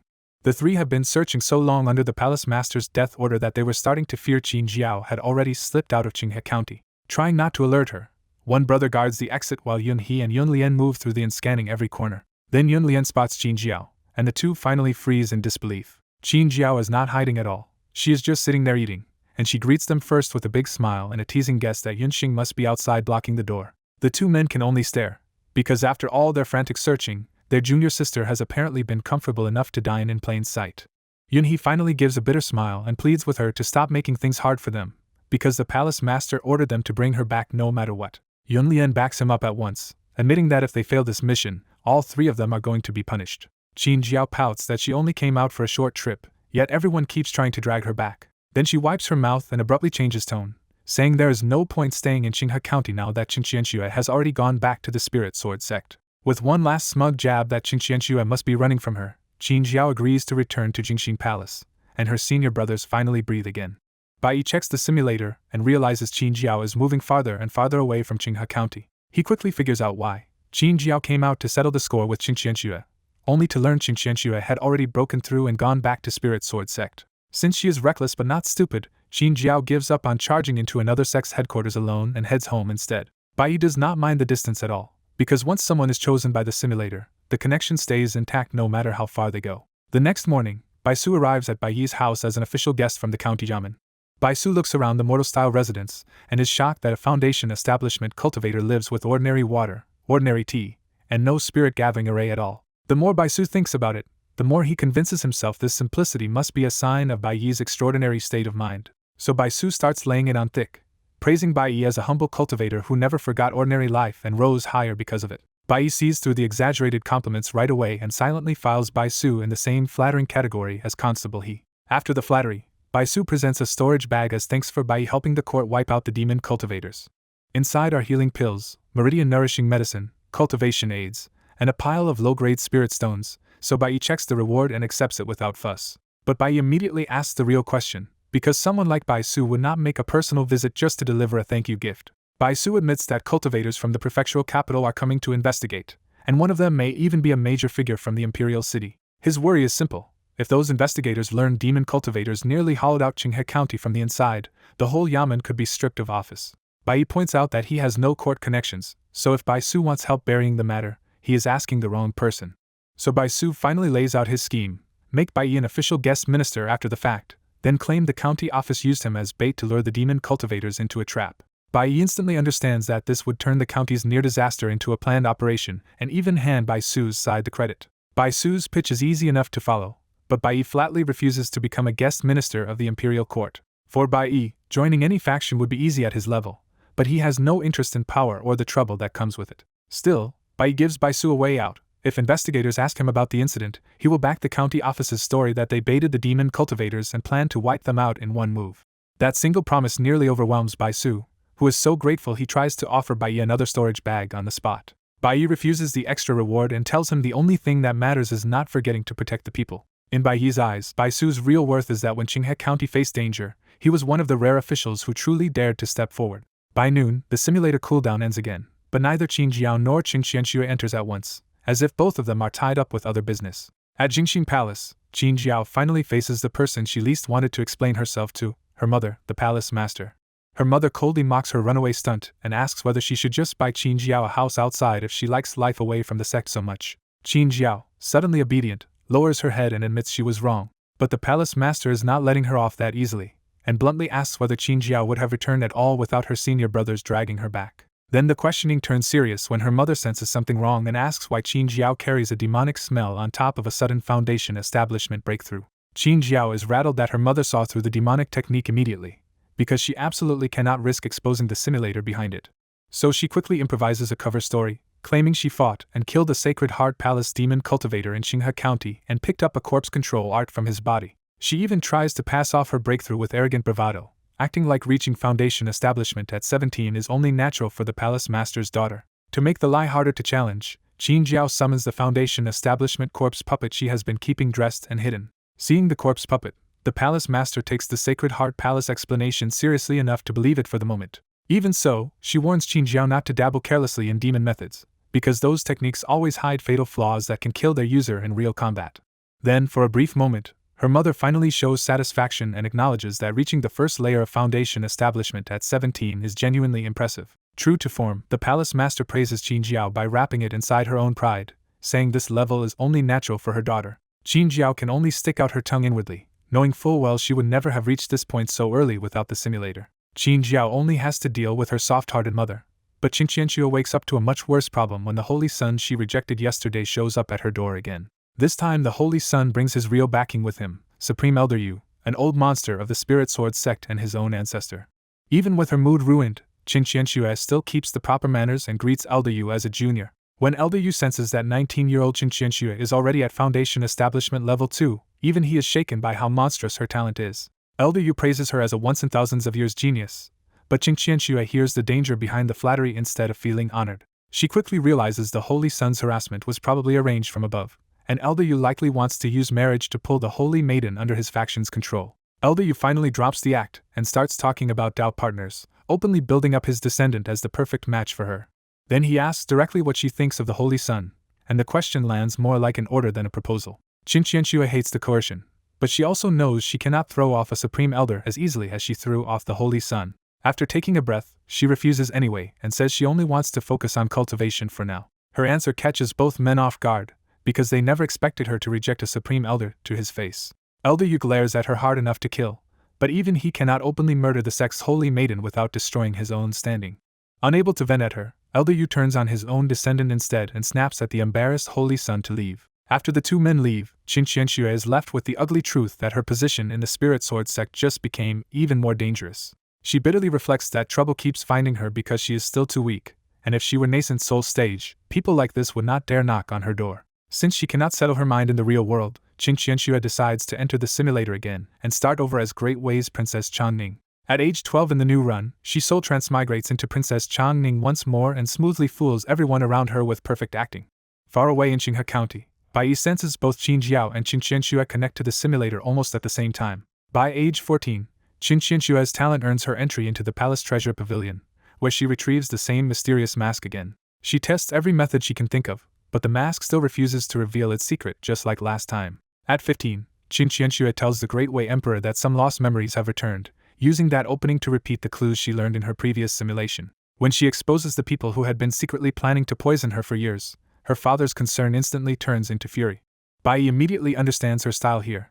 Qin Qianxue is moving first to erase every danger around her before it can strike again.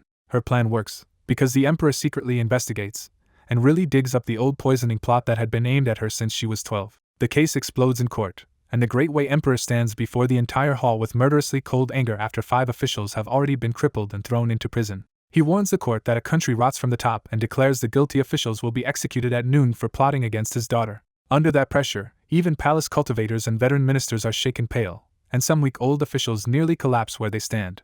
Later, when Qin Qianxue hears that her father scolded the court for more than 2 hours over her, she cannot help feeling how absurdly favored she is as the emperor's beloved princess. She knows that if she had been born male, that level of favor would have made her a real contender for the throne, but Great Way has no tradition of letting a princess inherit. Even after removing the first batch of killers, Qin Qianxue stays wary because the people behind the deadly Spring Hunt demon are still completely unknown. The next 2 years stay quiet, and by 17 she reaches the 8th level of Qi refinement without giving hidden enemies a chance to catch her careless. When an imperial sister invites her to a poetry gathering, Qin Qianxue declines at once because she still treats herself as a target in danger.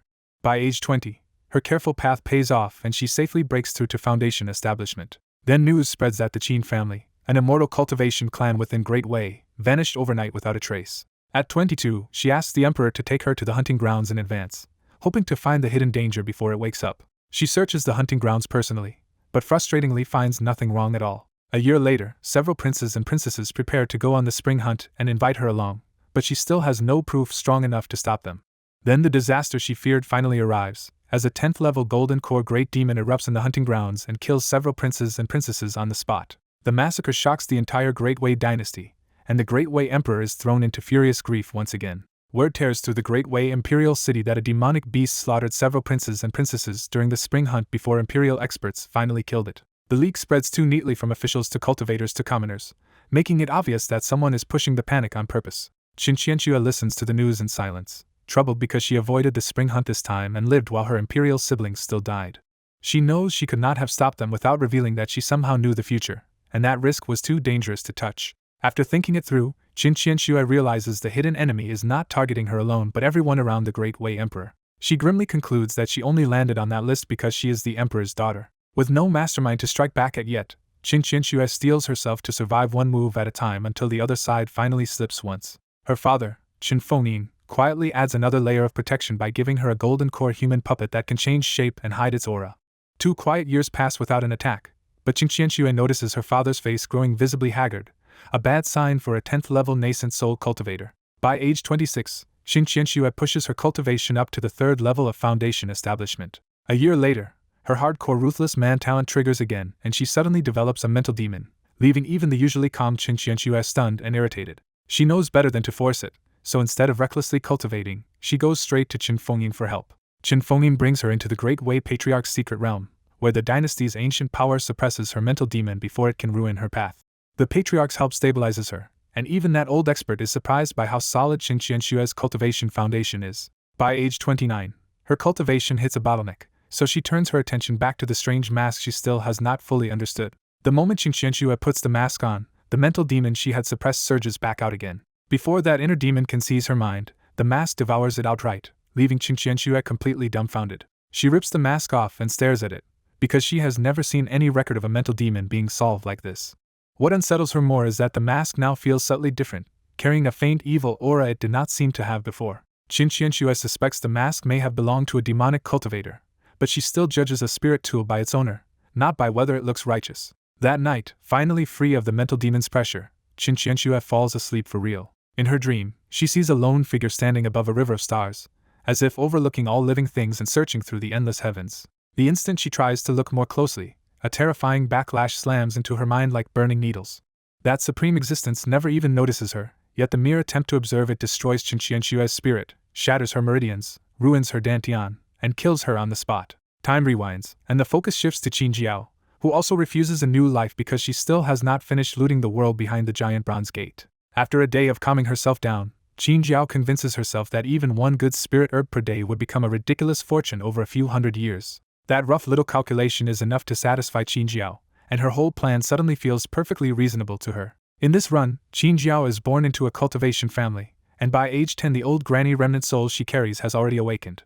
By age 20, the entire Qin family has moved to a deserted overseas island, and Foundation establishment Manhwa dives back into the Bronze Gate world to plunder it properly. After a full year of non-stop harvesting, the Qin family's reserves swell until they rival a medium-sized sect. Manhwa also feels cultivation inside the Bronze Gate world speeding up, making her confident that another breakthrough is close. Because of her warning, the Qin family patriarch and family head stop probing deeper and only harvest the safer outer areas. Even after years of stripping the outer region, the place still does not look close to empty, which only makes the abandoned cave abode feel even more absurdly vast.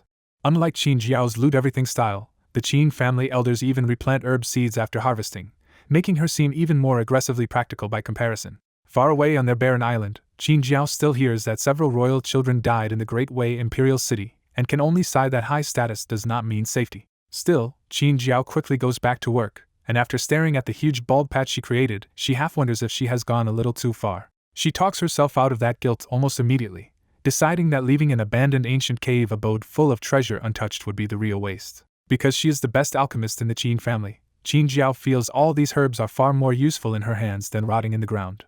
Her reckless spending of herbs and spirit stones does burn through resources, but it also rockets her pill refining skill upward at a speed that even the old granny finds absurd. Just as Manhwa happily resumes plundering, a strange movement suddenly cuts through the quiet and puts her on edge. Her first thought is the same mechanical puppet beasts that killed her last time, and the memory instantly makes her wary. Then she forces herself to think clearly and realizes none of them went into the dangerous depths this time, so the old trigger should not have been set off. She stretches out her Foundation establishment spiritual sense toward the disturbance, and is stunned when it comes back with the aura of a living demonic beast.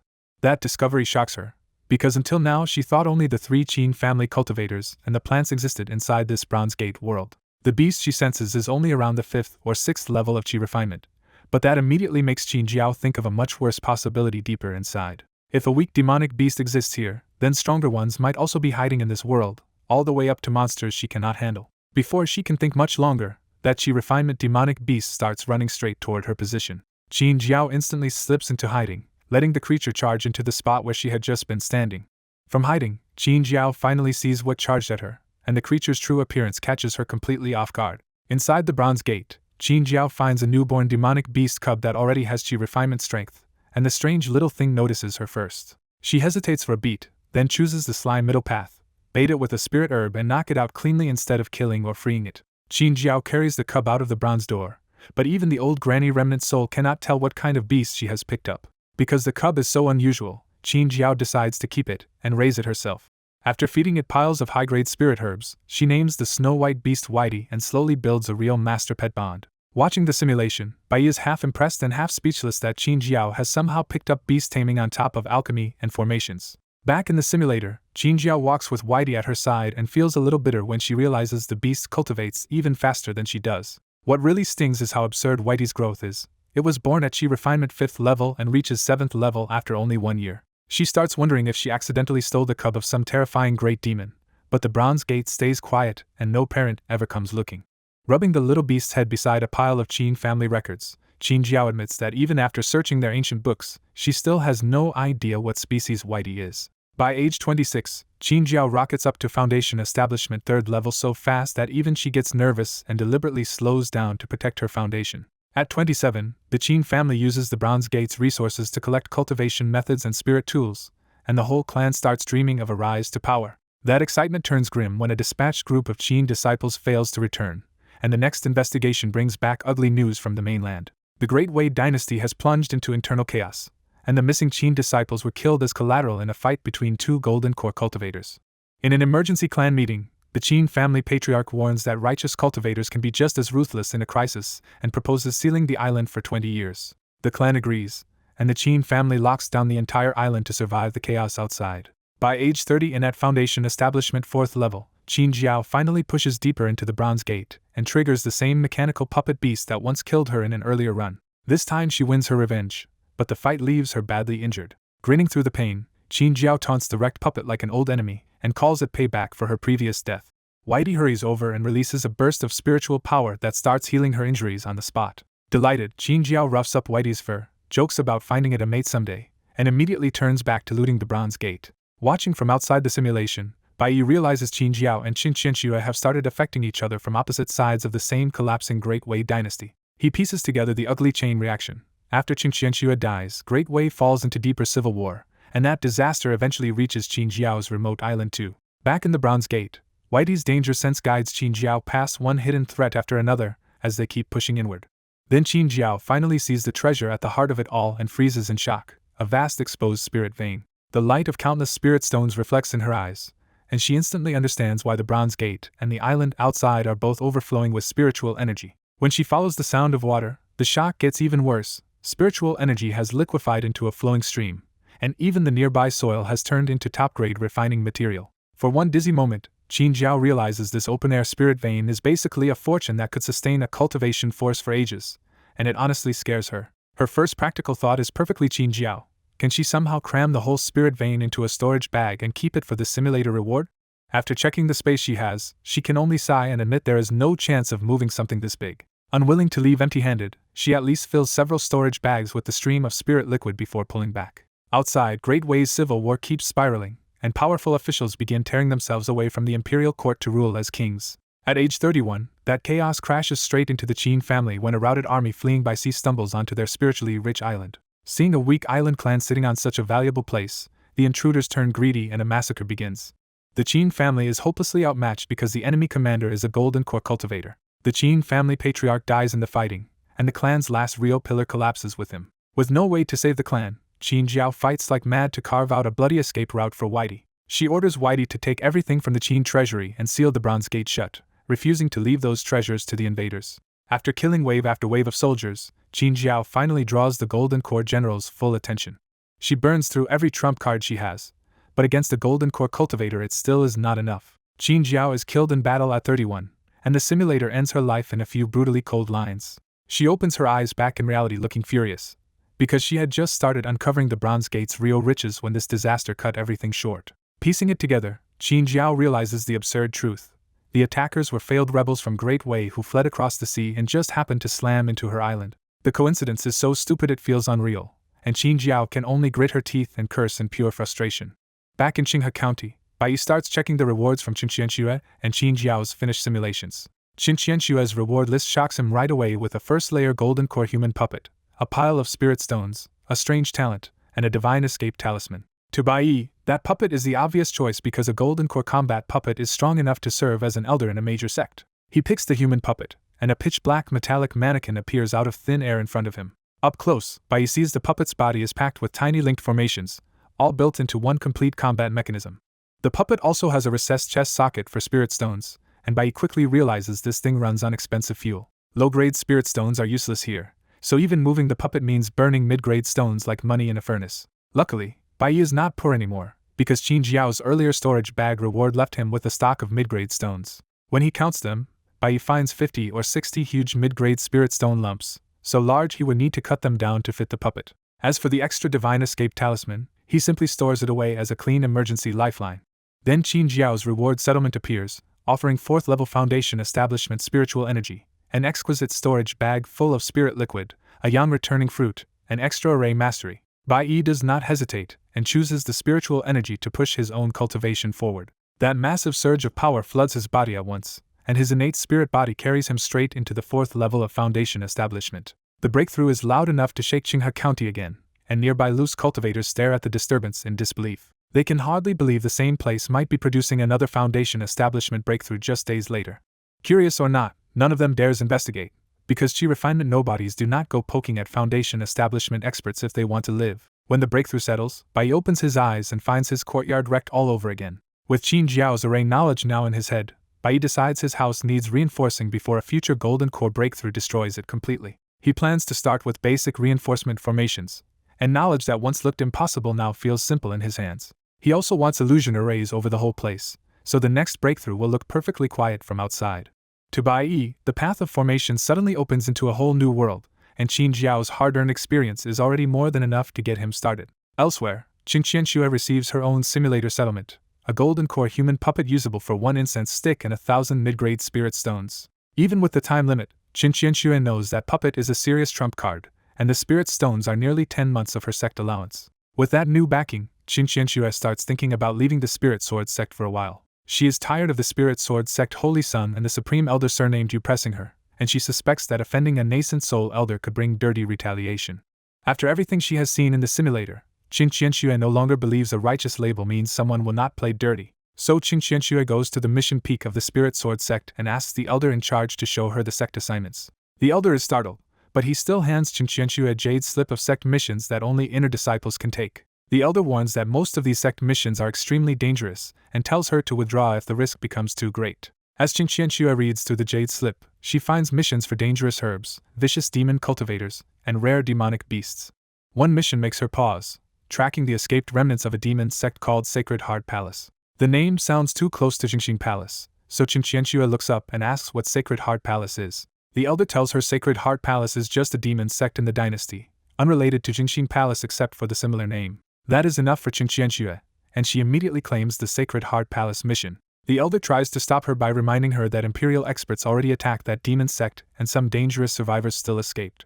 Qin Qianxue still insists on taking it, because a mission dangerous enough to drag on is exactly what she wants. What she really needs is a clean excuse to leave the Spirit Sword sect for a year or more. After taking the mission, she also asks the elder to keep it quiet except for informing the sect master. The elder agrees, understanding that a holy maiden traveling alone would be in even more danger if everyone knew where she was headed. The story then shifts to Jingxing Palace, where Qin Jiao sees her settlement reward and is briefly relieved that the simulator was generous for once.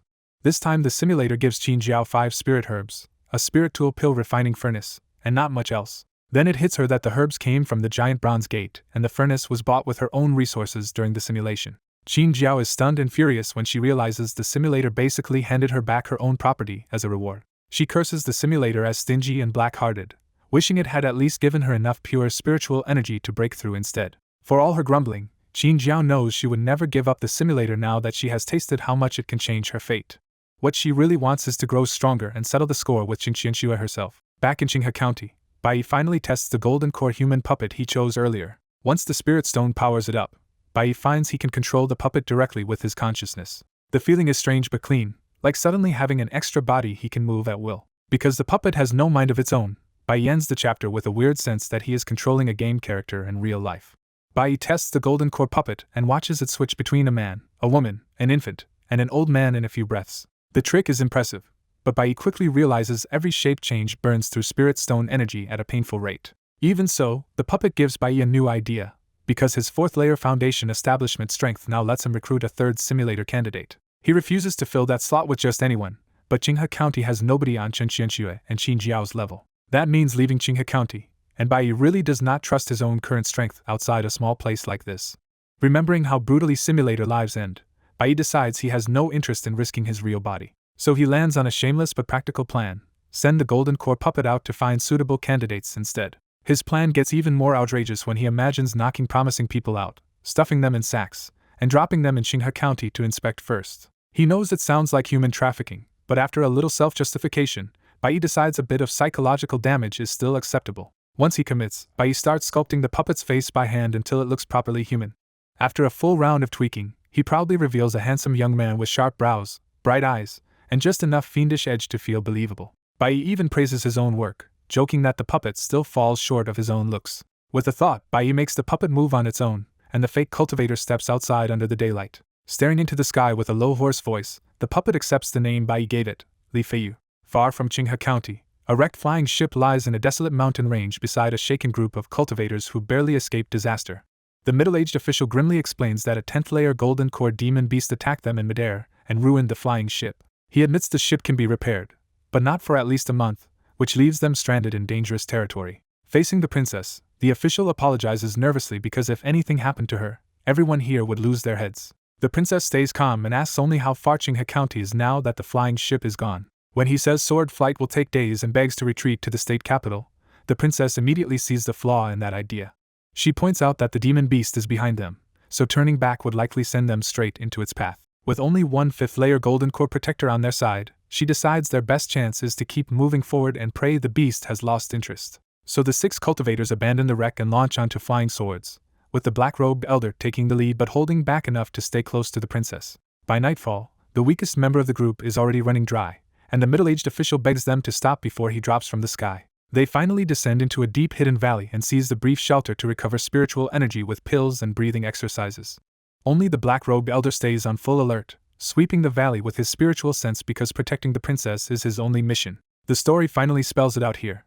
The woman they are risking everything for is an actual princess of the Great Yan dynasty. Then the black-robed elder suddenly senses movement and warns the princess that someone is approaching. Everyone jolts into battle readiness, afraid the demon beast has tracked them down after all. After probing the aura, the elder says it is not the great demon at all, but a cultivator so strong even he cannot judge the person's realm.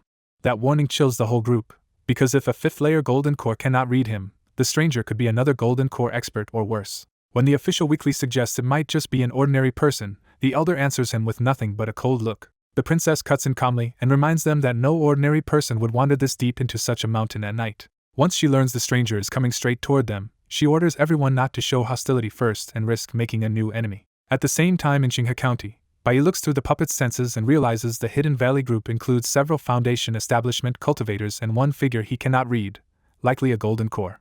He also notes how absurdly useful the puppet is, because the simulator made thing keeps working perfectly no matter how far away it gets. To keep the puppet battle ready, Bai had loaded it with a storage bag full of middle-grade spirit stones and even handed over the Blood Pearl spirit tool. From the puppet's point of view, Bai first suspects the Hidden Valley group might be from Sacred Heart Palace, but their aura feels wrong for demonic cultivators. Then Bai notices one woman in the valley carries the same kind of imperial aura he has seen before, making him suspect this group really includes the major people Bai Su warned about. He finds the timing bizarrely convenient and starts guessing whether the imperial visitor is a princess, a prince, or some other royal heavyweight. Before either side makes a move, a voice from the valley calls up to the stranger in the dark and asks if he comes from the famous spirit sword sect nearby. Knowing the puppet cannot hide from another golden core, Bai keeps Li Feiyu cool and answers that he is only an ordinary itinerant cultivator passing by, not a spirit sword sect man. The Great Yen cultivators are stunned when the hidden expert reveals himself as an itinerant golden core cultivator, something they can barely believe exists. What throws them off even more is his face, because this supposed golden core expert looks about the same age as the princess. To calm the tension, one official opens an imperial document as proof they serve Great Yen and are not demon cultivators. The black-robed guard immediately shuts that down, warning that such a strong righteous aura could lure a dangerous demon straight to them. Then the princess kindly warns the stranger not to head forward, because a 10th-level golden core great demon has been chasing them the whole way. She explains that their flying boat was nearly ruined during the escape, so the whole party had to abandon it and continue on swords while the violent bird-like great demon kept hunting them. Through the puppet's eyes, Bai quickly judges that this poised young woman is no ordinary noble but a major royal figure from Great Yen. When Bai realizes this royal woman is already at the 2nd level of Foundation establishment, he immediately sees her as the perfect candidate for human tool number 3. He keeps his hands off for now, because the black-robed golden core guard is shielding her, so he decides to learn her identity first and wait until they reach Qinghe County. To draw them into a deeper conversation, the puppet says he is not traveling onward at all and is instead hunting clues tied to the Sacred Heart Palace nearby. That single name changes the mood at once, and the princess carefully asks if he is also after the Sacred Heart Palace survivors. The puppet answers with open killing intent, saying demon cultivators who wreak havoc everywhere deserve to be killed by anyone who finds them. That blunt answer reassures the whole group, because they can finally tell this mysterious golden core cultivator stands on the righteous side. The princess explains that the imperial court already smashed Sacred Heart Palace once, but too many demon cultivators slipped away and even the palace master escaped with a secret technique. She says their mission in Qinghe County is to trace those surviving demons down and finish the job the court started. Before she can finish, a terrifying pressure crashes down from the dark sky and every face turns grim at once. The pursuer has found them again, and one of the officials curses under his breath when he realizes the great demon never stopped chasing them. The 10th level Golden Core Great Demon finally reveals itself in the open sky, and its sheer presence makes the whole mountain feel small. The demon's pressure slams through the forest so hard that ordinary beasts collapse in terror, and even weaker demonic creatures can only tremble. Knowing the gap is hopeless, the black-robed guard tells the princess to flee at once while he stays behind to stop the beast. He points out that if they can just reach Spirit Sword Sect territory, this kind of demon should not dare to keep pressing forward. Then, in desperation, he asks the puppet to escort the princess and finally reveals her true status as the crown prince's daughter, the little princess of Great Yen. Bai immediately agrees, because sending the puppet against that 10th level Golden Core monster would just be suicide. With the choice made, the black-robed guard rises into the sky first and launches the opening strike himself. The clash of Golden Core power erupts overhead, and the princess's group below can only shield themselves and watch, because this battle is far beyond anything they can join. The princess hates retreating, but she forces herself to choose survival and asks the puppet if he knows the way to Qinghe County. The puppet simply tells them to move, and he leads the princess and the 4 Foundation establishment cultivators away while the battle rages behind them. Once he sees they are escaping, the black-robed guard finally stops holding back and prepares to bet his life on one last stand.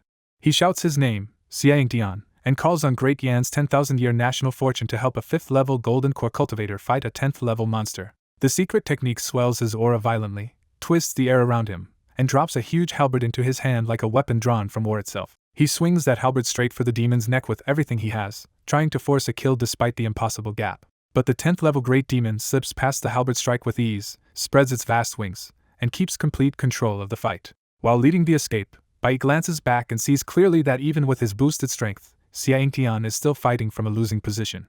Bai realizes the old man is forcefully borrowing Great Yan's national fortune to raise his combat power, a desperate court method that ordinary cultivators could never use. He also understands the price immediately. Even if the demon stopped attacking right now, that backlash would still kill Xiangtian. Bai cannot help respecting that choice, because a Golden Core cultivator willing to die so several Foundation establishment juniors can live is genuinely rare in the cultivation world. In the end, Bai judges that Xiangtian still cannot win, but his last stand should buy enough time for Spirit Sword Sect experts to notice the clash and come investigate. Bai's guess proves right when the Golden Core battle near Spirit Sword Sect draws immediate attention from the sect.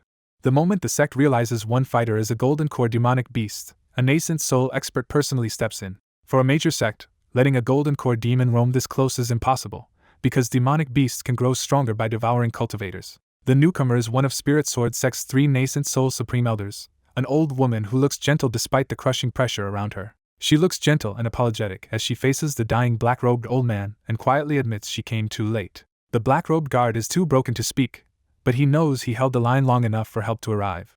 After burning his lifespan by borrowing Great Yan's national fortune, his life finally goes out. Then the backlash finishes the job, and his corpse starts crumbling into ashes in front of the Supreme Elder. Those ashes sink into the earth, and the nearby weeds and trees surge upward into a towering clustered tree like a grave marker. After one more sigh for the dead man, the Supreme Elder turns toward the trembling Golden Core demon. Her gaze alone pins the beast in place, and the demon cannot even move under nascent soul pressure. She coldly calls it an evil creature, and dazzling light rips open the night. The demon snaps awake in terror and desperately beats its wings to flee. But before it gets anywhere, both wings are cleanly severed and drop through the air in a spray of blood.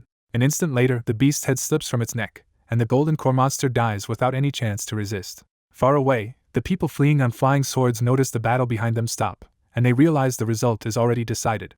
Everyone knows the black-robed old man can never hold out for long, so the silence makes them tense about whether the demon is now chasing them. Then the human puppet finally tells them the Spirit Sword Sect's nascent soul expert has already killed the demon. He also confirms the black-robed guard paid with his life, which hits the princess hardest. With a nascent soul expert stepping in, the whole group finally knows they are no longer running for their lives. Fu Shuangmi still asks to go back and recover Elder Hei's body. The human puppet refuses, because someone who forcefully borrows national fortune may not leave a body behind at all. Bai already knows that secret arts backlash can erase even a Golden Core cultivator completely from the world. That grim truth leaves everyone silent as 6 streaks of sword light keep rushing toward Qinghe County through the night. By the next afternoon, the group is still traveling because sword flight without a flying ship is painfully slow for Foundation establishment cultivators. One state capital cultivator swallows a recovery pill and bitterly jokes that they now look less like immortals and more like refugees.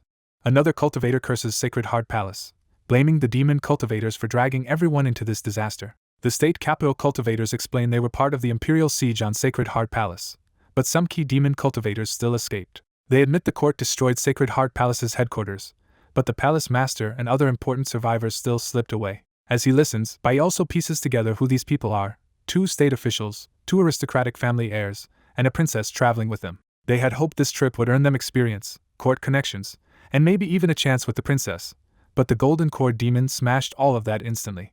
Bai also learns the princess's full name is Fu Shuangni, a royal descendant of Great Yen. At only 25, Fu Shuangni is already at the 2nd level of foundation establishment, which marks her as genuinely talented. That makes Bai even more certain that once she reaches Qinghe County, he wants to pull her into the simulator as his 3rd tool. Fu Shuangni, unaware of Baiyi's interest, finishes refining her pill and suddenly asks who knew their route to Qinghe County. Her question stuns the others, because they immediately sense she is not talking about bad luck anymore.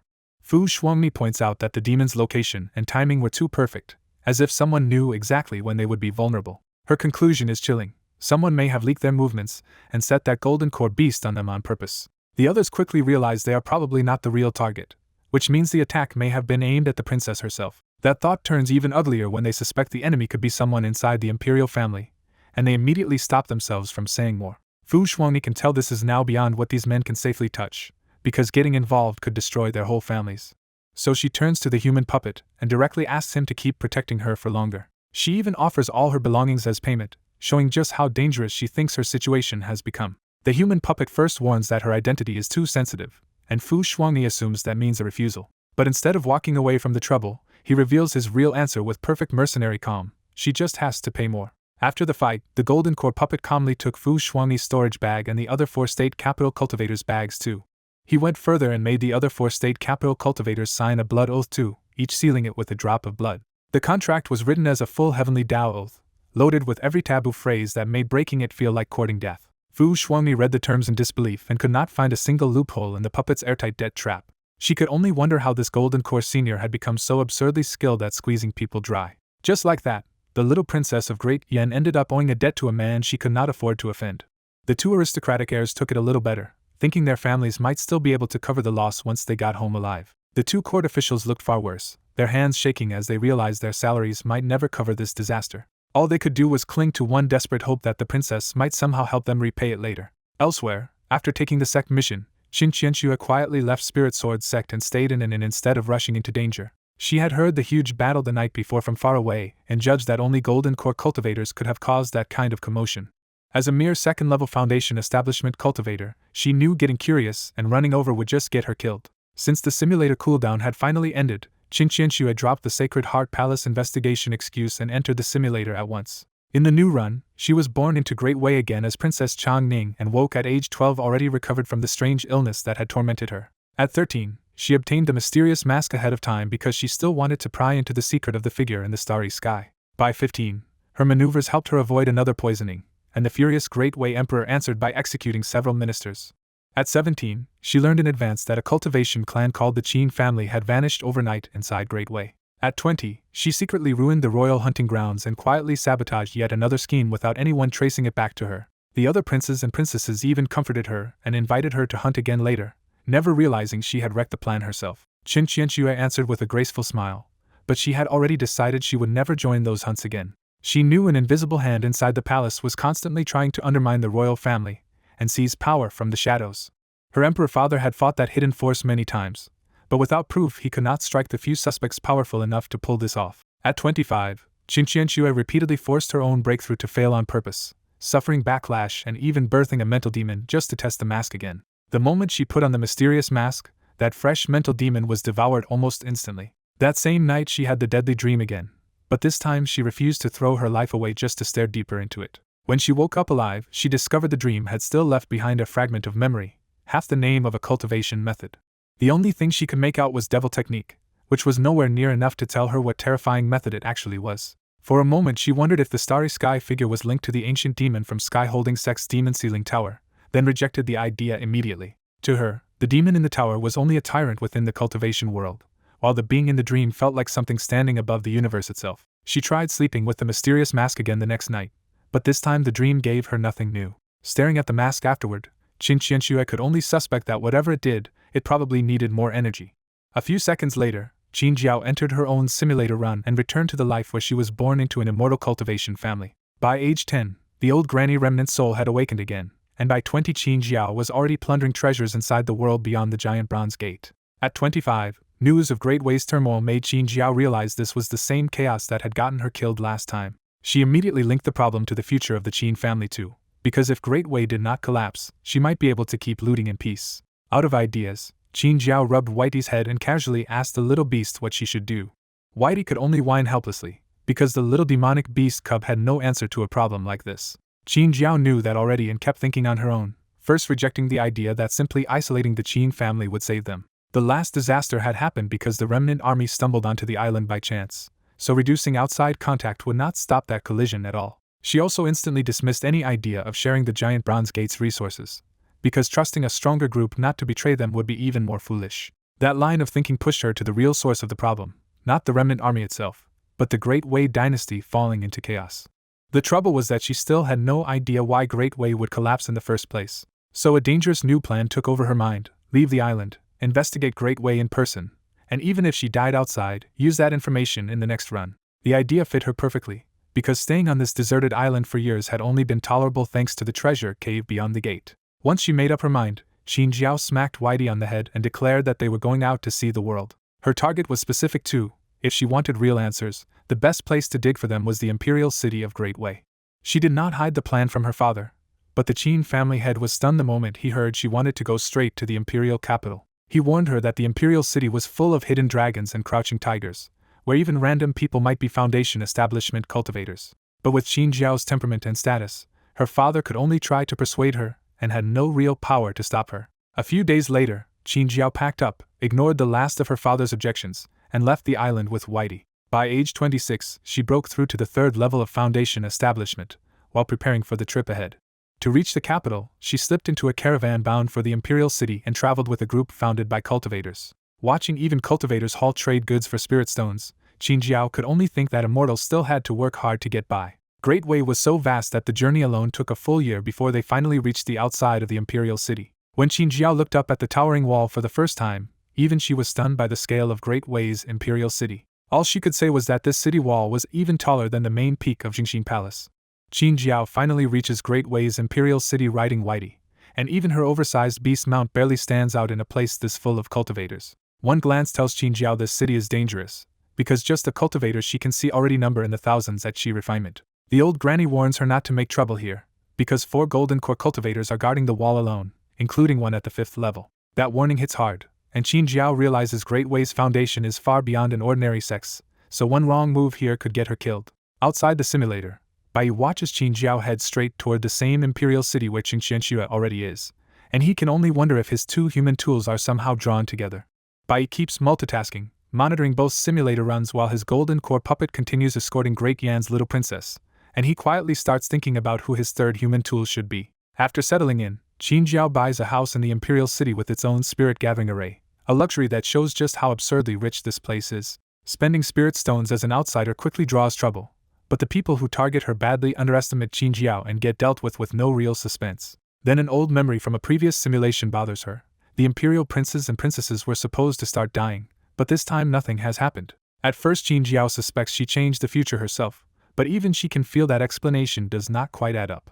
Bai understands the real reason at once. Qin Jiao is getting close enough to Qingqianxue's altered future to sense that another simulator user has already changed the flow of events. Wandering the busy streets, Qin Jiao keeps turning the problem over in her head, frustrated that she cannot ask the old granny without risking the secret of the simulator. The city's rules even keep Foundation establishment cultivators grounded, so instead of flying, Qin Jiao has to move through the streets on Whitey like everyone else below Golden Core. Then Qin Jiao suddenly hears a familiar word from nearby city guards and quietly reins Whitey to a stop. The guards are gossiping about Princess Changning's name, and the word Qianxue lands like a slap because Qin Jiao knows Great Way's royal family name is Qin. The idea hits her all at once, and Qin Jiao nearly loses her composure as the name in her head becomes Qingqianxue. The old granny notices her reaction and asks if she recognizes someone in Great Way's royal family. Qin Jiao hurriedly brushes it off as a coincidence, because there is no way she wants to believe the person she finds most irritating could be here too. But the old granny only smiles and reminds her that sometimes a coincidence really is exactly what it looks like. Qin Jiao flatly rejects that idea, convinced it is impossible for anyone else to enter this simulator world. Then the guards had one more detail.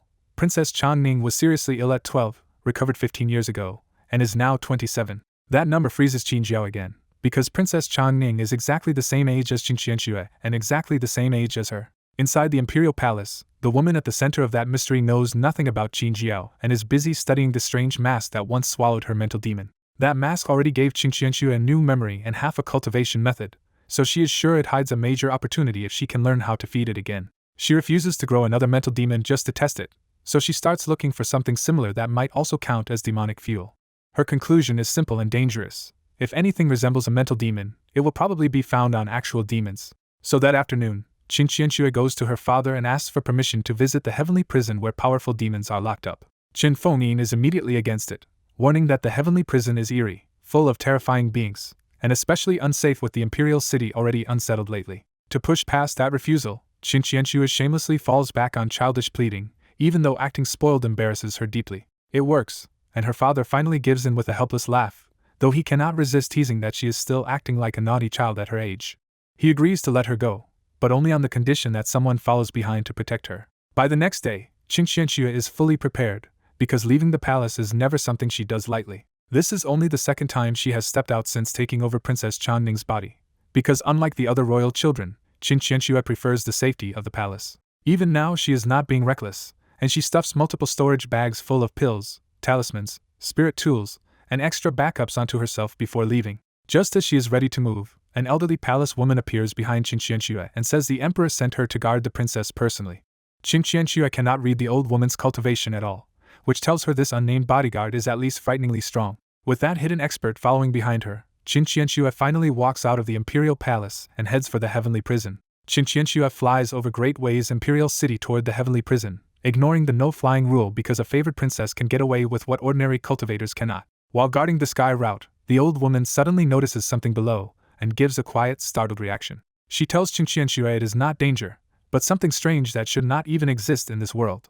When Qin Qianxue asks what she saw, the old woman points out a pure white demonic beast moving through the crowd below. The old woman explains she only ever saw that kind of beast in a book centuries ago, and the records claimed its species went extinct millions of years back. That phrase hits Qin Qianxue hard, because she once died to an ancient demon from millions of years ago and knows perfectly well that impossible things can survive. Qin Qianxue suggests going down to inspect the beast, thinking a living survivor of an ancient species could shake the whole cultivation world. The old woman is tempted, but she refuses to delay because their trip to the heavenly prison matters more. Down on the street, Qin Jiao suddenly feels two obvious gazes on her and looks up warily toward the sky. She cannot make out the faces at that height, but for an instant it feels like her eyes meet Qin Qianxue's before the two flyers head away. Qin Jiao is left uneasy, because she should be a stranger in this city, and yet those women seem to be staring right at her. The old granny's remnant soul calmly tells her they were probably looking at Whitey, not her. After sensing the women more carefully, the old granny says one was far stronger than Qin Jiao, while the other felt around the same level. That makes Qin Jiao even more suspicious, because someone at her level should not be allowed to fly a sword over the imperial city unless she is a real big shot.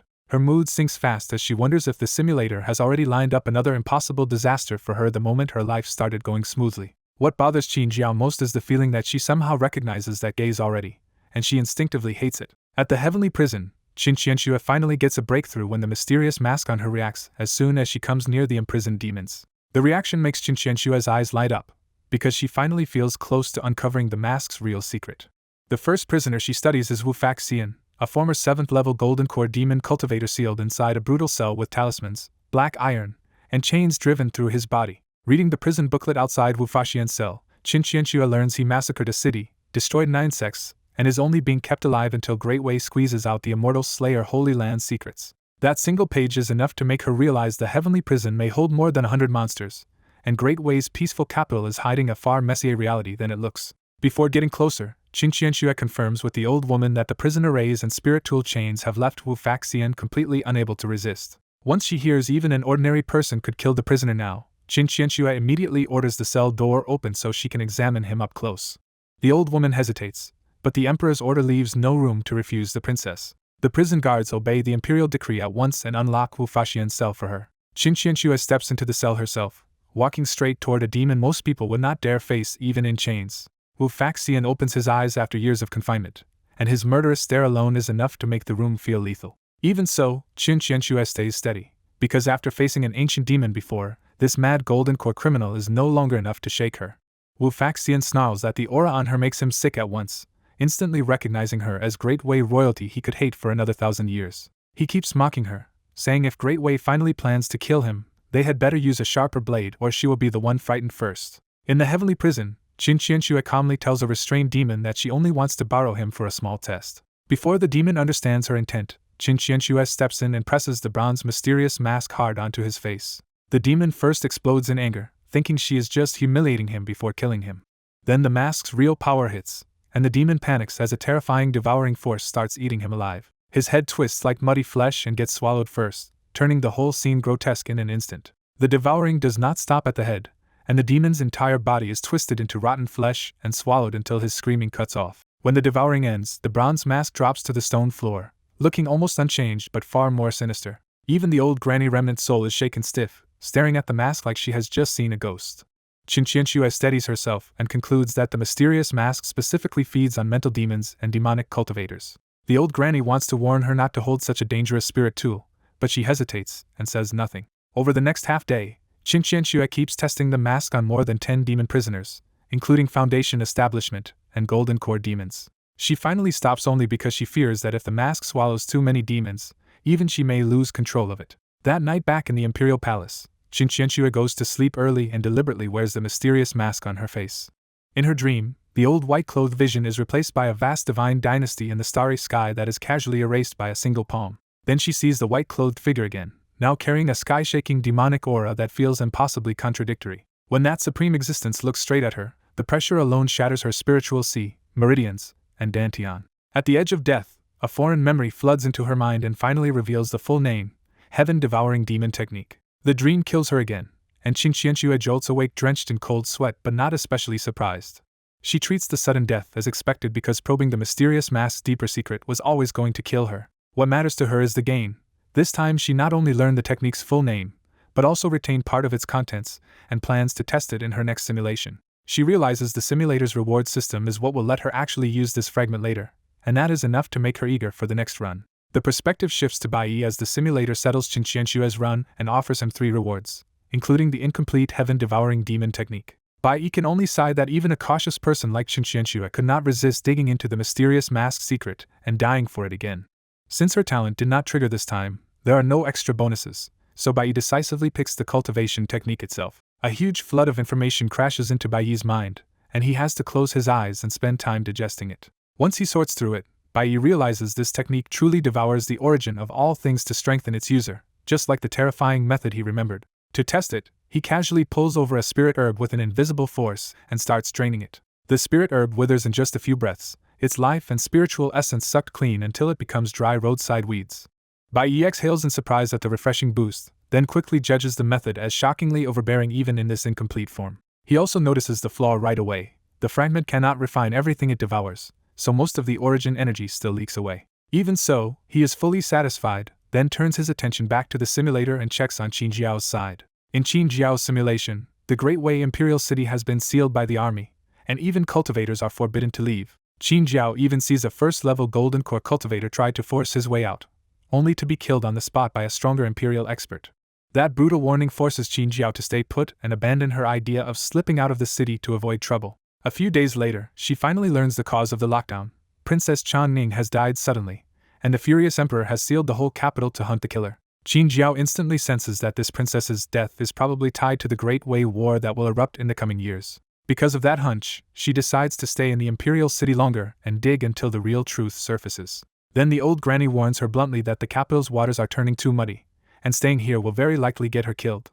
The old granny reminds Qin Jiao that she exposed her wealth when she first arrived, and the petty troublemakers she chased off may have stronger backers behind them. She warns that once the Imperial City falls into real chaos, those hidden enemies will have all the cover they need to move against Qin Jiao. Qin Jiao is left puzzled and asks the obvious question.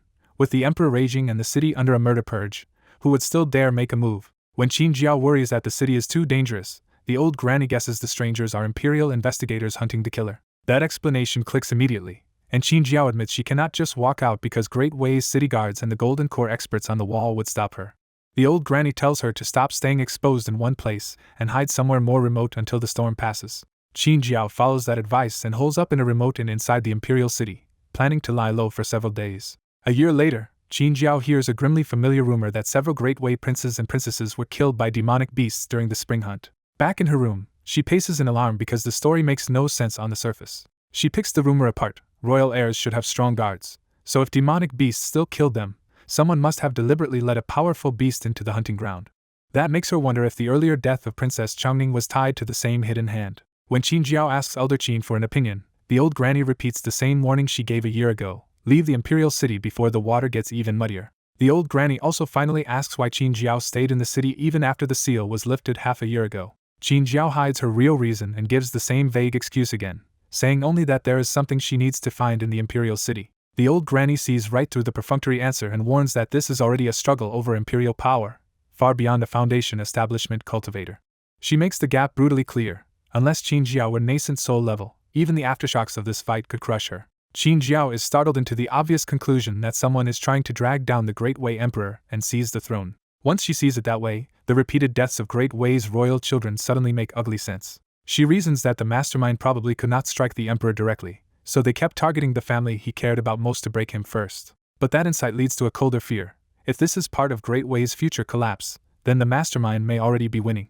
At age 29, the next bomb drops. The Great Way Emperor Chen Fengyin is dead from qi deviation. Qin Jiao can hardly believe a nascent soul emperor died just like that, and she immediately suspects a mental demon instead of an ordinary accident. She puts the whole scheme together in horror. The hidden enemy kept murdering the emperor's family because they knew grief would breed a mental demon and kill him from the inside. The plan chills her because it only works if the mastermind knows the Great Way Emperor intimately enough to predict exactly what would break him. The old granny backs that up by saying mental demons can ruin any cultivator, and she has even seen a nascent soul expert fall into madness and the demonic path. In her judgment, the Great Way Emperor's backlash was even worse than that, and the mental demons simply killed him outright. Then she turns suspicious again and bluntly asks whether Qin Jiao stayed in the Imperial City because she somehow knew this day would come. The question almost freezes Qin Jiao on the spot, but she recovers fast and denies having any ability to predict the future. She quickly changes the subject and asks the practical question instead: if a dynasty's emperor dies suddenly, is chaos basically guaranteed? The old granny answers without hesitation that once the throne controls a whole country's fate and resources, everyone below will be tempted to fight for it. Qin Jiao then remembers the deeper imperial line and wonders why none of Great Way's previous nascent soul emperors have appeared to steady the country. The old granny can only admit she does not know whether those old emperors are unwilling to interfere or simply trapped by something else. After the emperor's death, the new crown prince seals the imperial city again, and Qin Jiao realizes that slipping out now would get her treated like a traitor and cut down on the spot. Fortunately, all the spirit stones Qin Jiao has been throwing around were not wasted, because she already bought herself a network of eyes and ears across the city. Those reports soon confirm the future she remembers. A Great Way general with 1,000,000 troops declares himself king, and the dynasty starts burning into civil war. The newly enthroned crown prince cannot hold the realm together, and the whole Great Way dynasty is swallowed by war. When she later hears that the crown prince somehow drowned, Qin Jiao can only find the whole thing absurd, because a royal cultivator at that level should never die so pathetically. At age 30, a Qin family disciple reaches the imperial city with the news that the Qin family has been wiped out. The destruction happened exactly the same way as in her last simulation, so this time Qin Jiao is not surprised at all. After all those upheavals, Qin Jiao opens her eyes from cultivation and finds she has finally reached the 4th level of foundation establishment inside the imperial city. She knows she broke through a full year later than last time because all the chaos in Great Way kept dragging her attention away from cultivation. The good news is that with both the emperor and crown prince dead, the long-resented blockade is finally lifted and the trapped cultivators in the city can move again. Even so, Qin Jiao decides she cannot stay much longer, because she can always die in the simulator later but still wants to squeeze out more future knowledge first. She also knows the same selfish logic cuts both ways. The longer she survives, the more information and better reward she can pull from this run. But just as Qin Jiao starts planning to live a little longer, the story turns against her again, because someone else clearly does not want her alive for much longer. In Qin Jiao's simulation, the trap snaps shut the moment she leaves the imperial city, and by the time the old granny warns her, hostile cultivators are already on top of her. The attackers turn out to be people tied to the enemies Qin Jiao killed when she first reached the capital, and now they are here for revenge and her wealth. Even with Whitey fighting beside her, Qin Jiao is badly outmatched because one of the 3 enemies has already reached the 9th level of foundation establishment. The fight drags on for 3 days and 3 nights, until Whitey dies first in the struggle. Qin Jiao lasts only 1 more day before she is killed as well, ending this run at 30 years old. When both simulator human tools die, time inside the simulator freezes again. Back in Jingxing Palace, Qin Jiao grits her teeth and realizes she was watched the whole time by enemies waiting for her to leave the safety of the capital. She bitterly understands the real cause too. Her stash was too rich for a mere foundation establishment cultivator, and that kind of wealth was bound to attract disaster. In Qinghe County, Bai receives Qin Jiao's simulation rewards and notices she even triggered an extra achievement reward this time. He quickly ignores the less useful options and picks Premonition of Danger, Whitey's warning instinct, because it is exactly the kind of life-saving talent he wants. The moment the reward settles in, Bai understands it like a built-in warning sense that will make him shudder whenever deadly danger is about to strike. The bonus spiritual power also floods his Dantian and meridians, but since he is already at Foundation Establishment Level 4, it still falls short of a breakthrough. Even without a breakthrough, Bai is satisfied because the extra reward was free power on top of a very practical survival skill. Qing Qianxue's reward is stranger. She receives only one fragment, the incomplete heaven-devouring demon technique, and the 1 out of 10 note stops her cold. After the surprise passes, she immediately guesses the remaining pieces may still be tied to the demons in the heavenly prison, and that possibility excites her.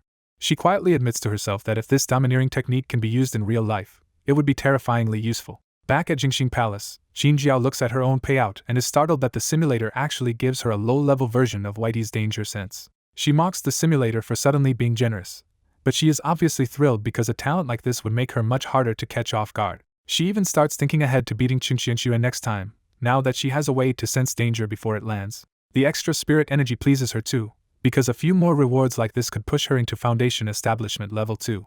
For once, Qin Jiao and Qing Qianxue are both genuinely pleased with what the simulator gives them, and even their usual resentment toward it eases for a moment. That same night, Fu Shuangni and the battered group from the 4 prefectures finally reached the mountains near Qinghe County after an exhausting sword flight. Seeing Qinghe County's lights in the darkness, the whole group finally lets out the breath they have been holding. The relief is heavy because everyone remembers they should have died on the road if that black-clothed old man had not sacrificed himself to stall the demonic beast. But the moment they catch their breath, a worse problem surfaces. The strongest protector is gone, and the 5 survivors are only at Foundation Establishment.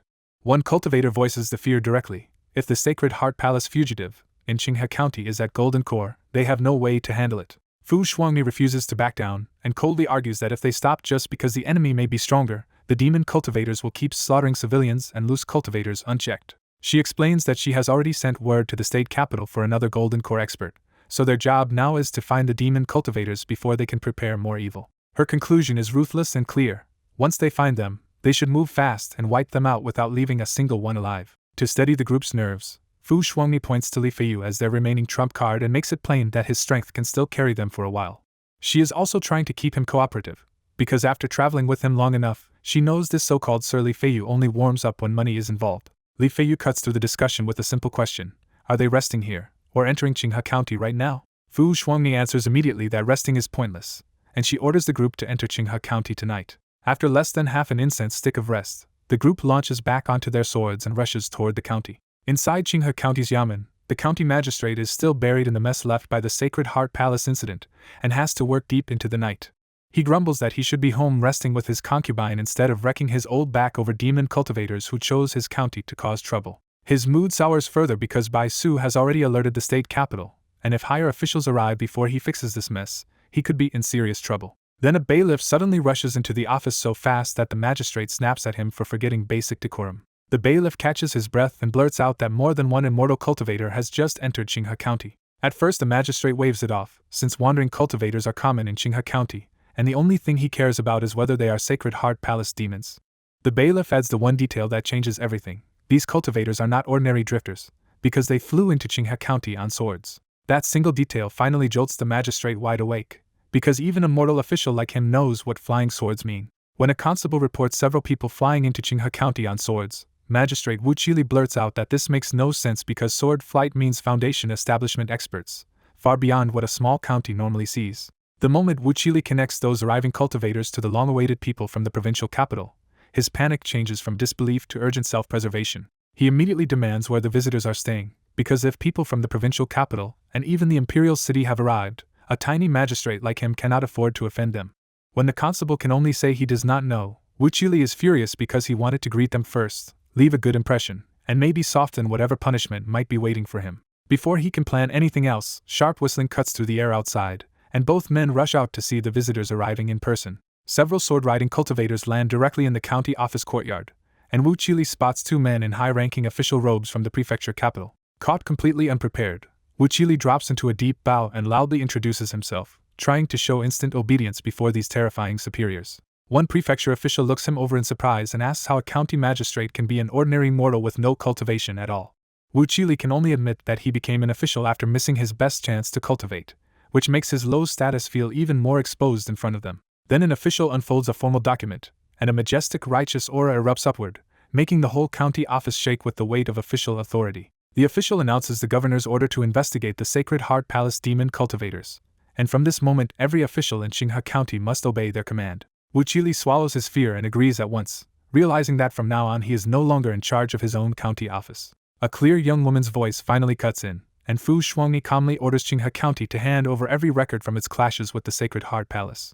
Only now does Wu Qili really notice her, and her beauty and faint terrifying aura make him too afraid to even look at her directly. The officials deliberately avoid explaining who she is, but their attitude makes it obvious to Wu Qili that this young woman outranks everyone else present. Realizing he may be standing before someone from the imperial family, Wu Qili hides his shock, agrees immediately, and rushes to fetch the case files. As he moves, Wu Qili orders the constable to summon Bai Su first, and he pointedly delays calling Bai Yi because offending a powerful local cultivator would be suicidal. Moments later, he returns carrying the freshly organized dossier on the Sacred Heart Palace and presents it to Fu Shuangyi with exaggerated respect. Fu Shuangyi flips through the file with alarming speed, as if she absorbs the whole thing in a few glances. Then her expression hardens, and she coldly calls out the county office for letting multiple demon cultivators infiltrate, murder officials, and replace them before anyone caught on. Wu Qili instantly understands that the blame he feared has finally landed on him, especially because even the county deputy was killed inside the government office. He starts trying to defend himself, but Bai Su arrives at that exact moment and cuts in before the magistrate can make the situation worse. For Wu Qili, Bai Su's entrance is a lifesaver, because a cultivator has a far better chance of explaining this mess to powerful outsiders than a panicked mortal official does. Bai Su admits the county office was negligent, but he explains that after Bai helped expose the hidden demon cultivators, they intentionally held back to bait more of them into the open. He does not pretend it was clean or heroic either, and openly says some county officials were left as sacrificial bait so they could wipe out the whole Sacred Heart Palace group in one sweep. That explanation only angers one prefecture official, who snaps that if the trap failed, Bai Su would have turned the county office itself into a demon nest and gotten his own colleagues killed for nothing. After the county trap succeeds, two officials quietly admit the bait tactic was ruthless, but they still treat a few dead civilians as an acceptable price for killing demon cultivators. Fu Shuangyi catches the ugly logic immediately, reading the sweating magistrate and Bai Su's stiff face and realizing they hid part of the truth from her. Instead of exposing them, Fu Shuangyi orders heavy compensation for the dead officials and demands monuments and shrines so their sacrifice will be publicly honored. Then she turns to the real point and asks Bai Su who this cultivator Bai is, because every report says he was central to wiping out the Sacred Heart Palace demons. Bai Su explains that Bai is a wandering cultivator from Qinghe County, a righteous expert who helped hunt the demon cultivators down one by one. He admits he could not stop the Foundation establishment demon himself, and says Bai was the one who chased after it when it escaped. But Bai Su adds one more strange detail. Bai insisted he was not the one who killed that Foundation establishment demon, and Bai Su has no idea who finished it. That answer makes the picture clearer for Fu Shuangyi.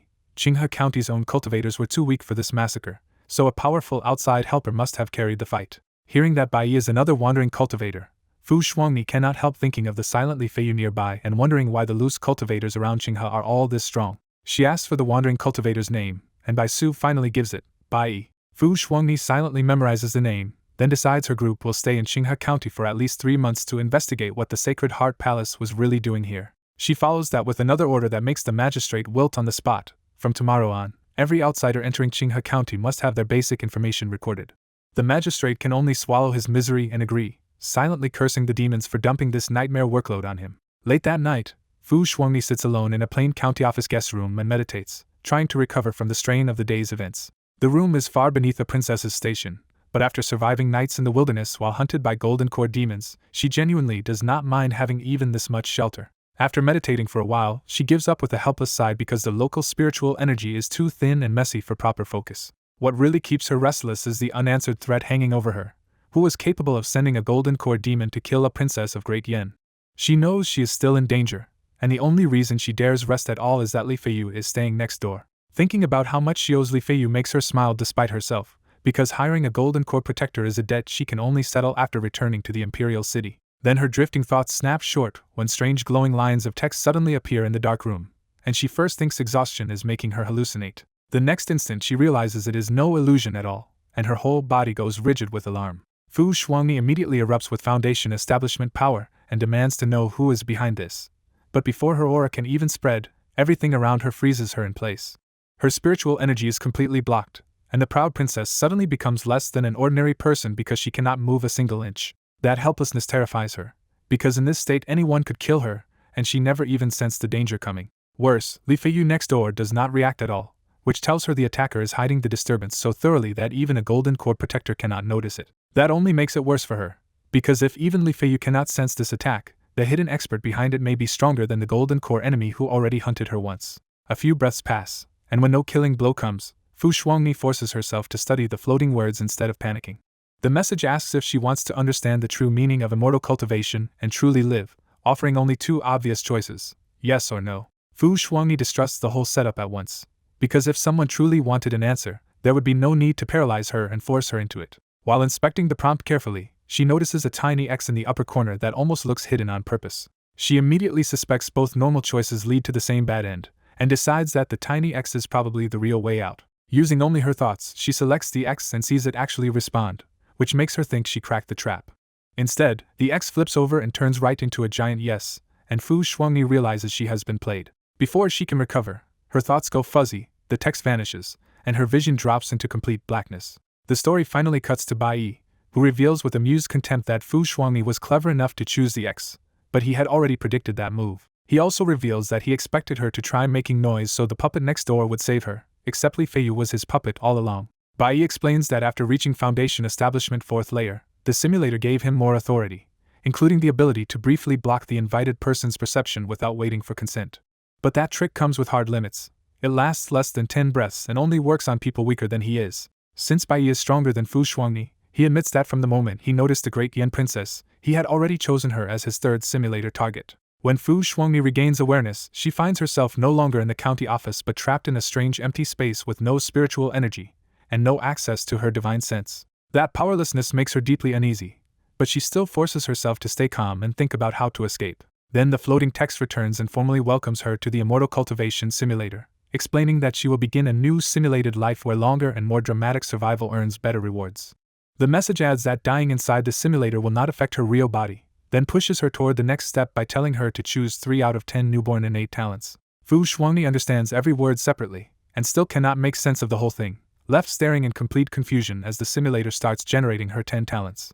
Fu Shuangni is frozen in place as a strange selection screen appears in front of her, forcing her to choose 3 newborn talents out of 10 bizarre options. She quickly realizes this is no prank, because the words refuse to disappear and her body stays locked until she obeys. Trying to stay calm, Fu Shuangni studies the list one by one, but most of the talents are so strange that they only make her more uneasy.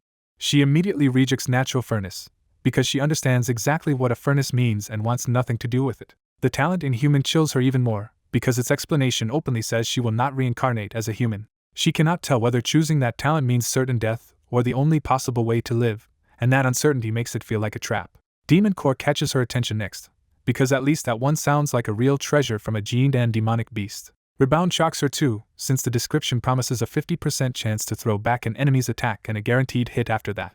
She hates being pushed into a blind gamble, but with no way out, Fu Shuangni can only bet on the choices that seem least hopeless. Grinding her teeth, she finally picks Inhuman, Demon Core, and Rebound. The simulator starts at once, rapidly assigning her attributes and counting down to 0. Then everything vanishes into darkness, and Fu Shuangni is left conscious but terrified that she may have chosen wrong and died. When she tries to move, her body feels absurdly weak, and the spiritual power from her Foundation Establishment cultivation is completely gone.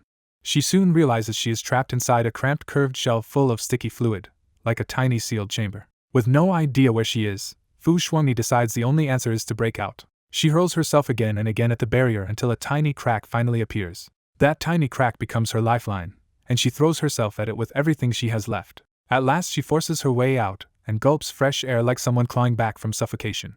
When her eyes adjust, Fu Shuangni sees an unfamiliar nest high among huge weeds and trees, with a broken eggshell right beside her. She looks down at her own bare little body and falls into stunned silence as the truth starts to sink in. The simulator confirms it plainly. At age 0, Fu Shuangni has reincarnated into the cultivation world as a moon crow demonic beast cub because of Inhuman. Elsewhere in Qinghe County, Bai watches the result with a strange look, realizing his third human tool has stopped being human entirely. Instead of dismissing her, Bai grows curious whether a proud great Yen princess will collapse after turning into a beast or grit her teeth and keep going. Inside the simulator, a full year passes before Fu Shuangni finally accepts that this absurd reincarnation is real. By then she knows one brutal fact for sure: she is no longer a princess investigating demon cultivators, just an orphan demonic beast trying not to die. A parentless beast cub's life is harsh, and Fu Shuangni learns fast that potential means very little when she is still this helpless. Even after a year, her feathers are not fully grown, so while ordinary crows would already be flying, Fu Shuangni is still basically a walking chicken. What annoys her even more is that only Inhuman seems to have worked, while Demon Core and Rebound show no sign of helping at all. When she tries to voice that complaint, all that comes out is a bird's cry, and the humiliation hits her immediately. Still, she stubbornly tells herself that crows can talk, so sooner or later she should be able to learn too. The simulator marks age 1, and Fu Shuangni survives on wild fruit in the forest, mostly thanks to luck and the fact that no real danger has found her yet. After a year of this, she finally understands the truth. The thing behind all of it was not some hidden enemy, but the immortal cultivation simulator itself. Fu Shuangni can only compare it to some terrifying secret realm relic that she wandered into by accident and never escaped. In the end, she sets aside the outrage and makes the only choice left to her as a tiny moon crow: work hard and stay alive. Still trapped in a strange new life, Fu Shuangni decides that once her wings fully grow in, she will explore this world and find out whether Great Yen even exists here. At age 3, she throws herself into flight training, crashing again and again before finally forcing her new body to stay in the air. Her body is still juvenile, but already oversized for a cub, and she circles 100 meters above the forest while staying tense enough to dive for cover at the first sign of danger. A sudden disturbance to her left sends ordinary birds scattering, and a thunderous impact shakes the ground hard enough to make even Fu Shuangni freeze. She drops onto a tree branch, grips it tight, and debates what could have caused a crash powerful enough to shake the whole area. Curiosity wins, and she convinces herself that if ordinary birds could escape, a demonic beast like her should at least be able to scout the danger and flee if needed. But when she gets within about 1,000 meters, a bloodline deep terror slams into her, and Fu Shuangni instantly knows a far stronger demonic beast is ahead. Then she catches the smell of blood, realizes something is wrong, and forces herself to keep moving even while the pressure nearly knocks her out of the sky. What she finally sees leaves her stunned. A gigantic demonic beast has crashed into the forest and died where it fell. The corpse is covered in savage bite marks and claw wounds, and its blood pours so heavily into the crater that Fu Shuangni can tell this monster was torn down by another beast, not by cultivators. Judging from the size and the lingering aura even after death, Fu Shuangni concludes this was very likely a golden core demonic beast. That realization hits her like a gift from heaven, because she has been waiting 3 years for a demon core and now a whole golden core corpse has dropped right in front of her. She reminds herself that this world has cultivators and brutal demonic beast competition, so if she does not seize this chance to get stronger now, she may never get another one. So she dives straight into the blood pool and starts swallowing golden core beast blood, gambling her tiny body against the violent power inside it. The energy burns through her like fire, but Fu Shuangni grits through it while the golden core blood reforges her meridians, organs, feathers, and eyes. The pressure becomes too much to hide, and Fu Shuangni breaks through on the spot, jumping from mortal beast to first level chi refinement, and then straight to second level. But after forcing 2 breakthroughs, she finally realizes her young body has hit its limit, and one more mouthful could rip her meridians apart. She climbs out drenched in sticky red blood, tries and fails to shake herself clean, then forces herself to stop while she is still ahead. Looking at the corpse still leaking precious blood, she can only feel the waste, because every drop of a golden core beast is valuable enough to sell or refine into treasure. Then she focuses on what matters most. The demon core should be near the beast's dantian, somewhere in its abdomen. The problem is brutal and simple. She has no tools, her new cultivation is still unstable, and carving into a golden core beast with brute force should be nearly impossible. Even so, she refuses to give up on a prize this huge and settles on the dumbest method available, pecking the corpse open little by little with her beak. Before starting, she clumsily sets up crude warning traps around the clearing so any beast that comes close will alert her first. Then the ugly work begins, and her first full-force peck lands with a metallic clang and sparks strong enough to rattle her whole head. She keeps pecking anyway, over and over, turning a ridiculous plan into a long siege against Golden Core Hide. Far away in Qinghe County, Bai watches this through the simulator and can only stare at human tool number 3 in baffled silence. The scene is absurd enough that even Bai briefly wonders if he recruited someone not quite right in the head, before remembering this is simply the only method a reincarnated crow has. A full month passes before Fu Shuangni finally breaks through the hide, exposing flesh beneath and proving that her stubborn plan actually worked. The effort hardens her too, and after pecking for so long, Fu Shuangni realizes her beak itself has become sharper and tougher than before.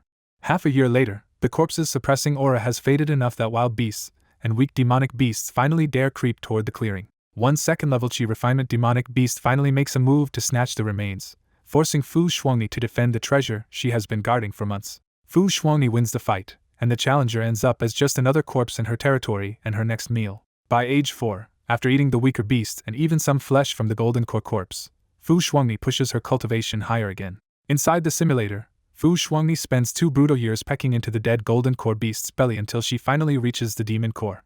Watching from reality, Bai can only marvel that this unlucky princess actually endured that nightmare for 2 full years. Fu Shuangni stares at the prize in relief, but her joy immediately turns practical because the demon core is huge and she has nowhere to store it. She decides the safest answer is simple: find a hidden cave, make it her lair, and guard the demon core herself every day. A week later she settles into a secret cliff cave and begins cultivating with the demon core's spiritual energy. She even hauls the dead beast's corpse back piece by piece, turning the cave into a grim little fortress for years of survival.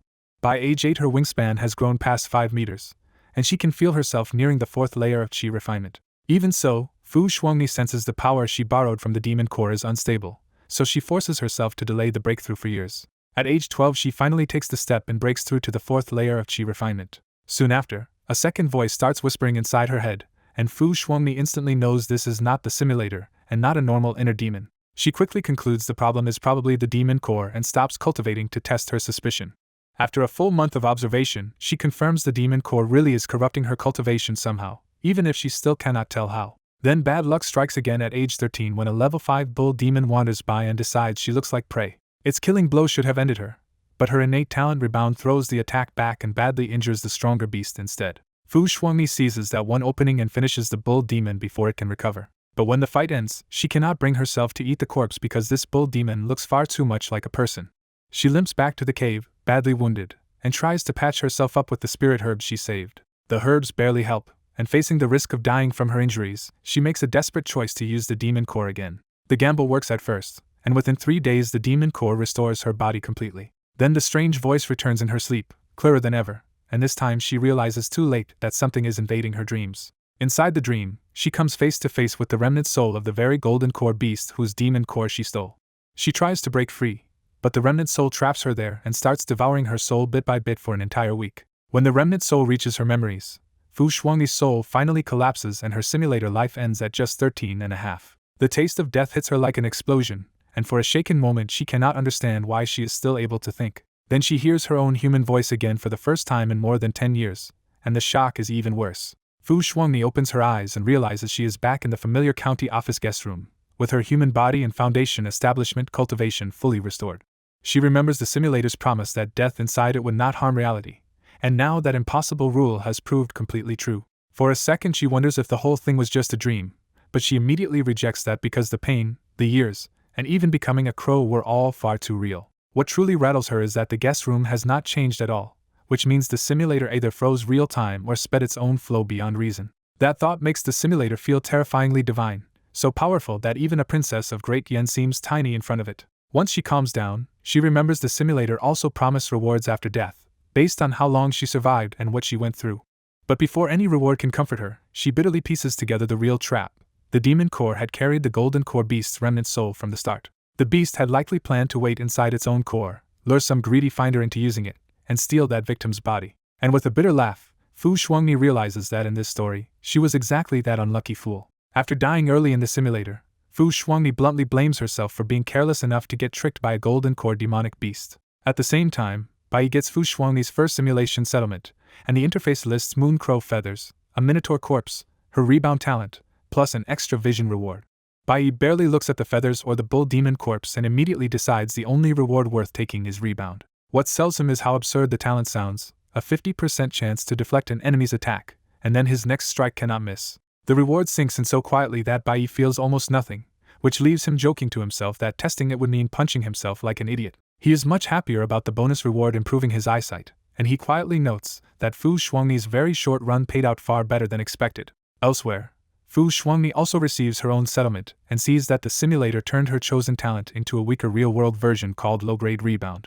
Even with only a 10% trigger chance, Fu Shuangni instantly realizes this ability is still terrifying, because it could even deflect a much stronger enemy's full-force attack. That thought makes her quietly thrilled, but she forces the emotion back down and treats the simulator as a secret that absolutely cannot be exposed. A pile of huge black moon crow feathers appears in her hands, and seeing her own former feathers as a reward leaves her with very mixed feelings. She can only guess they might become useful spirit weapon material later, then notices one more rule. She has to wait 12 hours before entering the simulator again. Unlike Qin Jiao, Fu Shuangni takes the delay calmly, since waiting half a day is nothing compared to waiting years.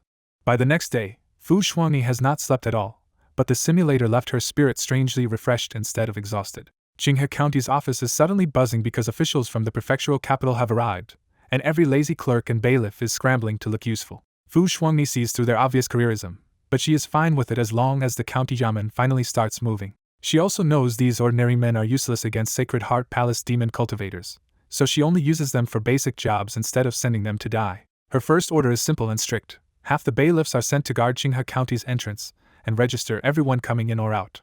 Then Fu Shuangni personally heads to Old Lu's medicine shop, hoping the place where the demon cultivators slipped up might still hide another clue. At the shop, Baisu respectfully explains that this was the murder scene, and that one of the county's own investigators had turned out to be a demon cultivator in disguise.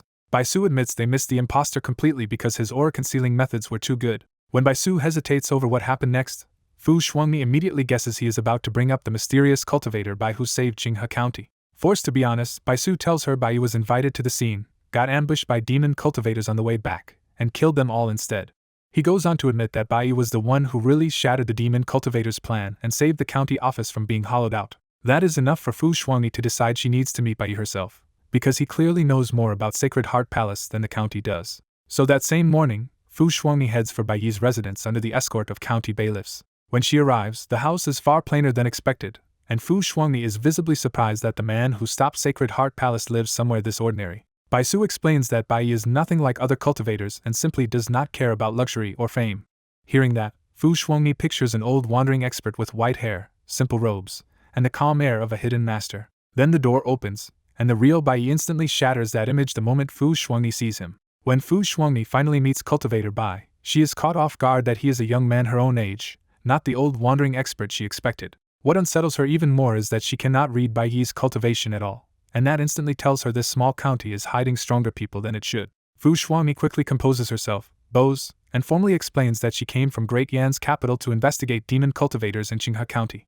She gets to the real point and asks how much Bai knows about the Sacred Heart Palace demon cultivators he defeated. Behind that polite question, Fu Shuangni is already convinced the Sacred Heart Palace was trying to infiltrate the county office for something much bigger than a local disturbance. Bai had expected her to come eventually, but he still notes how fast she moved, and he answers without showing any extra reaction. He says he does not know much, but while chasing the last Foundation establishment demon cultivator, he heard the man muttering that even if he died, he still had to finish Elder Sita's mission. Bai adds that he caught those words from hundreds of meters away because his hearing is better than normal cultivators, then leaves it there.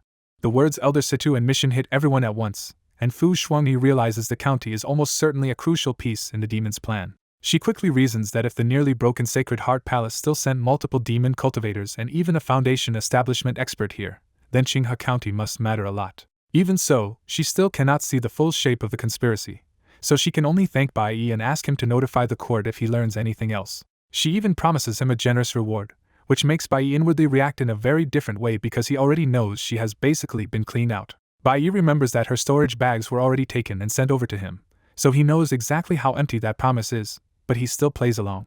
He simply agrees, and Fu Shuangni rushes off at once to keep chasing the Sacred Heart Palace lead. By afternoon, the simulator cooldown ends for both Qin Qianxue and Qin Jiao, and a new round can begin. Qin Qianxue does not hesitate for a second, because she wants more demons from the heavenly prison and more fragments of the incomplete heaven-devouring demon technique. The simulation restarts from the familiar beginning of her life as Princess Chan Ning of Great Wei, the sickly royal body her soul had once unexpectedly cured. The recap of her life races forward through palace poison plots, executions, the Qin clan's disappearance, and the royal siblings she quietly saved along the way. At 21, she lowers her usual reserve and even acts spoiled in front of the emperor just to get permission to enter the heavenly prison early. The emperor finally agrees and sends an old woman guard with her, making sure she will not face the prison's dangers alone. Outside the fortress-like heavenly prison, Qin Qianxue stares at the building full of murderous pressure and smiles instead of shrinking back. With open anticipation, she greets the demons inside like old prey and says she has come back again. The old woman warns her that the heavenly prison is packed with traps and killing formations, so she must stay close. Qin Qianxue just thanks the old woman lightly and steps in, already acting like this dangerous place is familiar ground. Inside the prison, she moves through the cells like someone retracing old steps until one familiar demon finally appears again, Wu Faxian. She has the jailer open Wu Faxian's cell at once, and with the Emperor's order behind her, nobody in the prison dares object. Wu Faxian looks up with malicious eyes, ready to intimidate her, but Qin Qianxue walks straight at him without even giving him that dignity. This time she does not waste a single word on him and simply presses the mysterious mask onto his face. Wu Faxian starts cursing in rage, but the mask's devouring power kicks in before he can do anything about it. He instantly realizes in horror that his power is being ripped away so fast that even a former great demon like him cannot resist it. Because he is already sealed and bound, all he can do is panic while Qin Qianxue stands there and lets the mask finish him. In only a few breaths, Wu Faxian's head shrivels, his body twists into rotten meat, and the mask swallows all of it. The old woman is left staring at the empty aftermath, shaken that a golden core demon she might not beat at full strength just vanished like that. She hesitantly reminds Qin Qianxue that these imprisoned demons were kept alive because the dynasty still needed the secrets in their heads. Qin Qianxue cuts off that concern at once and says she alone will bear the responsibility if her father wants to blame someone. With that settled, the demons in the heavenly prison start suffering all over again as Qin Qianxue resumes feeding them to the mask in controlled batches. Unlike last time, she now has years to work with, so her plan is simple. Let the mask eat a dozen or so demons today, then come back and do it again until the prison is emptied. She estimates that in less than a year, every demon in the Great Way Heavenly Prison could be gone. For the demons, all their old glory means nothing now, because in front of Qin Qianxue they are just prisoners waiting on the chopping block. By evening, Qin Qianxue leaves the heavenly prison, and the old woman can no longer look at her like an ordinary princess. The guard is honestly shaken, because Qin Qianxue now feels more like a greater demon than the thing she just fed to that sinister mask. And of course, what Qin Qianxue did in the heavenly prison does not stay hidden for long, especially not from the Great Way Emperor himself. The next day, Qin Fengyin summons Qin Qianxue, and the call itself makes it clear her raid on the heavenly prison has reached the Emperor. In the palace, Qin Fengyin studies his youngest daughter with uneasy concern and asks why she suddenly slaughtered demons in the heavenly prison. Qin Qianxue answers plainly that she never meant to kill for pleasure, she only wanted enough power to protect herself. That answer irritates Qin Fengyin, because to him a princess living in the imperial palace should have no reason to feel this much danger. Qin Qianxue reminds him that someone already tried to poison her in the palace years ago, so the danger was never imaginary. Qin Fengyin snaps back that he already executed those people, then abruptly realizes her warning means there may be another hidden enemy. His anger rises at once, but Qin Qianxue coolly says the people targeting her are not really after her at all. To explain, Qin Qianxue brings up the time she slipped out of the palace and destroyed the hunting grounds before spring hunting began. She reveals that she ruined it on purpose because someone had already prepared an ambush there for the royal princes and princesses. She says she acted alone because she wanted to wreck the plot and save her siblings without alerting the mastermind too early. Then Qin Qianxue finally gives the explanation she can safely tell him. Since losing memories, she has been seeing strange dreams that accurately foreshadow the future. Instead of dismissing it, Qin Fengyin immediately links those dreams to how she exposed the old poisoning case in the first place. When Qin Qianxue confirms it, she quietly realizes her father is willing to believe her because she is still the daughter he dotes on most. The emperor is shaken by the idea of a true prophetic dream, but his shock quickly turns into pride at his daughter's terrifying talent. But pride gives way to caution, and Qin Fengyin warns her never to reveal this future-seeing secret to anyone else. He assumes her dreams only showed danger to the royal children, but Qin Qianxue stops him and says the real person under attack is the emperor himself.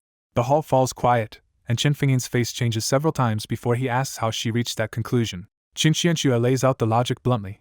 The royal children are only convenient blades, and every attack on them is really aimed at breaking their father. That explanation finally wakes Qin Fengyin up to the larger plot, and his response becomes frighteningly calm. He orders her to keep quiet, says he will handle the matter personally, and makes it clear she must inform him before leaving the palace again. He also decides to assign people to protect her, refusing to let hidden enemies get another chance at his daughter.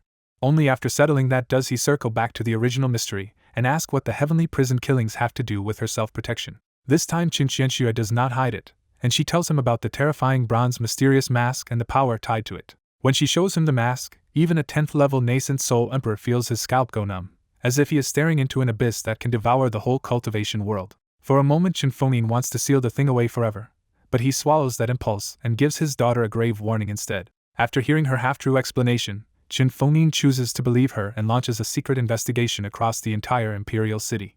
Foundation establishment cultivators and stronger suspects become the main focus, and Qin Qianxue is quietly allowed to take part in the hunt. At age 22, Qin Qianxue stands over a long list of itinerant cultivators, sect members, court officials, generals, and imperial relatives under suspicion. Then one familiar name jumps off the page and stops her cold: Qin Jiao. The story shifts back to Great Way's imperial city, where Qin Jiao has returned again after sneaking in the year before. This time Qin Jiao is more careful with her behavior, because she already learned the hard way not to flaunt her wealth in a place like this. Her reason for coming is simple but reckless. If she can stop Great Wei's future internal collapse, she might keep herself safe at the giant bronze gate too. Qin Jiao has boiled the whole disaster down to one theory. The emperor went mad because too many of his children died. So with very shaky confidence, she decides the answer is to stop the emperor from losing those children in the first place. But once she is inside the city, Qin Jiao notices something is already off because the princes and princesses are still alive, yet the imperial defenses have been tightened anyway. Her bad luck gets worse when officials from the imperial city investigate her a few days after her arrival and start asking questions.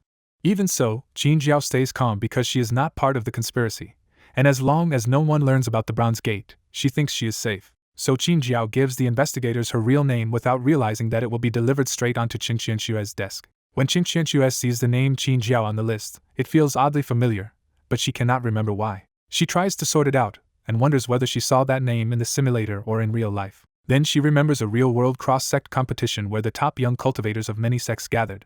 She had not wanted to waste time on a contest like that, but her master forced her to take part. Once she entered, though, Qin Qianshue crushed everyone and took first place in her generation. Among the young talents there was Qin Jiao, the Jingxin Palace master's youngest daughter, famous for having no equal among cultivators her age there. Qin Qianshue remembers that she beat that Qin Jiao in just 10 moves. She even accidentally sliced off half of Qin Jiao's hair, leaving the other girl on the verge of tears.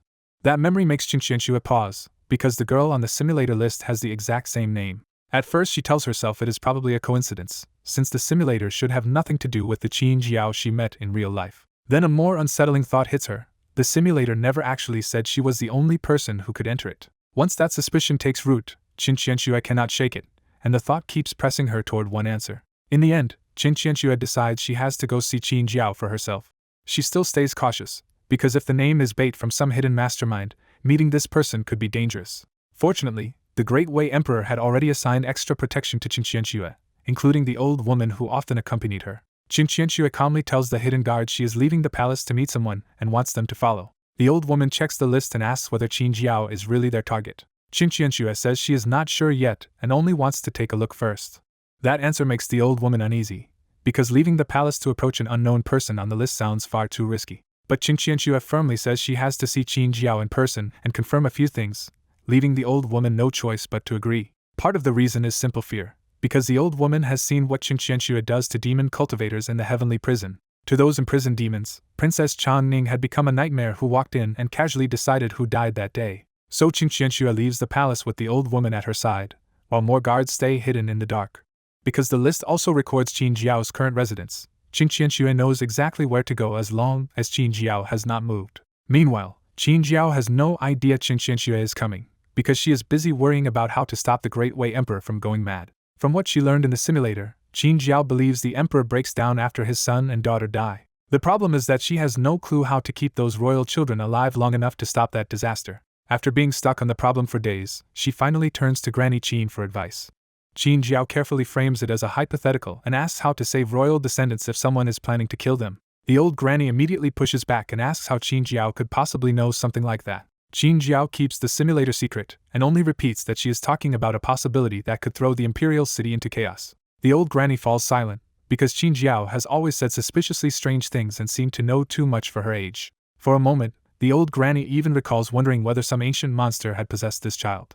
In the end, the old granny decides not to pry, since everyone has secrets, and she has her own as well. She finally gives practical advice. Qin Jiao should stay out of the mess unless she can find evidence, and pass it to the royal heirs or the emperor himself. The point is blunt.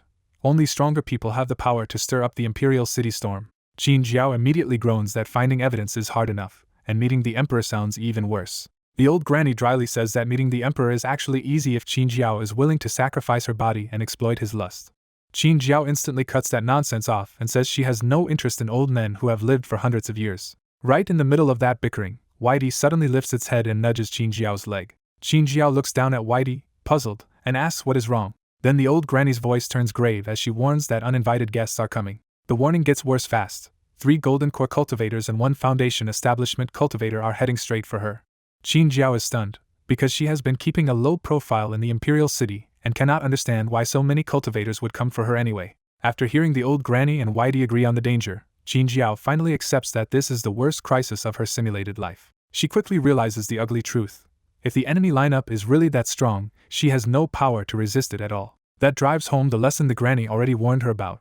Without enough strength, touching royal family trouble is just courting disaster. Even worse, she has not stepped into that muddy water yet, and the trouble has already come looking for her first. Still, Qin Jiao steadies herself fast, because after dying so many times in simulations, death no longer scares her much. What really bothers her is not dying, but why these people are targeting her in the first place. Meanwhile, in the Imperial City, Qin Qianshua's disguised group confirms that Qin Jiao is staying at a cultivator and tied to Lord Xia's family. Hiding her royal identity, Qin Qianshua simply says they will go inside and look for themselves. Inside, Qin Qianshua avoids making a scene, orders food, and quietly takes a table among the other cultivators instead of searching the place by force. Back upstairs, Qin Jiao is surprised when the granny says the visitors have not moved and are just waiting in the inn. The granny makes it worse by revealing that they came straight to this place and already know Qin Jiao's exact room. That makes Qin Jiao remember the Imperial Court cultivators who visited before, and she instantly suspects they were the ones who leaked her whereabouts. She guesses the strangers may be waiting for her to come out, but the granny cannot tell what they really want. After a short silence, Qin Jiao makes her choice. If she cannot hide from people this strong, she will meet them openly and see who they are.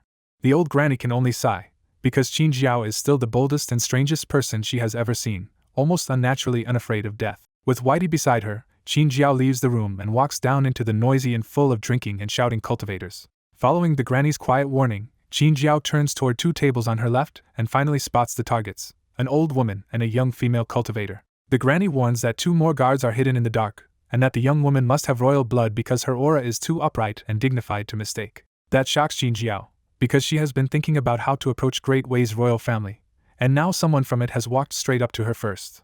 But the next strange thing is even harder to explain. The moment the young woman sees her, her face freezes like she just saw a ghost. From Qin Qianshua's side, the shock is real, because after so many simulations she still cannot believe Qin Jiao's familiar face is standing here in front of her. For a moment, Qin Qianshua almost thinks this must be another bizarre dream from the mysterious mask, because seeing Qin Jiao here makes no sense at all. When the old woman guard studies Qin Jiao, she is first struck by how beautiful and talented the girl is for her age. Then the old woman notices Whitey and loses her composure too, because the beast looks like a species that should have gone extinct millions of years ago. So now both Qin Qianshua and her guard are staring at Qin Jiao for different reasons, and neither of them can hide how shaken they are. Qin Jiao, now genuinely annoyed by their staring, decides to stop waiting and marches straight over to confront them. She drops onto the stool across from Qin Qianshua, and immediately demands to know who they are and whether they came as friends or enemies. Even through the disguise, Qin Qianshua feels another jolt, because Qin Jiao's tone and way of speaking are exactly the same as she remembers. Trying to confirm the impossible, Qin Qianshua asks the simplest question first: is her name really Qin Jiao?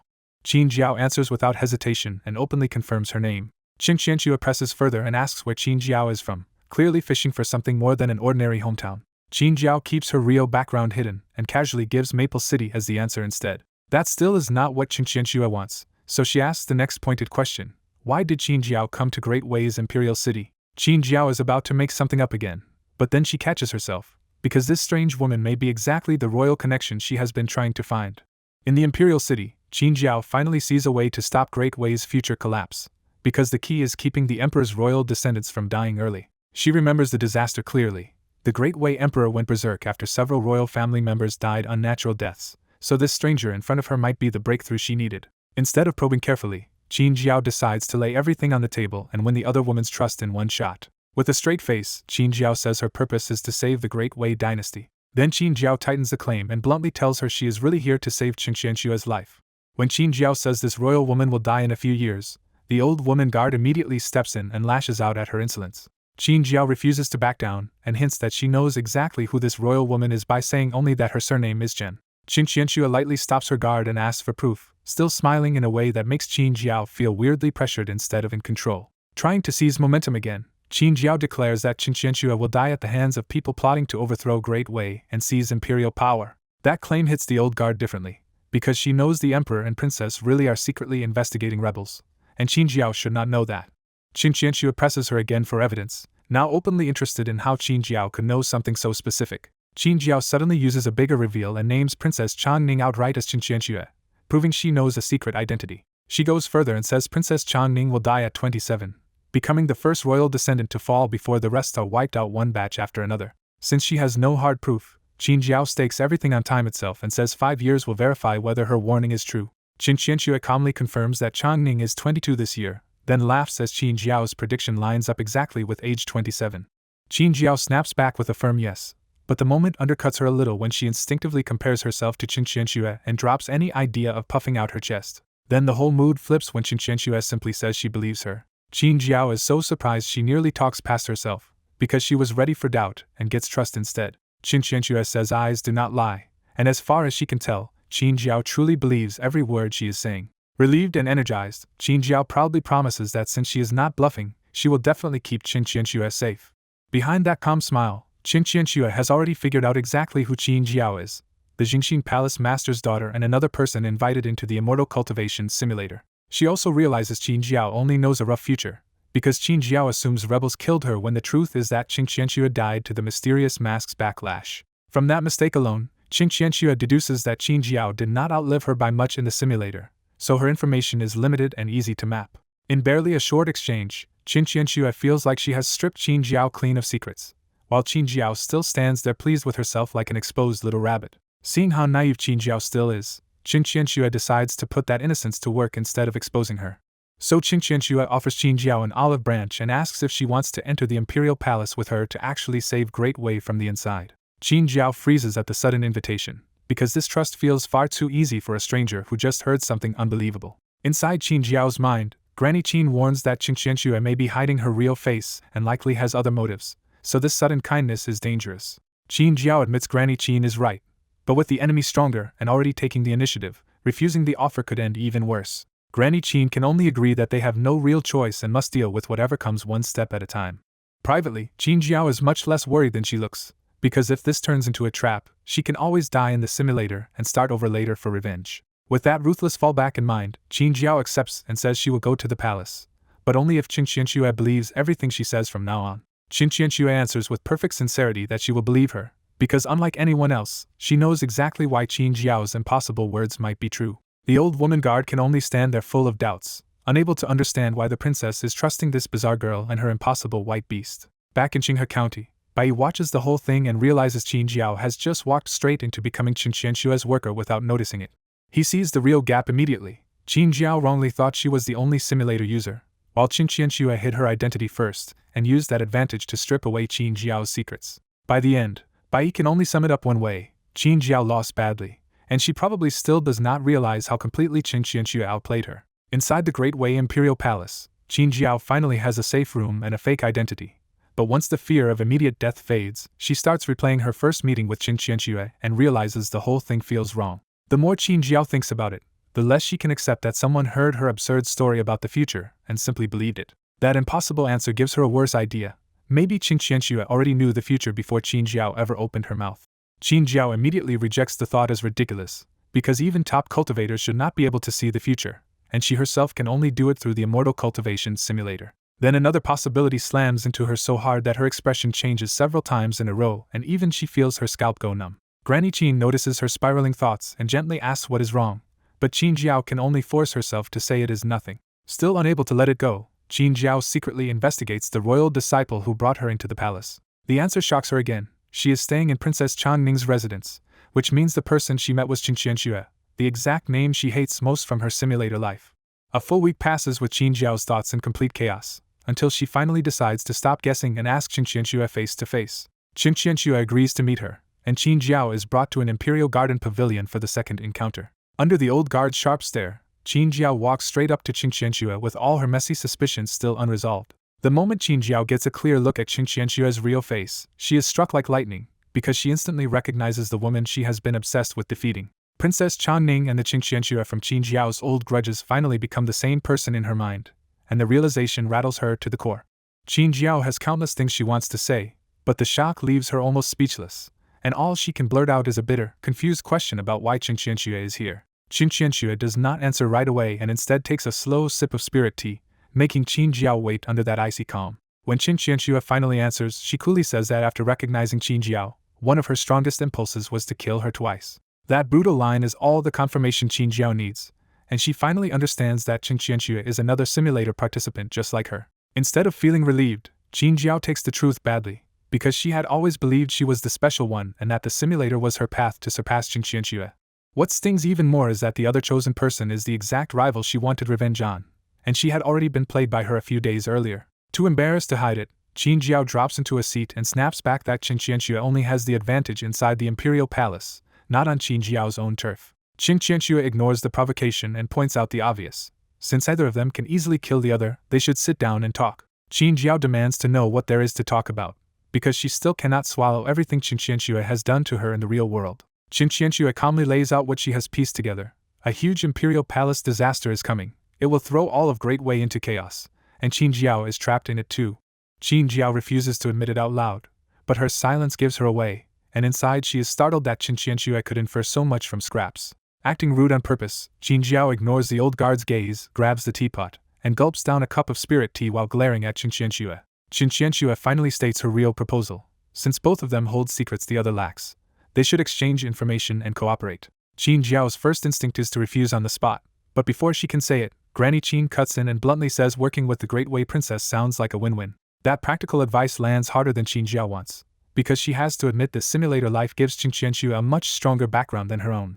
She immediately sees the danger too. If Qin Qianxue uses that advantage to seize the resources behind the giant bronze gate first, Qin Jiao will be left with nothing but a subordinate's role. So even while cooperation makes sense, Qin Jiao still bristles at the idea of ending up as one more follower under Qin Qianxue. Qin Jiao starts to say no, but Qin Qianxue cuts in and asks the question that hits the real weakness in her position. Is Qin Jiao truly trying to save Great Wei, or just trying to benefit herself? That question leaves Qin Jiao speechless, because she knows her real goal is simple: survive longer in the simulator, claim bigger rewards, grow stronger, and someday beat Qin Qianxue. Seeing Qin Jiao wavering, Qin Qianxue softens the terms and proposes a first step: help each other once, build trust, and split the real benefits before discussing deeper cooperation. Before Qin Jiao can fully recover, Qin Qianxue neatly closes the deal herself, and Qin Jiao ends up following her logic in a muddled daze and agreeing to work together. To prove she was serious about working together, Qin Qianxue handed Qin Jiao the golden core puppet the Great Wei Emperor had once given her. Qin Jiao only realized too late that the gift and the information exchange had already pulled her into Qin Qianxue's plan.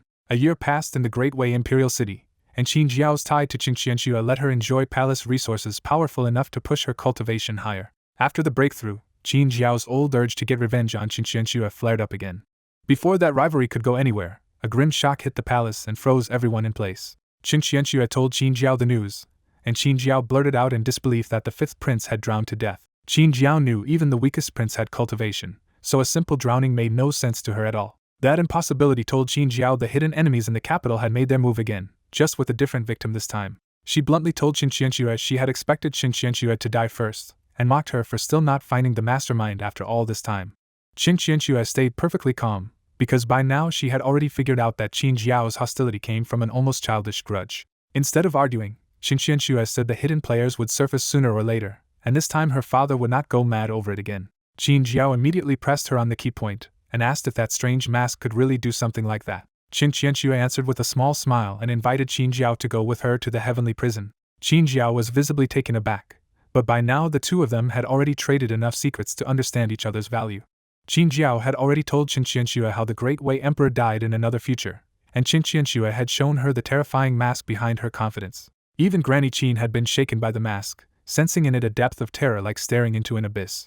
Another year of investigation passed after the fifth prince's death, and even with the emperor enraged, the culprit still stayed buried. At 24, Qin Jiao decided to leave the capital and head back to the overseas Qin base, because Qin Qianxue's mask had already prevented the emperor from falling into madness. Her real goal was simple. Now that the emperor was stable, she wanted to go back to plundering the giant bronze gate. Qin Qianxue did not stop her and even sent her off with a flying ship fast enough to cut the return trip short. Back at the overseas base, Qin Jiao spent the next years digging deeper into the bronze gate, while the strange partnership quietly kept paying off. By age 28, she could see the result clearly. The Great Wei Emperor was still alive and active, which meant their first cooperation had actually changed the future. By age 31, the Qin clan was still safe too, and Qin Jiao had already survived longer than in her last run. That forced Qin Jiao to consider an annoying possibility. Maybe in this simulator, trying to survive alone just did not work. Even so, teaming up with Qin Qianxue still felt awkward enough that Qin Jiao had fled the imperial city early to avoid sitting in that feeling. She grumbled that she did not need Qin Qianxue at all, and swore that next time she would survive on her own terms. Then her stubborn pride turned into a very specific challenge. She wanted to outlive Qin Qianxue and mock her afterward in real life. Elsewhere, Qianxue received troubling news that the famous Clear Sun sect had defected to the demonic path and been attacked by righteous sects. The old woman explained that the Clear Sun sect was no minor force at all, since both its Grand Elder and its sect master were nascent soul cultivators. She also revealed that the sect master had scattered the sect's forces before defecting, so the righteous side had failed to wipe them out cleanly. By age 34, Qianxue learned that rogue Clear Sun sect disciples were now roaming the coast of Great Wei. The imperial court sent cultivators to suppress them, but they only killed a few small fry and alerted the real enemy instead. At 35, the Clear Sun sect's Grand Elder, a second-level nascent soul demon, was brought into Great Wei's heavenly prison at the exact same time Qianxue was there. Then the trap snapped shut, because the demon broke free from his seal inside the prison. The Golden Core protectors around Qianxue threw themselves into the fight and died buying her life. After that, the demon released the rest of the prisoners and escaped the imperial city, making it obvious he had been captured on purpose. The emperor's fury shook the capital, but for Qianxue the deeper shock was how close she had come to dying there. She bitterly suspected that her deadly bad luck talent had triggered again, because this was too absurd to accept as coincidence. The more she thought it through, the clearer it became that the Clear Sun sect demon and the Black Hand in the imperial city were working together. A nascent soul demon had been thrown into the scheme just to smash the heavenly prison and kill her, which told Qianxue how costly this move really was. She also understood that the conspirators had held back for years and had finally decided to strike again. And because a plot this large could not stay perfectly clean, she was sure it would finally leave traces behind. She was right, because under the Emperor's orders Great Wei's enforcers dug deep enough to pull a duke into the light. The Emperor answered with savage punishment, confiscating the duke's estate, crippling the cultivation of his whole household, and throwing them all into prison.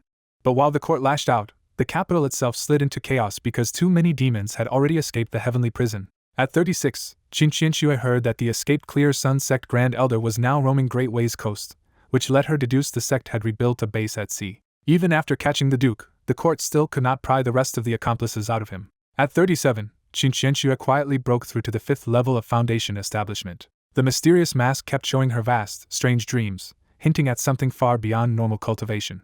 At 38, she tried to contact Qin Jiao with communication talismans, but every message vanished into silence. That silence left Qianxue with only two explanations: Qin Jiao was still being petty, or Qin Jiao was already dead. Back on Qin Jiao's side of the timeline, she fought deeper into the Bronze Gate world with Granny Qin's guidance and Whitey's help, smashing 2 mechanical puppet beasts on the way. In the deeper ruins she harvested a pile of treasures, including stronger pills, spirit stones, and a broken demonic scripture called the Book of Killing. The demonic cultivation method made Qin Jiao suspect the whole cave world behind the bronze door might have belonged to an ancient demon in the first place. By age 34, Qin Jiao's cultivation had climbed again as her exploration paid off. At 37, scattered reports of demon cultivators near the sea made her react fast, ordering every Qin clan member back to base and sealing the whole place shut. A year later, the nightmare arrived anyway when a terrifying nascent soul demon descended on the Qin base and named himself the Clear Sun sect's Grand Elder. Qin Jiao barely had time to curse her luck before the gap in power erased her on the spot. Thrown out of the simulation at age 38, Qin Jiao stared over her life record and sank into miserable silence. Then the frustration burst out of her in a full-throated wail, because she had died just as cleanly and pointlessly as before. What made it worse was the pattern.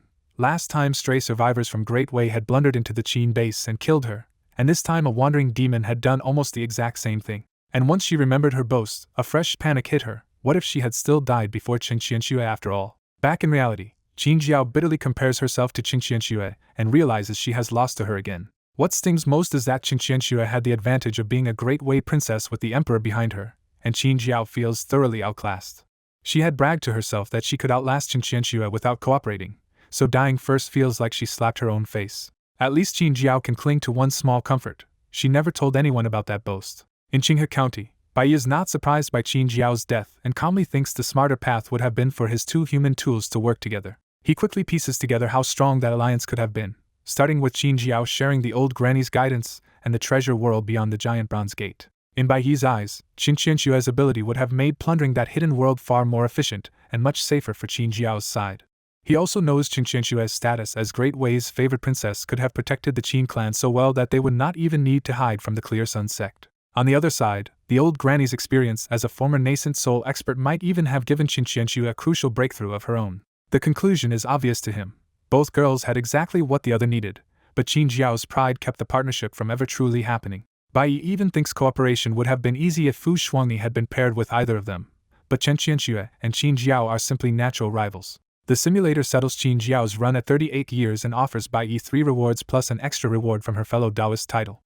The choices are clear enough: Foundation Establishment 5th level Spiritual Power, a flying ship from Qinxianxue, Whitey's hair, and the extra reward of the Book of Killing. Bai Yi picks the Spiritual Power without hesitation because the flying ship is too ordinary and Whitey's fur is useless to him. The reward slams into his body as a surge of pure spiritual energy, and Bai Yi instantly realizes he is about to break through. Since he was already one step from the next realm, the boost carries him smoothly into the 5th level of Foundation Establishment. He had prepared for this in advance, reinforcing the courtyard and setting an array so the breakthrough would not shock the outside world.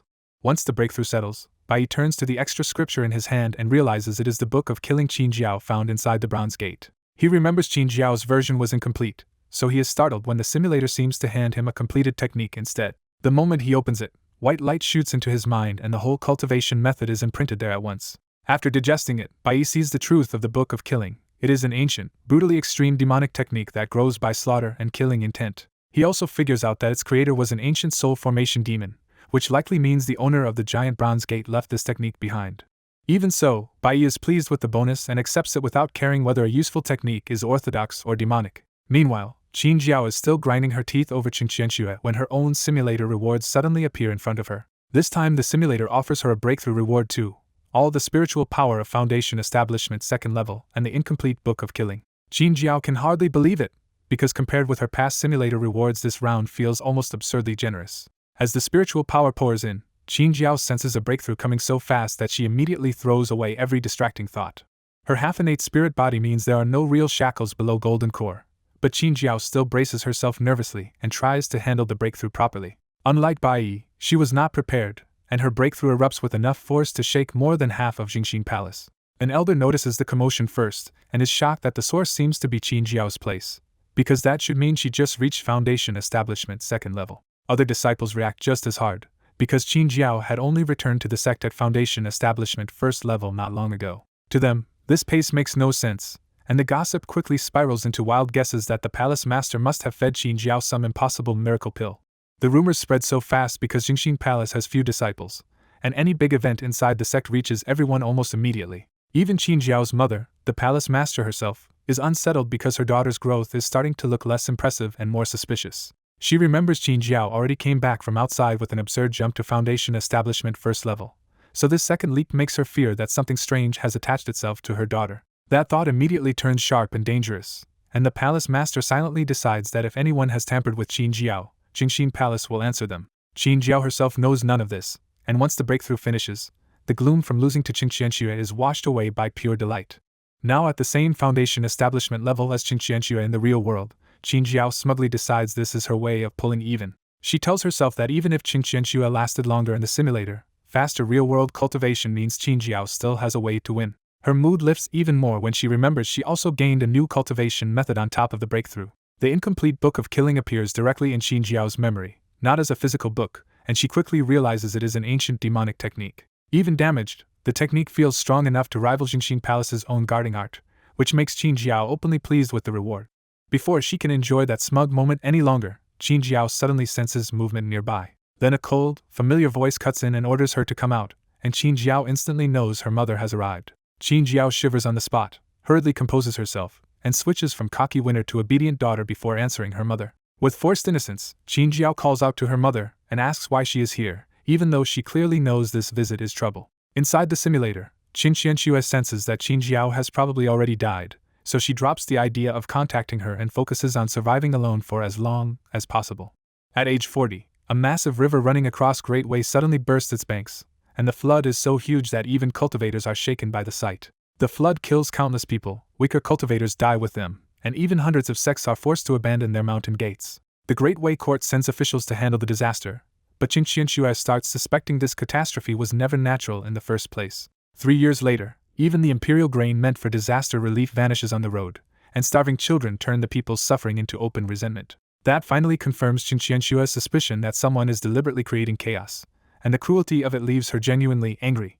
When Qinxianxue brings her suspicion to Qin Fengyin, he admits the scheme was deliberate, but says the plot has already worked and all they can do now is rescue people and repair the broken levee. Qin Fengyin explains that the enemy is using demons and disasters together in a carefully planned attack, and they pick the one weakness Great Way cannot ignore: the hearts of the people. He tells her a dynasty's national fortune rises with popular support, making the realm more prosperous, calmer, and even richer in spiritual chi. Then his tone hardens as he warns that once a dynasty loses the people's trust, its fortune declines, disasters multiply, and the whole state starts sinking. He compares the people to a vast ocean and the rulers to a ship riding on it, making it clear that if the sea turns violent, the dynasty can drown.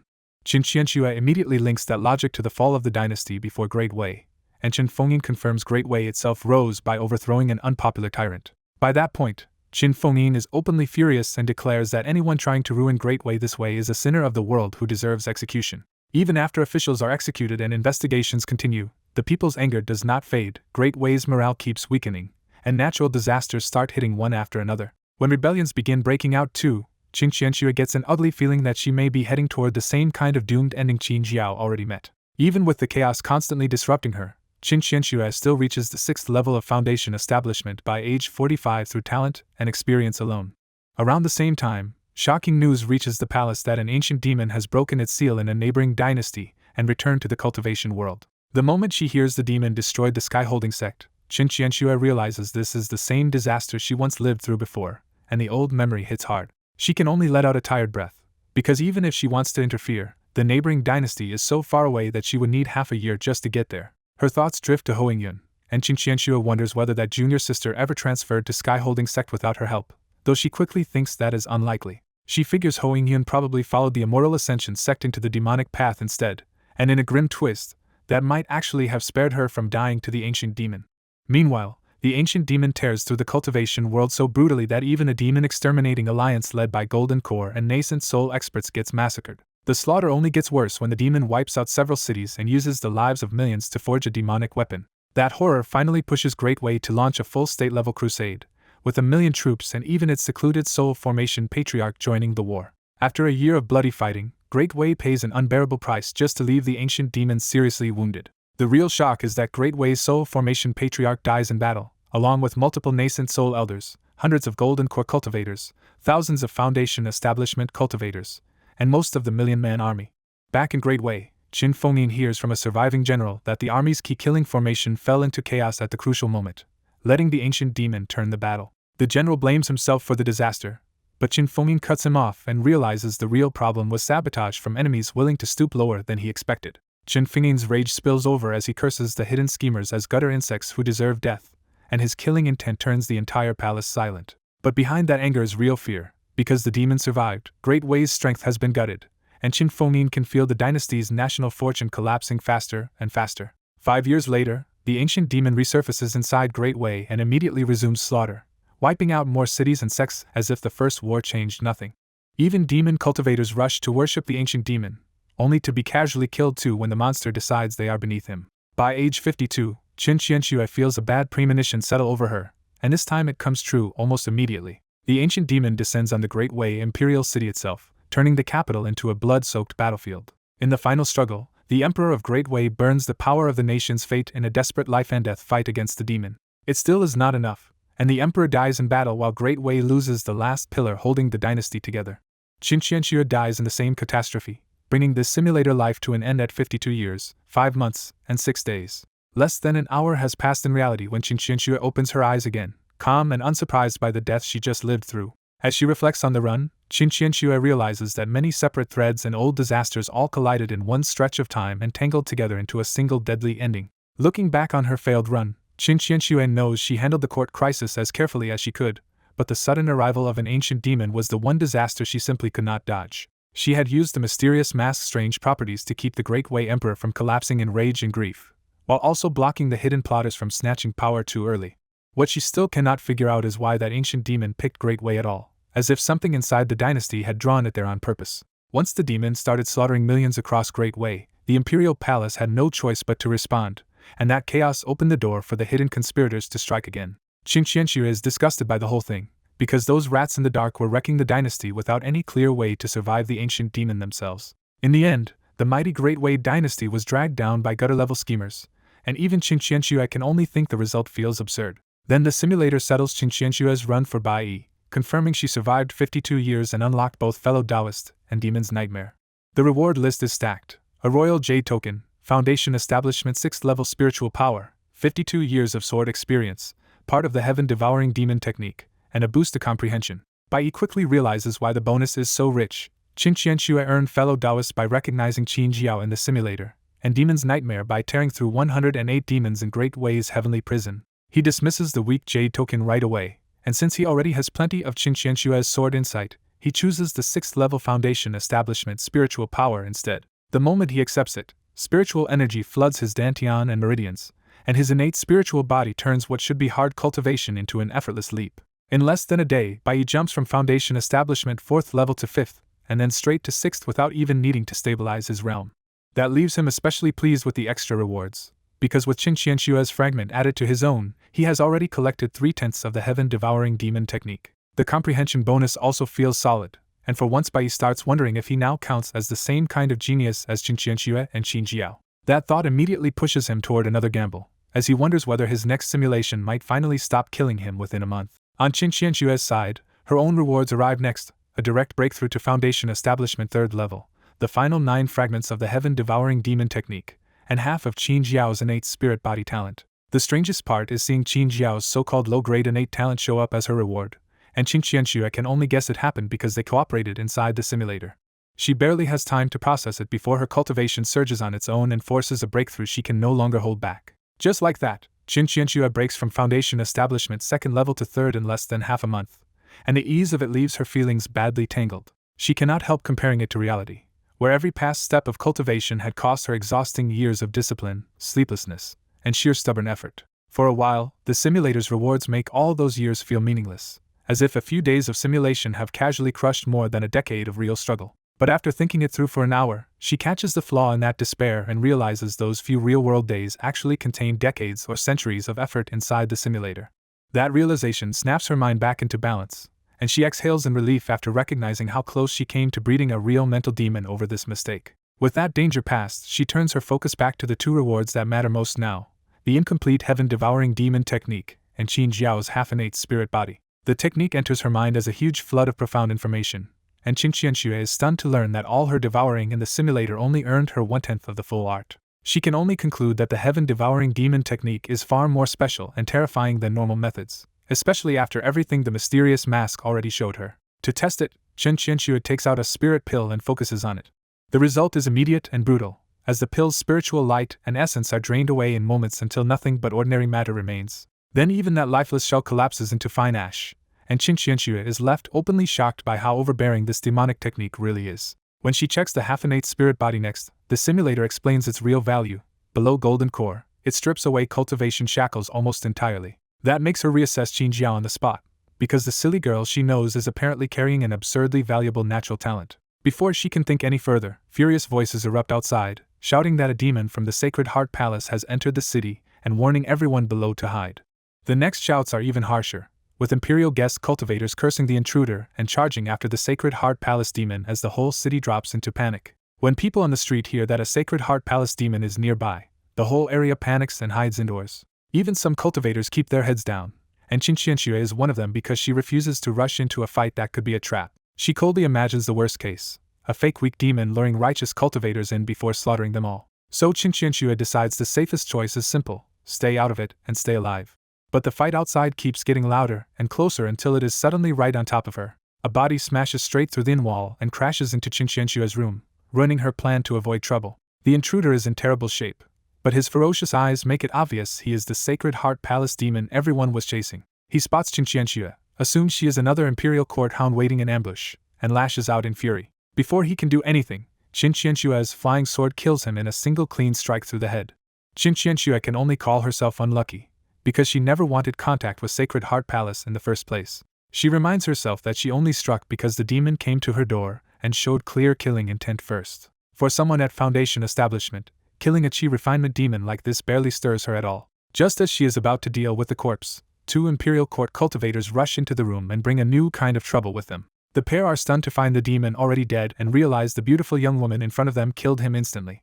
When they recognize her spirit sword sect robes, their tone turns even more respectful, and they address her as senior. Qin Qianxue admits it without hiding her identity, because a major sect name is useful when she wants fewer problems. The Imperial Court cultivators thank her, relieved that this escaped demon will not return to haunt them later. But when they mention the case came out of Qinghe County, That single place name instantly catches Qingqianshua's attention. They explain that Sacred Heart Palace demons caused trouble in Qinghe County a few days ago, and the prefectural government sent people to suppress them. Qingqianshua immediately worries about her family, because they are all still in Qinghe County. The officials offer her an imperial court reward for killing the demon, but she shuts that down at once. She tells them to take the corpse, claim they killed themselves, and never mention her name when they report it. Before the two men can even process that strange request, Qingqianshua disappears from the inn. Left alone, the two officials marvel that a spirit sword sect senior walked away from a pile of cultivation pills without a second thought. They decide her mission must be secret, and neither of them is eager to offend someone from the spirit sword sect by talking too much. By evening, the story shifts to Qinghe County, where Fu Shuangni studies an ancient beast record with a black feather in hand. The book finally explains a nasty demonic beast trick. Before death, some golden core beasts seal a remnant soul inside their demon core. That means anyone who uses such a demon core to cultivate is really stepping into a possession trap. She grimly realizes this secret might explain why she died so early in a previous simulator run. Since the simulator cooldown is almost over, Fu Shuangni's real problem is finding a way around that possession risk before the next run begins. She hates the answer, because without that demon core her talent is so poor that even reaching the 5th level of chi refinement could take a century. She rereads the book several times, but it offers no method to stop the remnant soul from striking back. A knock at the door breaks her thoughts, and she calmly allows the visitor in. A prefecture official enters with a stack of reports on Sacred Heart Palace traces gathered from Qinghe County and the surrounding counties. Before speaking further, the official cannot help sneaking a curious look at the strange black feather she was holding. Fu Shuangni quietly stores the feather and book away, then starts reading the fresh intelligence instead. One report says a Sacred Heart Palace demon showed up in West Cloud City and was killed by 2 imperial court officials. That does not reassure her at all, because demons this careful should not be getting exposed so easily unless something bigger is coming. She pieces it together fast. The Sacred Heart Palace keeps resurfacing because they are rushing to finish some urgent scheme. Remembering Bai Yi's earlier information, Fu Shuangni turns that bad feeling into orders. She orders every county office within 500 miles of Qinghe County onto high alert, and tells them to recruit itinerant cultivators to resist the coming plot. She follows that with an even harsher command: send a communication talisman to the provincial government, and demand immediate reinforcements. The official feels a chill, realizes something truly bad may be coming, and hurriedly accepts the order. Night settles over Qinghe County, and the whole place feels on edge because rumors of a murderous demon cultivator have spread through town. After putting aside her official work, Fu Shuangni braces herself and waits to see whether the immortal cultivation simulator will even let her back in. When the familiar simulator prompt finally appears, she quietly relaxes because she can still enter the simulation. The simulator offers her 2 paths: continue her old life with inherited traits or restart from scratch with a new random beginning. Fu Shuangni briefly considers starting fresh, but she gives it up because she just learned how demonic beasts work and does not want to waste that hard-earned knowledge. She decisively chooses to continue the demonic beast route, trusting her current talents and the advantage of already knowing what is coming. The simulator confirms her inherited setup, including Inhuman, Demon Core, and Rebound, and starts the new run. Her vision goes dark, and when she wakes again, she realizes she has returned to the beginning inside another egg. Fu Shuangni wastes no time and pecks her way out, hatching once more as a moon-crowed demonic beast. She swallows the broken shell and tries to absorb spiritual energy, but the weak moon-crow body still makes cultivation slow and awkward. Even so, Fu Shuangni stays calm because she already knows this race has no special bloodline and that brute effort is her only real path upward. She sets her first goal immediately: strengthen her will and soul before the golden core demon's remnant soul gets another chance to seize her body. So instead of playing it safe, she repeatedly throws herself near deadly danger to harden her mind through terror. By age 1, those near-death tests pay off, and her willpower becomes noticeably stronger. At age 2, her wings mature early, and after one successful attempt she finally takes to the sky. With flight on her side, she starts searching the mountains for spirit herbs and quickly finds one worth swallowing. Soon after, another chi-refining demonic beast tries to eat her, and Fu Shuangni barely wins the fight by using her mobility in the air. After killing it, she devours the corpse and turns that brutal win into more strength. By age 3, the moment she has been waiting for finally arrives as a dead golden core great demon crashes into the mountains with terrifying pressure. The bloodline pressure is suffocating, but Fu Shuangni does not panic because this disaster is exactly the opportunity she prepared for. Once she reigns in that excitement, she becomes purely rational again and heads in while every other beast runs away.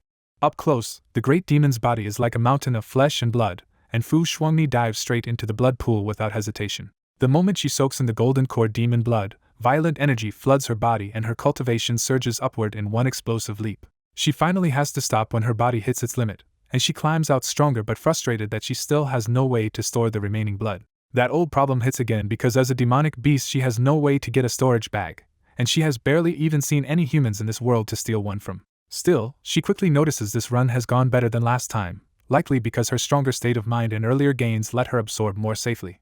Since the blood alone is no longer enough, she turns to the corpse itself and starts harvesting the dead great demon piece by piece. By age 4, eating the golden core demon's flesh pushes her to the 4th level of chi refinement, but the benefit fades fast as the corpse grows stale and her own realm rises.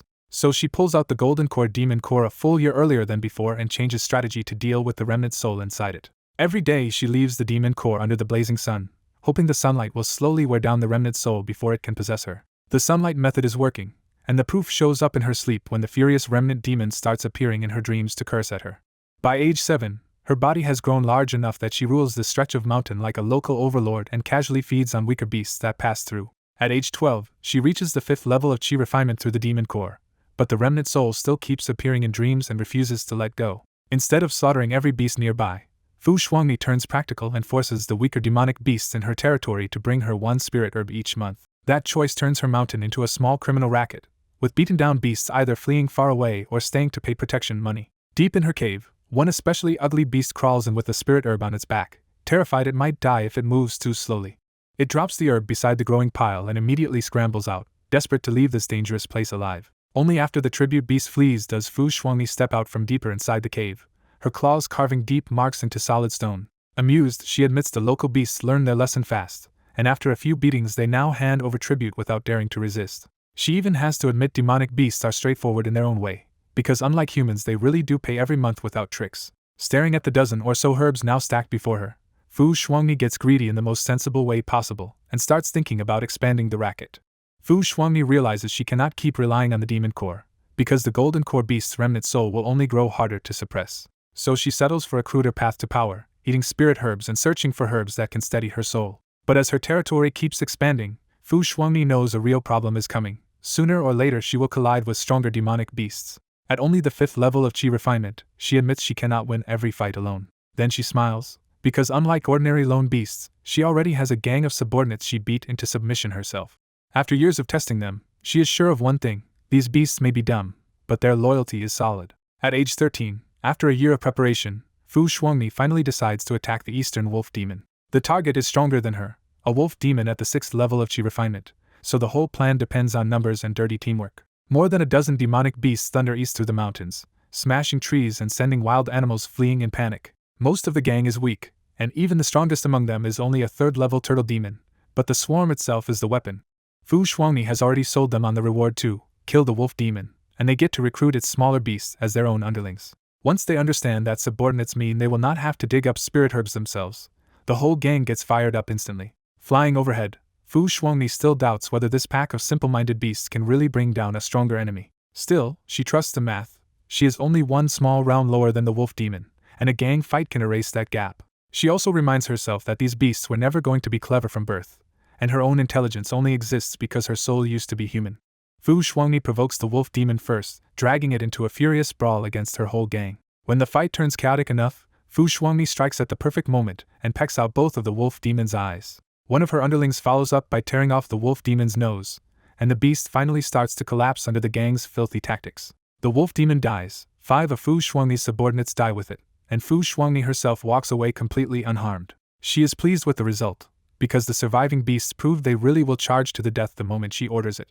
That victory mood breaks fast when Fu Shuangni catches her surviving beasts drooling over the bodies of their dead comrades. Fu Shuangni immediately stops them, realizing that to beasts like these, even kin and same species corpses are still just food. That gives Fu Shuangni a headache, and she decides loyalty alone is not enough if she wants these beasts to become useful right-hand men. So after taking the wolf demon's territory, she lays down a hard new rule: no matter how a comrade dies, nobody is allowed to eat the body. Instead, she forces them to copy a human custom and makes it law: bury the dead, raise a tombstone, and mark who lies there. The beasts are so slow to grasp it that Fu Shuangni has to spend days explaining what rules even are and forcing them to learn from her. By the time the lesson finally sinks in, Fu Shuangni has stopped being a simple mountain beast king and started turning her followers into a real criminal gang. She then picks the strongest and smartest beast she has, a giant alligator snapping turtle demon, and reluctantly makes it her assistant. A day later she inspects her territory, likes what she sees, and heads out with her beasts to tame another batch. Her gang soon swells to 35 demonic beasts, and the little monster kingdom starts looking organized. By age 15, Fu Shuangni has done something absurdly ambitious and taught every beast in the gang to read at least 200 words. Her turtle assistant turns out to be the top student, somehow grinding its way up to 800 words.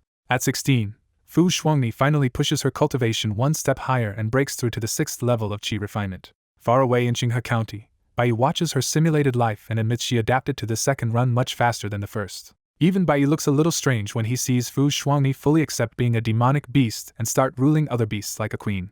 Teaching demonic beasts to read pushes him from surprise into disbelief, and he starts wondering what Fu Shuangni is really planning. He can tell her ambition is much bigger than being a local beast king, but he honestly doubts this pack of dim-looking monsters can help her pull off anything grand. Back in the simulation, Fu Shuangni wakes from cultivation and grumbles that this demonic beast body trains painfully slowly compared to her real self. She figures that with her real talent, she might already be at the 9th or even 10th level by now if she still had her human cultivation body. That only reminds her of the ugly truth. Her human cultivation foundation cannot simply carry into a demonic beast body, and forcing it might make her explode. Before Fu Shuangni can think any further, her awkward-speaking turtle assistant comes rushing over in alarm to report that he found something. The giant turtle skids to a stop in front of her and struggles to force out human words in his usual clumsy accent. What he finally gets out is enough to jolt her. Humans have entered their territory. He adds that there are 3 of them and all carry spiritual energy, so the intruders are human cultivators. Fu Shuangni's surprise lasts only a moment before she steadies herself and orders him to lead the way and gather the other beasts. With the order given, she settles onto the giant turtle's broad shell and uses her loyal assistant as her ride. As they head out, Fu Shuangni keeps wondering about the intruders, because across 28 combined years here she has never once seen a human. She had nearly convinced herself this world belonged only to beasts, so these 3 human cultivators feel like a major clue. Now her curiosity hardens into purpose, and she wants to judge for herself how these human cultivators compare to the ones from her real life. Even with her curiosity stirred, Fu Shuangni keeps control of the approach and heads toward the intruders on her own terms. Hiding in her moon crow body, Fu Shuangni stays tense because she knows human cultivators usually hunt demonic beasts, not talk to them. Deeper in the mountain, 3 outer sect cultivators complain that the demonic beasts have suddenly vanished. One junior wants to stop before they go too deep, but senior brother Chi snaps that they need more kills if they want enough contribution points to buy pills and reach intersect standards before 30. The 3rd cultivator backs him up, and the hesitant one finally grits his teeth and agrees to hunt 10 more demonic beasts. These men come from a respectable sect, but the blood-soaked aura around them shows just how many beasts they have slaughtered in this mountain. Senior brother Chi suddenly halts and catches the scent of a demonic beast mixed with spirit herbs. Guessing a beast is guarding a mature herb, the trio dust themselves with air-concealing powder and creep closer. What they find is a strange goat demon carrying a wild boar leg, with a fragrant spirit herb tied to one horn. The herb turns out to be essence-consolidating grass, worth enough contribution points to buy a bottle of chi-gathering pills, and greed lights up all 3 faces. Since the goat demon is only at the 2nd level of chi refinement, they decide to kill it and take the herb. The frightened goat demon drops the boar leg and still cannot understand what these odd creatures want. Because it has never seen human cultivators before, the goat demon actually thinks the 3 attackers are just another kind of demonic beast. Then the goat demon bleats in clumsy human language and demands to know whose territory they think they are in. The 3 cultivators are stunned speechless because a mere chi refinement demonic beast should not be talking like a person. Senior brother Chi forces himself to move again and hisses that they have to kill it fast before stronger beasts notice the commotion. Before they can strike, heavy impacts boom through the mountain and the ground starts to tremble. Wild animals burst from hiding and flee in panic, and the 3 cultivators instantly realize something much worse is coming. A whole wave of demonic beasts appears from the woods, so many that the cultivators can barely see where the group ends. There are 36 of them, and even natural enemies are standing together under one command. The worst part is the moon crow standing on a turtle's back, because the cultivators cannot even sense that beast's level. Senior brother Chi's only thought is to run, but the moment he turns, Fu Shuangni's aura locks onto him and freezes him in place. Speaking clear human language, Fu Shuangni coldly asks the 3 men what they are doing here. After one look at their swords, positions, and the trembling goat demon, Fu Shuangni already knows the answer. They came here to hunt her kind. She loses all interest in talking and simply gives the order to kill them. At once, the obedient beasts turn savage and swarm the 3 cultivators from every side. The fight is hopeless, and Fu Shuangni does not even need to join in before the 3 Clear Sun sect outer disciples are wiped out. Searching the bodies, Fu Shuangni's side finds usable swords, a shared storage bag, low-level beast corpses, pills, talismans, and a Clear Sun sect identity medallion. The medallion confirms she has just provoked a real cultivation sect, but Fu Shuangni had expected that and stays completely calm. Instead of backing down, she keeps killing human cultivators who prey on demonic beasts, and her name starts spreading through the surrounding 100 kilometers. Smarter demonic beasts begin joining her on purpose, including a tiger demon impressed by both her strength and her actions. Her force grows to 56 demonic beasts, and with the territory expanding, Fu Shuangni starts thinking less like a survivor and more like a ruler. Looking over the enlarged beast army, she feels a real flash of accomplishment, and remembers that 16 years ago she was only a newly hatched little moon crow. Even if this army is still tiny beside a true cultivation sect, Fu Shuangni is proud that she has become its leader. Now that the group is so much bigger, she decides it needs actual rules instead of acting like a loose mob. Then the simulator's label calling her organization a criminal gang catches her attention, and she is genuinely puzzled by it. As she lists her own deeds one by one, Fu Shuangni slowly realizes the label is not exactly unfair. She ends on a dry, awkward conclusion. After all that, she really has betrayed the human race. At 17, Fu Shuangni stops pretending her beast gang is temporary and gives the whole demonic beast organization a proper name, Yen. After a year of growth, Yen expands enough that another Clear Sun sect disciple wanders in to hunt beasts, and never makes it back out. When more outer disciples keep disappearing, the Clear Sun sect finally reacts and sends an elderback search team into the mountain.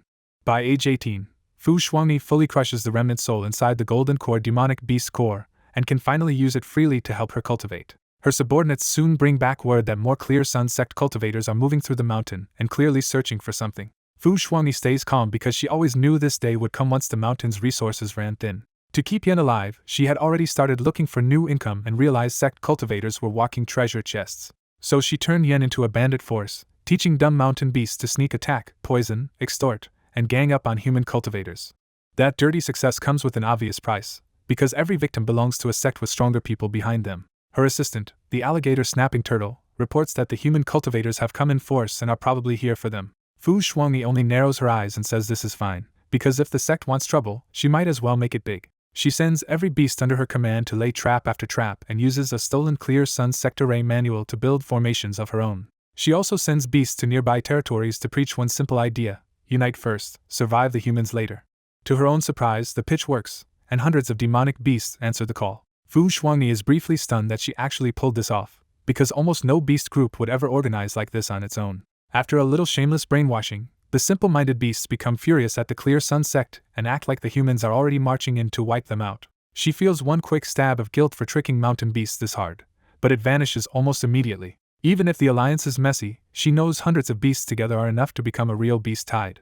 The problem is that the new recruits are completely unruly, and before the enemy even arrives, several beasts are already dead from infighting. Fu Shuangni realizes only her own 50 or 60 trained followers follow orders, while the newly gathered beasts only stay in line because she is stronger. So she solves the problem fast by killing a few of the worst troublemakers and forcing the whole alliance to quiet down. A few days later, the Clear Sun sect search party finally reaches the trail she prepared for them. One disciple spots an outer disciple's identity jade token on the ground and rushes to hand it to the lead deacon.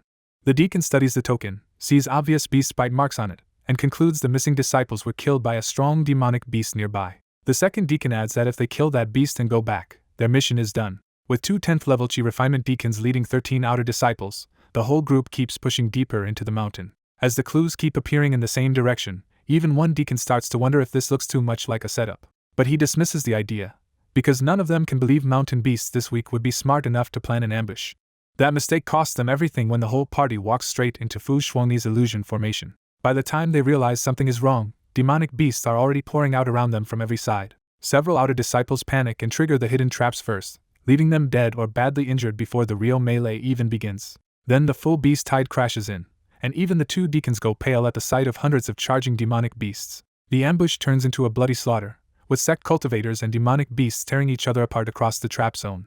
In the end, every Clear Sun sect cultivator in the search team dies, though dozens of demonic beasts die with them. Fu Shuangni's win instantly turns sour when a dying deacon launches a communication talisman she cannot stop. She watches the talisman vanish and knows, with a heavy heart, that this mountain is no longer safe. That night, she gathers the surviving beasts and tells them she is leaving for a farther, better territory, with no force if they want to stay behind. In the end, only her original 50 or 60 trained followers choose to leave with her, while the rest of the alliance stays behind.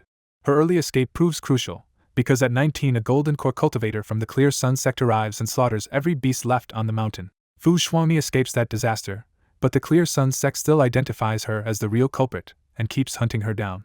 By age 20, that pursuit has already cost her many subordinates. At 22, she blunders into the territory of a Foundation establishment demonic beast and loses almost everyone left. Even with all that pressure, she still claws her way up to the 7th level of Chi refinement at age 23.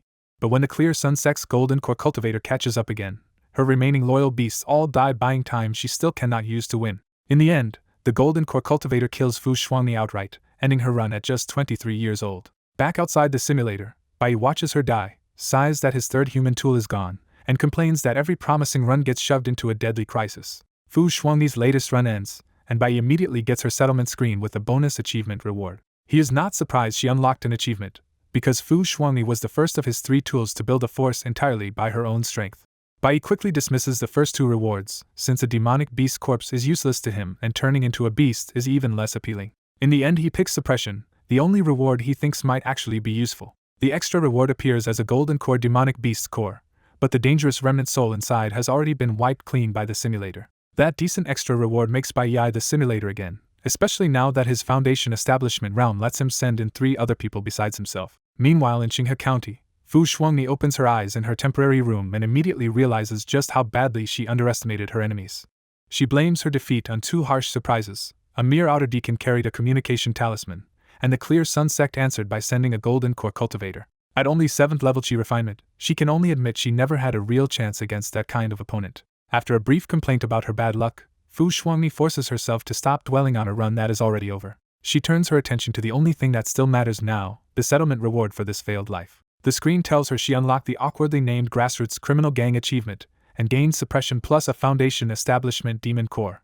The achievement name makes the Great Yen Princess twitch, because it sounds cheap and ridiculous next to her real status. She judges suppression as at least practical, since making Equal Realm beasts flinch could still tilt a fight in her favor. But the extra reward leaves her puzzled, because her old talent was a Golden Core Demon Core and the payout has somehow dropped to Foundation Establishment instead. In the end she accepts it with a sigh and decides this Demon Core will go toward paying off what she still owes Li Feiyu. So after more than 20 brutal years in the simulator, Fu Shuangni is left with the absurd feeling that she fought all that time just to pay back a debt.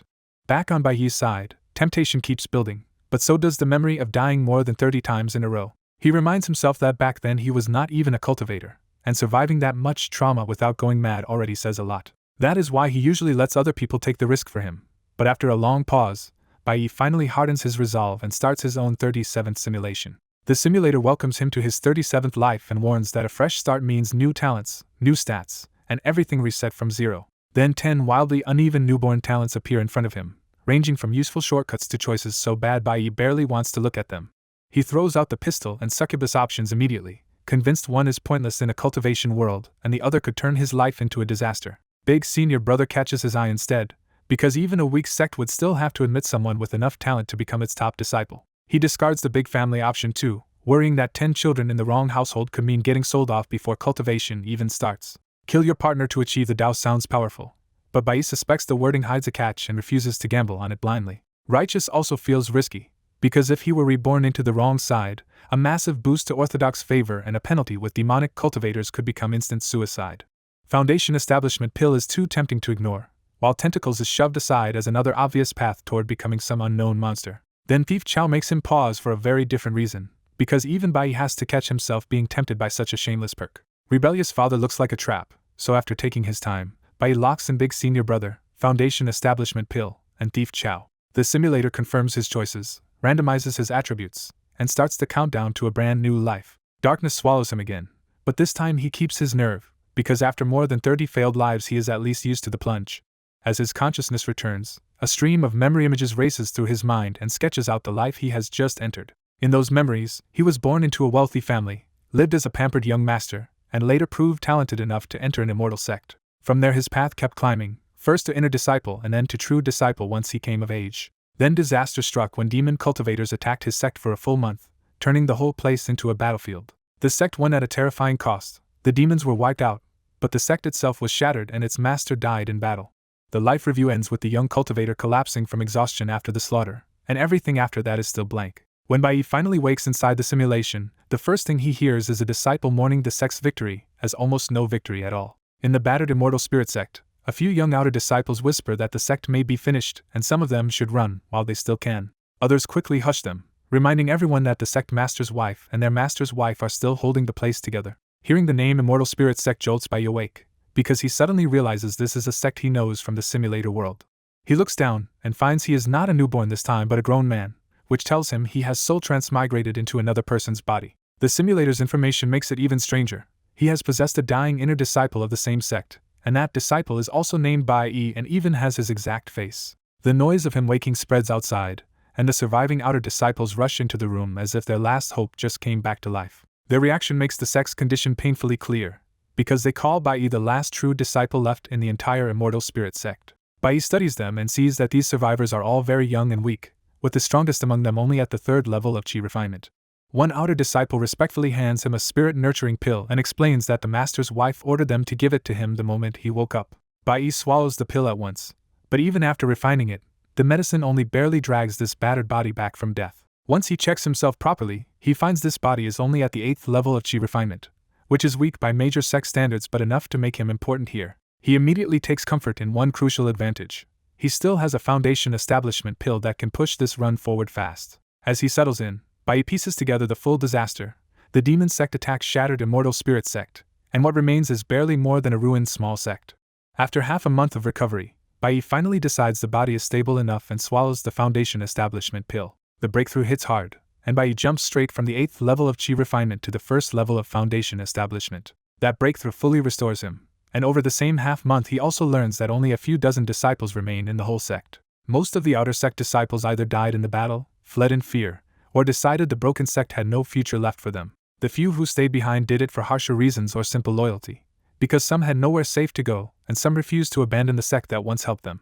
With almost every senior dead, Bai realizes the sect has fallen so low that he now counts as one of its top combat forces. Bai is brought before the new sect master, Shujihua, the former sect master's wife, because the shattered immortal spirit sect finally has to place its future under one leader. The new sect master is Shujihua, a young-looking woman with the composure of someone far older and the power of a golden core cultivator. Even with her cultivation intact, Shujihua looks worn down by grief, and she is openly surprised that Bai recovered so quickly from such severe injuries. Then she notices his cultivation has changed too, and her brows tighten when she realizes he has already reached foundation establishment. Bai calmly feeds her the excuse he prepared, claiming he fell into a rare epiphany during the battle and broke through while unconscious. Shujihua is visibly startled, because true epiphanies are rare enough that many cultivators never experience one in their entire lives. For reasons she cannot quite explain, Shujihua finds Bai unusually trustworthy and simply believes him. Instead of pressing him, she sighs and tells him that if he wants to leave this broken sect, she will not stop him. Bai refuses at once, because this ruined sect is actually safer than richer factions now that it has almost nothing left for anyone to covet.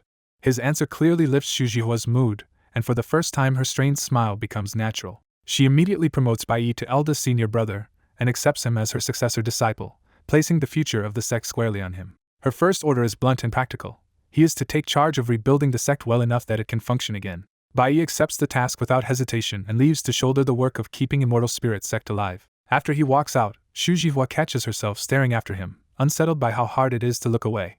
She tries to pull herself together, but the strange disturbance in her heart only leaves her more confused. Over the next year, Bai survives past the 1-year mark for the first time in this simulation and feels a rare surge of relief. During that period, Shujihua personally guides his cultivation, and Bai sincerely comes to see her as an excellent teacher. By age 25, Bai has earned the outer disciples' trust, and after 2 years of hard work the rebuilt Immortal Spirit sect finally looks decent again. At age 26, Bai quietly uses the incomplete heaven-devouring demon technique to absorb a large amount of origin energy and push for another breakthrough. The gamble pays off, and Bai successfully breaks through to the 2nd level of foundation establishment. 3 years into the simulator, Bai realizes he has finally survived long enough to see a real reward within reach. He compares this run to his old deaths that used to come within a month and admits this calm stretch feels almost unreal. Bai checks his strength and confirms he has reached the 2nd level of foundation establishment through sheer effort. He knows the simulator still denies him his real body's monstrous talents, so he has to make up the gap with techniques and experience instead. What matters most is the heaven-devouring demon technique, a brutal method that can swallow origin energy and forcibly improve his natural foundation. His thoughts are cut off when a disciple calls from outside and says the sect master wants to see him. The summons immediately makes Bai think of Shujihua, the beautiful master who has guided him for these past 3 years. He flies across the rebuilt Immortal Spirit sect, and the mountain gate's patched-up modesty makes it obvious the sect is still only barely standing. He arrives at the sect master hall, the grandest building the weakened sect can still manage. Inside, Bai respectfully greets Shujihua as sect master, and she lightly corrects him to call her master instead. When Bai obediently changes his wording, he also sits beside her with easy familiarity, a closeness Shujihua openly allows. At close range, Bai catches the scent of spirit wine and sees how Shujihua still uses a mild drunken haze to keep old pain and heart demons at bay. Bai asks why she called him here, and Xu Jihua finally brings up a major event 2 years away, a joint competition between orthodox sects. She explains that the tournament is for the younger generation, roughly ages 10 to 50, and even the fallen immortal spirit sect still received an invitation. Xu Jihua makes it plain that Bai is the only disciple strong enough to go, and she wants him to represent the sect. Bai agrees almost immediately because he knows a more dramatic life inside the simulator means better settlement rewards later. Xu Jihua warns him not to underestimate the geniuses of the bigger sects, whose foundations are far stronger than theirs. To give him a real chance, she promises to raise his cultivation over the next 2 years and says a strong finish could win him valuable pills or spirit tools. After that, Xu Jihua begins teaching Bai far more closely than before, and the strange look in her eyes becomes harder for him to ignore. Her intense guidance quickly pays off as Bai's cultivation and practical experience both rise at speed. Xu Jihua even passes down a sect secret technique, and Bai learns it despite judging it weaker than the methods he already knows. On the anniversary of the previous sect master's death, Bai goes to see Xu Jihua as usual, but this time she tells him to wait for her in the back hall. After leaving him there for a long time, Xu Jihua returns and teaches him another kind of secret technique, one Bai mentally resists even as his body stops cooperating. That quiet turning point marks Bai's passage into adulthood. By age 28, 2 years of training bring another breakthrough opportunity, and Xu Jihua personally stands guard while he advances. The breakthrough succeeds, and Bai steps into the 3rd level of foundation establishment just before the competition. Half a year later, Bai leaves the immortal spirit sect alone and heads by sword flight to the much more powerful Jingqi sect, where the competition will be held. At 28, Bai still looks young, but the deep pressure of his cultivation makes weaker cultivators stare the moment he arrives. Once people recognize the robes of the fallen immortal spirit sect, their surprise only grows because no one expected that sect to produce a genius like this. Representing his sect alone, Bai enters the tournament and wins his first match with clean, convincing strength. His opening victory shocks the arena so badly that even elders begin discussing whether immortal spirit sect might someday rise again because of him. Not everyone is impressed though, and one elder coldly points out that many geniuses died before they ever fulfilled that promise. As the competition stretches on, Bai keeps winning, and his rising fame starts drawing open goodwill from beautiful female cultivators too. Over a full month of bouts, he beats one opponent after another and forces his way into the top 50. Somewhere during the event, Bai discovers that Xu Jihua has quietly come to Jingqi sect after arranging the sect's affairs back home. He keeps advancing anyway, stacking more hard-fought victories until he breaks all the way into the top 10. By then the matches are draining enough that Bai has to recover between rounds, so he quietly uses the heaven-devouring demon technique to absorb a medicinal pill's power faster. He may still be uninjured, but the competition's value is obvious now, because every opponent is tough enough to chew through his spiritual power. Even so, Bai wins again, and his name spreads so far through the venue that some nascent soul experts start paying attention to him too. In the simulator, Bai fights through the grand tournament, gets forced to reveal his sword cultivation, and still takes first place in the sect competition. After the tournament, a Jingqi sect elder summons a huge gourd and personally brings Bai away. While riding the giant gourd through the sky, Bai finally asks how this elder is connected to the senior from the library pavilion. The elder actually answers and says the two of them are husband and wife, leaving Bai stunned into silence. Back in the simulation timeline, Bai takes the tournament rewards and immediately leaves the Jingqi sect without explaining much even to his master. His championship fame spreads so far that the tiny immortal spirit sect finally attracts more than 100 disciples. Bai hands over the 2 techniques he won, and Xu Jihua looks at the Qi Xian body tempering technique with a complicated expression she does not explain. Instead of speaking, Xu Jihua just pats Bai on the shoulder, quietly showing that she knows this was not easy for him. By age 29, Bai's title is so eye-catching that demon cultivators start hunting him openly. He survives the first attack with his hidden cards, but the pursuit does not stop and the pressure only keeps building. At age 30, a golden core devil cultivator storms the immortal spirit sect and slaughters the disciples, leaving only Bai alive. Xu Jihua throws herself into the fight, but being 1 round lower, she cannot stop him and dies in battle. Bai dies too, and his 37th simulated life ends at just over 30 years old. Back in reality, Bai is almost numb to dying in simulations now, and this time he feels no anger or regret at all. He only feels satisfied that this 7-year run finally earned him a proper settlement reward of his own.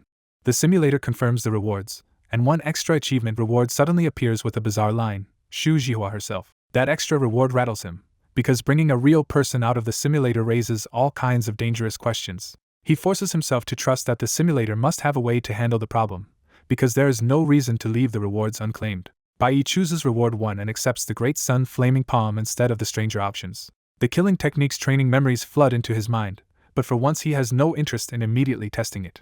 Then the simulator offers a rough fix.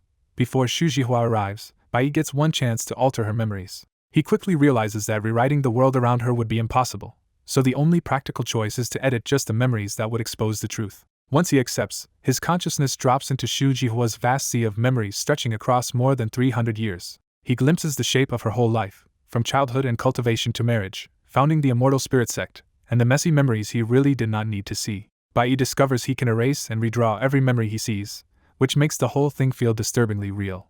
He spends a full 2 hours cutting out what should not exist and patching the rest into a believable new past. When the simulator announces that the modification is complete, Bai suddenly feels a very familiar aura inside his courtyard. He recognizes it at once, steadies himself, and steps outside to face the impossible. Under the night sky, Shu Jihua is really there in person, looking worn and worried but gazing at Bai with unmistakable affection. She speaks to him like years have passed, praises his 6th-level foundation establishment progress, and treats this reunion as completely natural.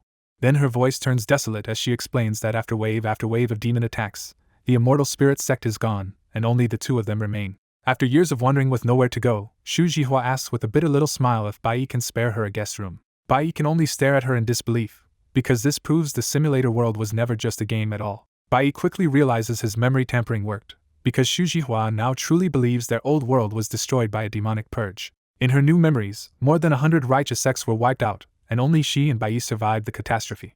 Bai also planted 2 restraints in her mind: never return there and never remember the details, sealing the lie in place. Once he confirms everything is stable, Bai warmly invites Shu Jihua to stay in his small Qinghe County home for as long as she wants. Shu Jihua accepts with quiet sincerity, saying a homeless person like her has no right to be picky anymore. Even though they still call each other master and disciple, the ruined immortal spirit sect is gone, and their bond now feels more like old friends meeting again. Bai moves to brew tea, but Shu Jihua stops him and pulls out 2 gourds of spirit wine instead.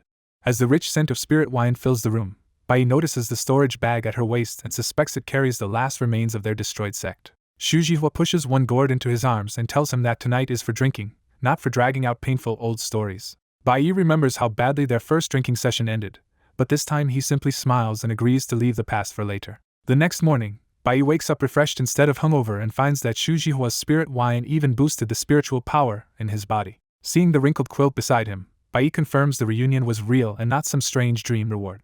Using his spiritual sense, Bai checks the house and finds Shu Jihua still inside, busy with something instead of slipping away overnight. He steps out and finds Shu Jihua reworking the formation in his home, treating his rough setup like a disciple's homework that still needs fixing. Without even turning around, Shu Jihua points out that Baiyi's formation basics are solid but still too shallow, and says she is giving his spirit-gathering formation a proper upgrade. After finishing, she turns around with an openly teasing, almost flirtatious look, still carrying the loose confidence of last night's drinking. Baiyi barely reacts, because in the simulator he had already grown used to this version of Shu Jihua, reckless, bold, and no longer acting like a proper sect master. Elsewhere in Qinghe County, Fu Shuangni studies demon cultivator reports and grows frustrated that Sacred Heart Palace still has not shown its real plan. She briefly wonders if she overthought the threat, then immediately rejects that idea and doubles down on her belief that the demon cultivators are preparing something big. A panicked shout erupts outside the office with news of a disaster in the next county, abruptly cutting off Fu Shuangni's train of thought. A constable bursts in with terrifying news that many people in neighboring Yangqing County are dead. The magistrate tries to dismiss it as someone else's problem, but Bai Su immediately tells the constable to explain properly.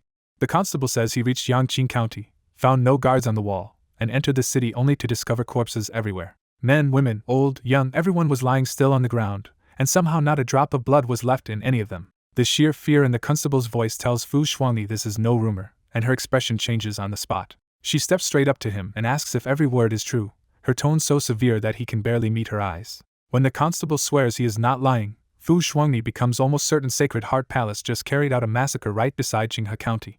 What she cannot accept is that the enemy moved under her nose, in the county right next door. She forces herself calm, orders her 4 followers to gather, and shifts from anger to immediate response. Knowing the prefecture's reinforcements still have not arrived, Fu Shuangni decides her best current support is the Golden Core cultivator she knows as Li Feiyu. Then she remembers there is one more unaffiliated cultivator in Qinghe County whose strength she could not read at all, Bai. She hesitates because asking a stranger for help could backfire badly, but with a crisis this big, she decides she has to try.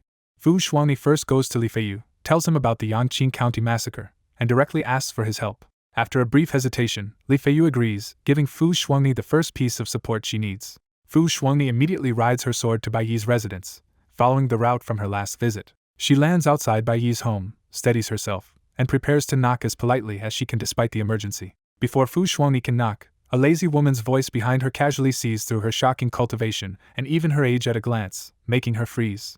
The same voice goes further and recognizes the unusual aura of her dynasty, which makes Fu Shuangni break into a cold sweat. Fu Shuangni instantly understands that whoever is behind her is terrifyingly strong, and if this person meant harm, she might already be dead. When she turns around, she is stunned to find not a monster but an astonishingly beautiful mature woman standing there with the faint scent of spirit wine. Even without hostility, Xu Jihua's gaze gives Fu Shuangni a strange hard-to-read feeling, as if this woman sees straight through her. Judging that this mysterious senior is not a demon cultivator, Fu Shuangni politely asks who she is.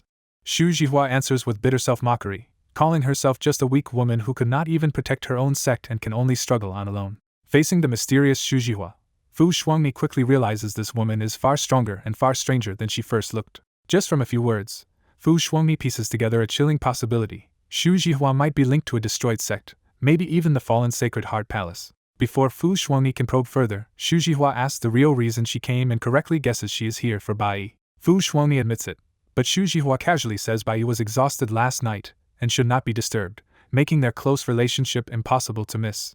Putting that aside, Fu Shuangni explains that Yangqing County suffered a bloody disaster, the county office suspects a demon cultivator, and she came to ask Bai Yi to help investigate. Fu Shuangni adds that if Bai Yi does not want to get involved, she will leave, but Xu Jihua immediately sees through that as a clumsy attempt to push him into action. Still, the mention of demon cultivators catches Xu Jihua's attention, and she asks to go with Fu Shuangni to inspect the scene herself. Fu Shuangni hesitates because Xu Jihua would be a huge help, but she still knows almost nothing about this unsettlingly powerful woman. Xu Jihua lightly scolds her for wasting time, warning that every moment of hesitation gives the killer more time to erase clues.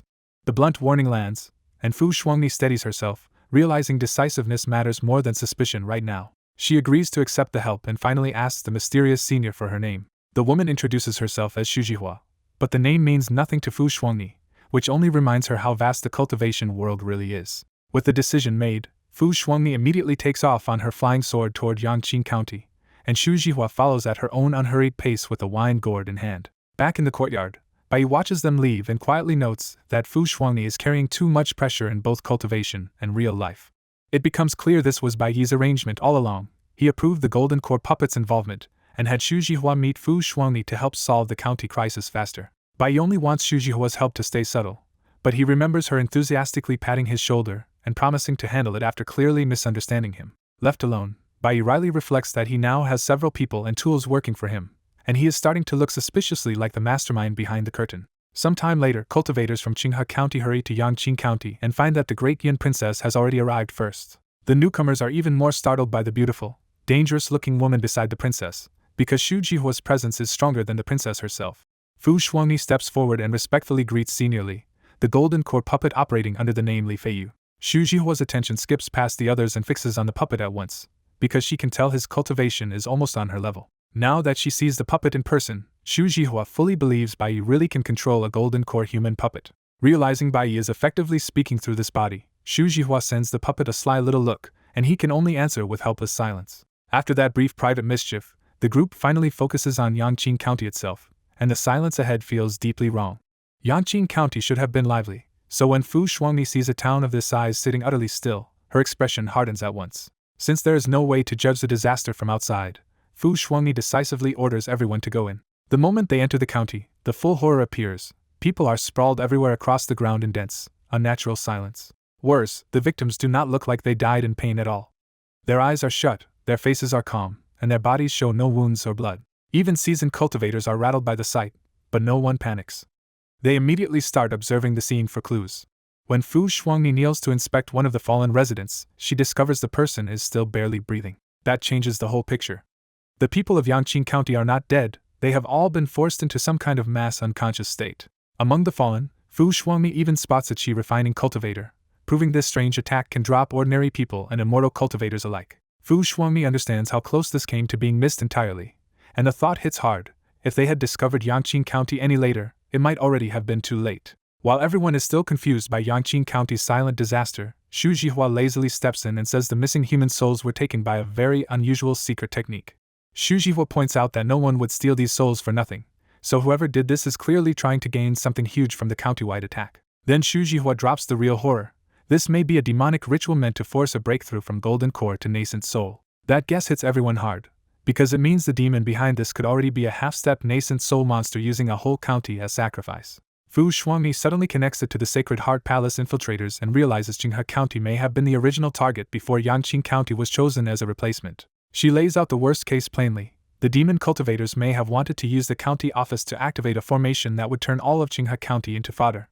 Xu Jihua checks the county more carefully and confirms she can indeed sense traces of a massive hidden formation, making Fu Shuangni's theory feel frighteningly close to the truth. The group realizes Yangqing County may only be a substitute because the demon's original preparations in Qinghe County were ruined when the Sacred Heart Palace cultivators there were killed. An official panics and warns that if Yangqing County is only one substitute, the demon will definitely need more counties to make up Qinghe County's population. His warning sharpens the crisis. If they do nothing, a nascent soul demon may descend and countless more people will die. Another official remembers that a nearby county found a demon cultivator yesterday, and that county's population is about the same as Yangqing County's.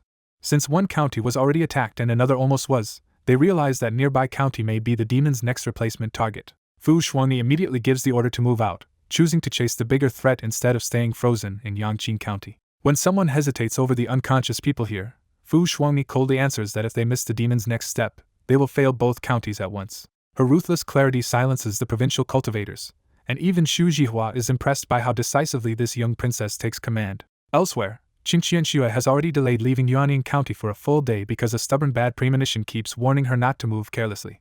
She had wanted to head for Qinghe County after killing a demon cultivator, but that instinctive warning made her switch to a more remote inn and wait it out. By the next day the premonition has only grown worse, so Qin Qianxue finally decides she has misjudged the situation and should leave now while she still can. The moment she moves, a violent sense of danger crashes over her, and her heart clenches before she can even get out. Then an eerie bell starts ringing from far away, and every heavy chime feels less like sound and more like something cold climbing straight out of the abyss. One of the chimes hits hard enough to throw her mind into a daze, and Qin Qianxue instantly realizes this attack is deliberate.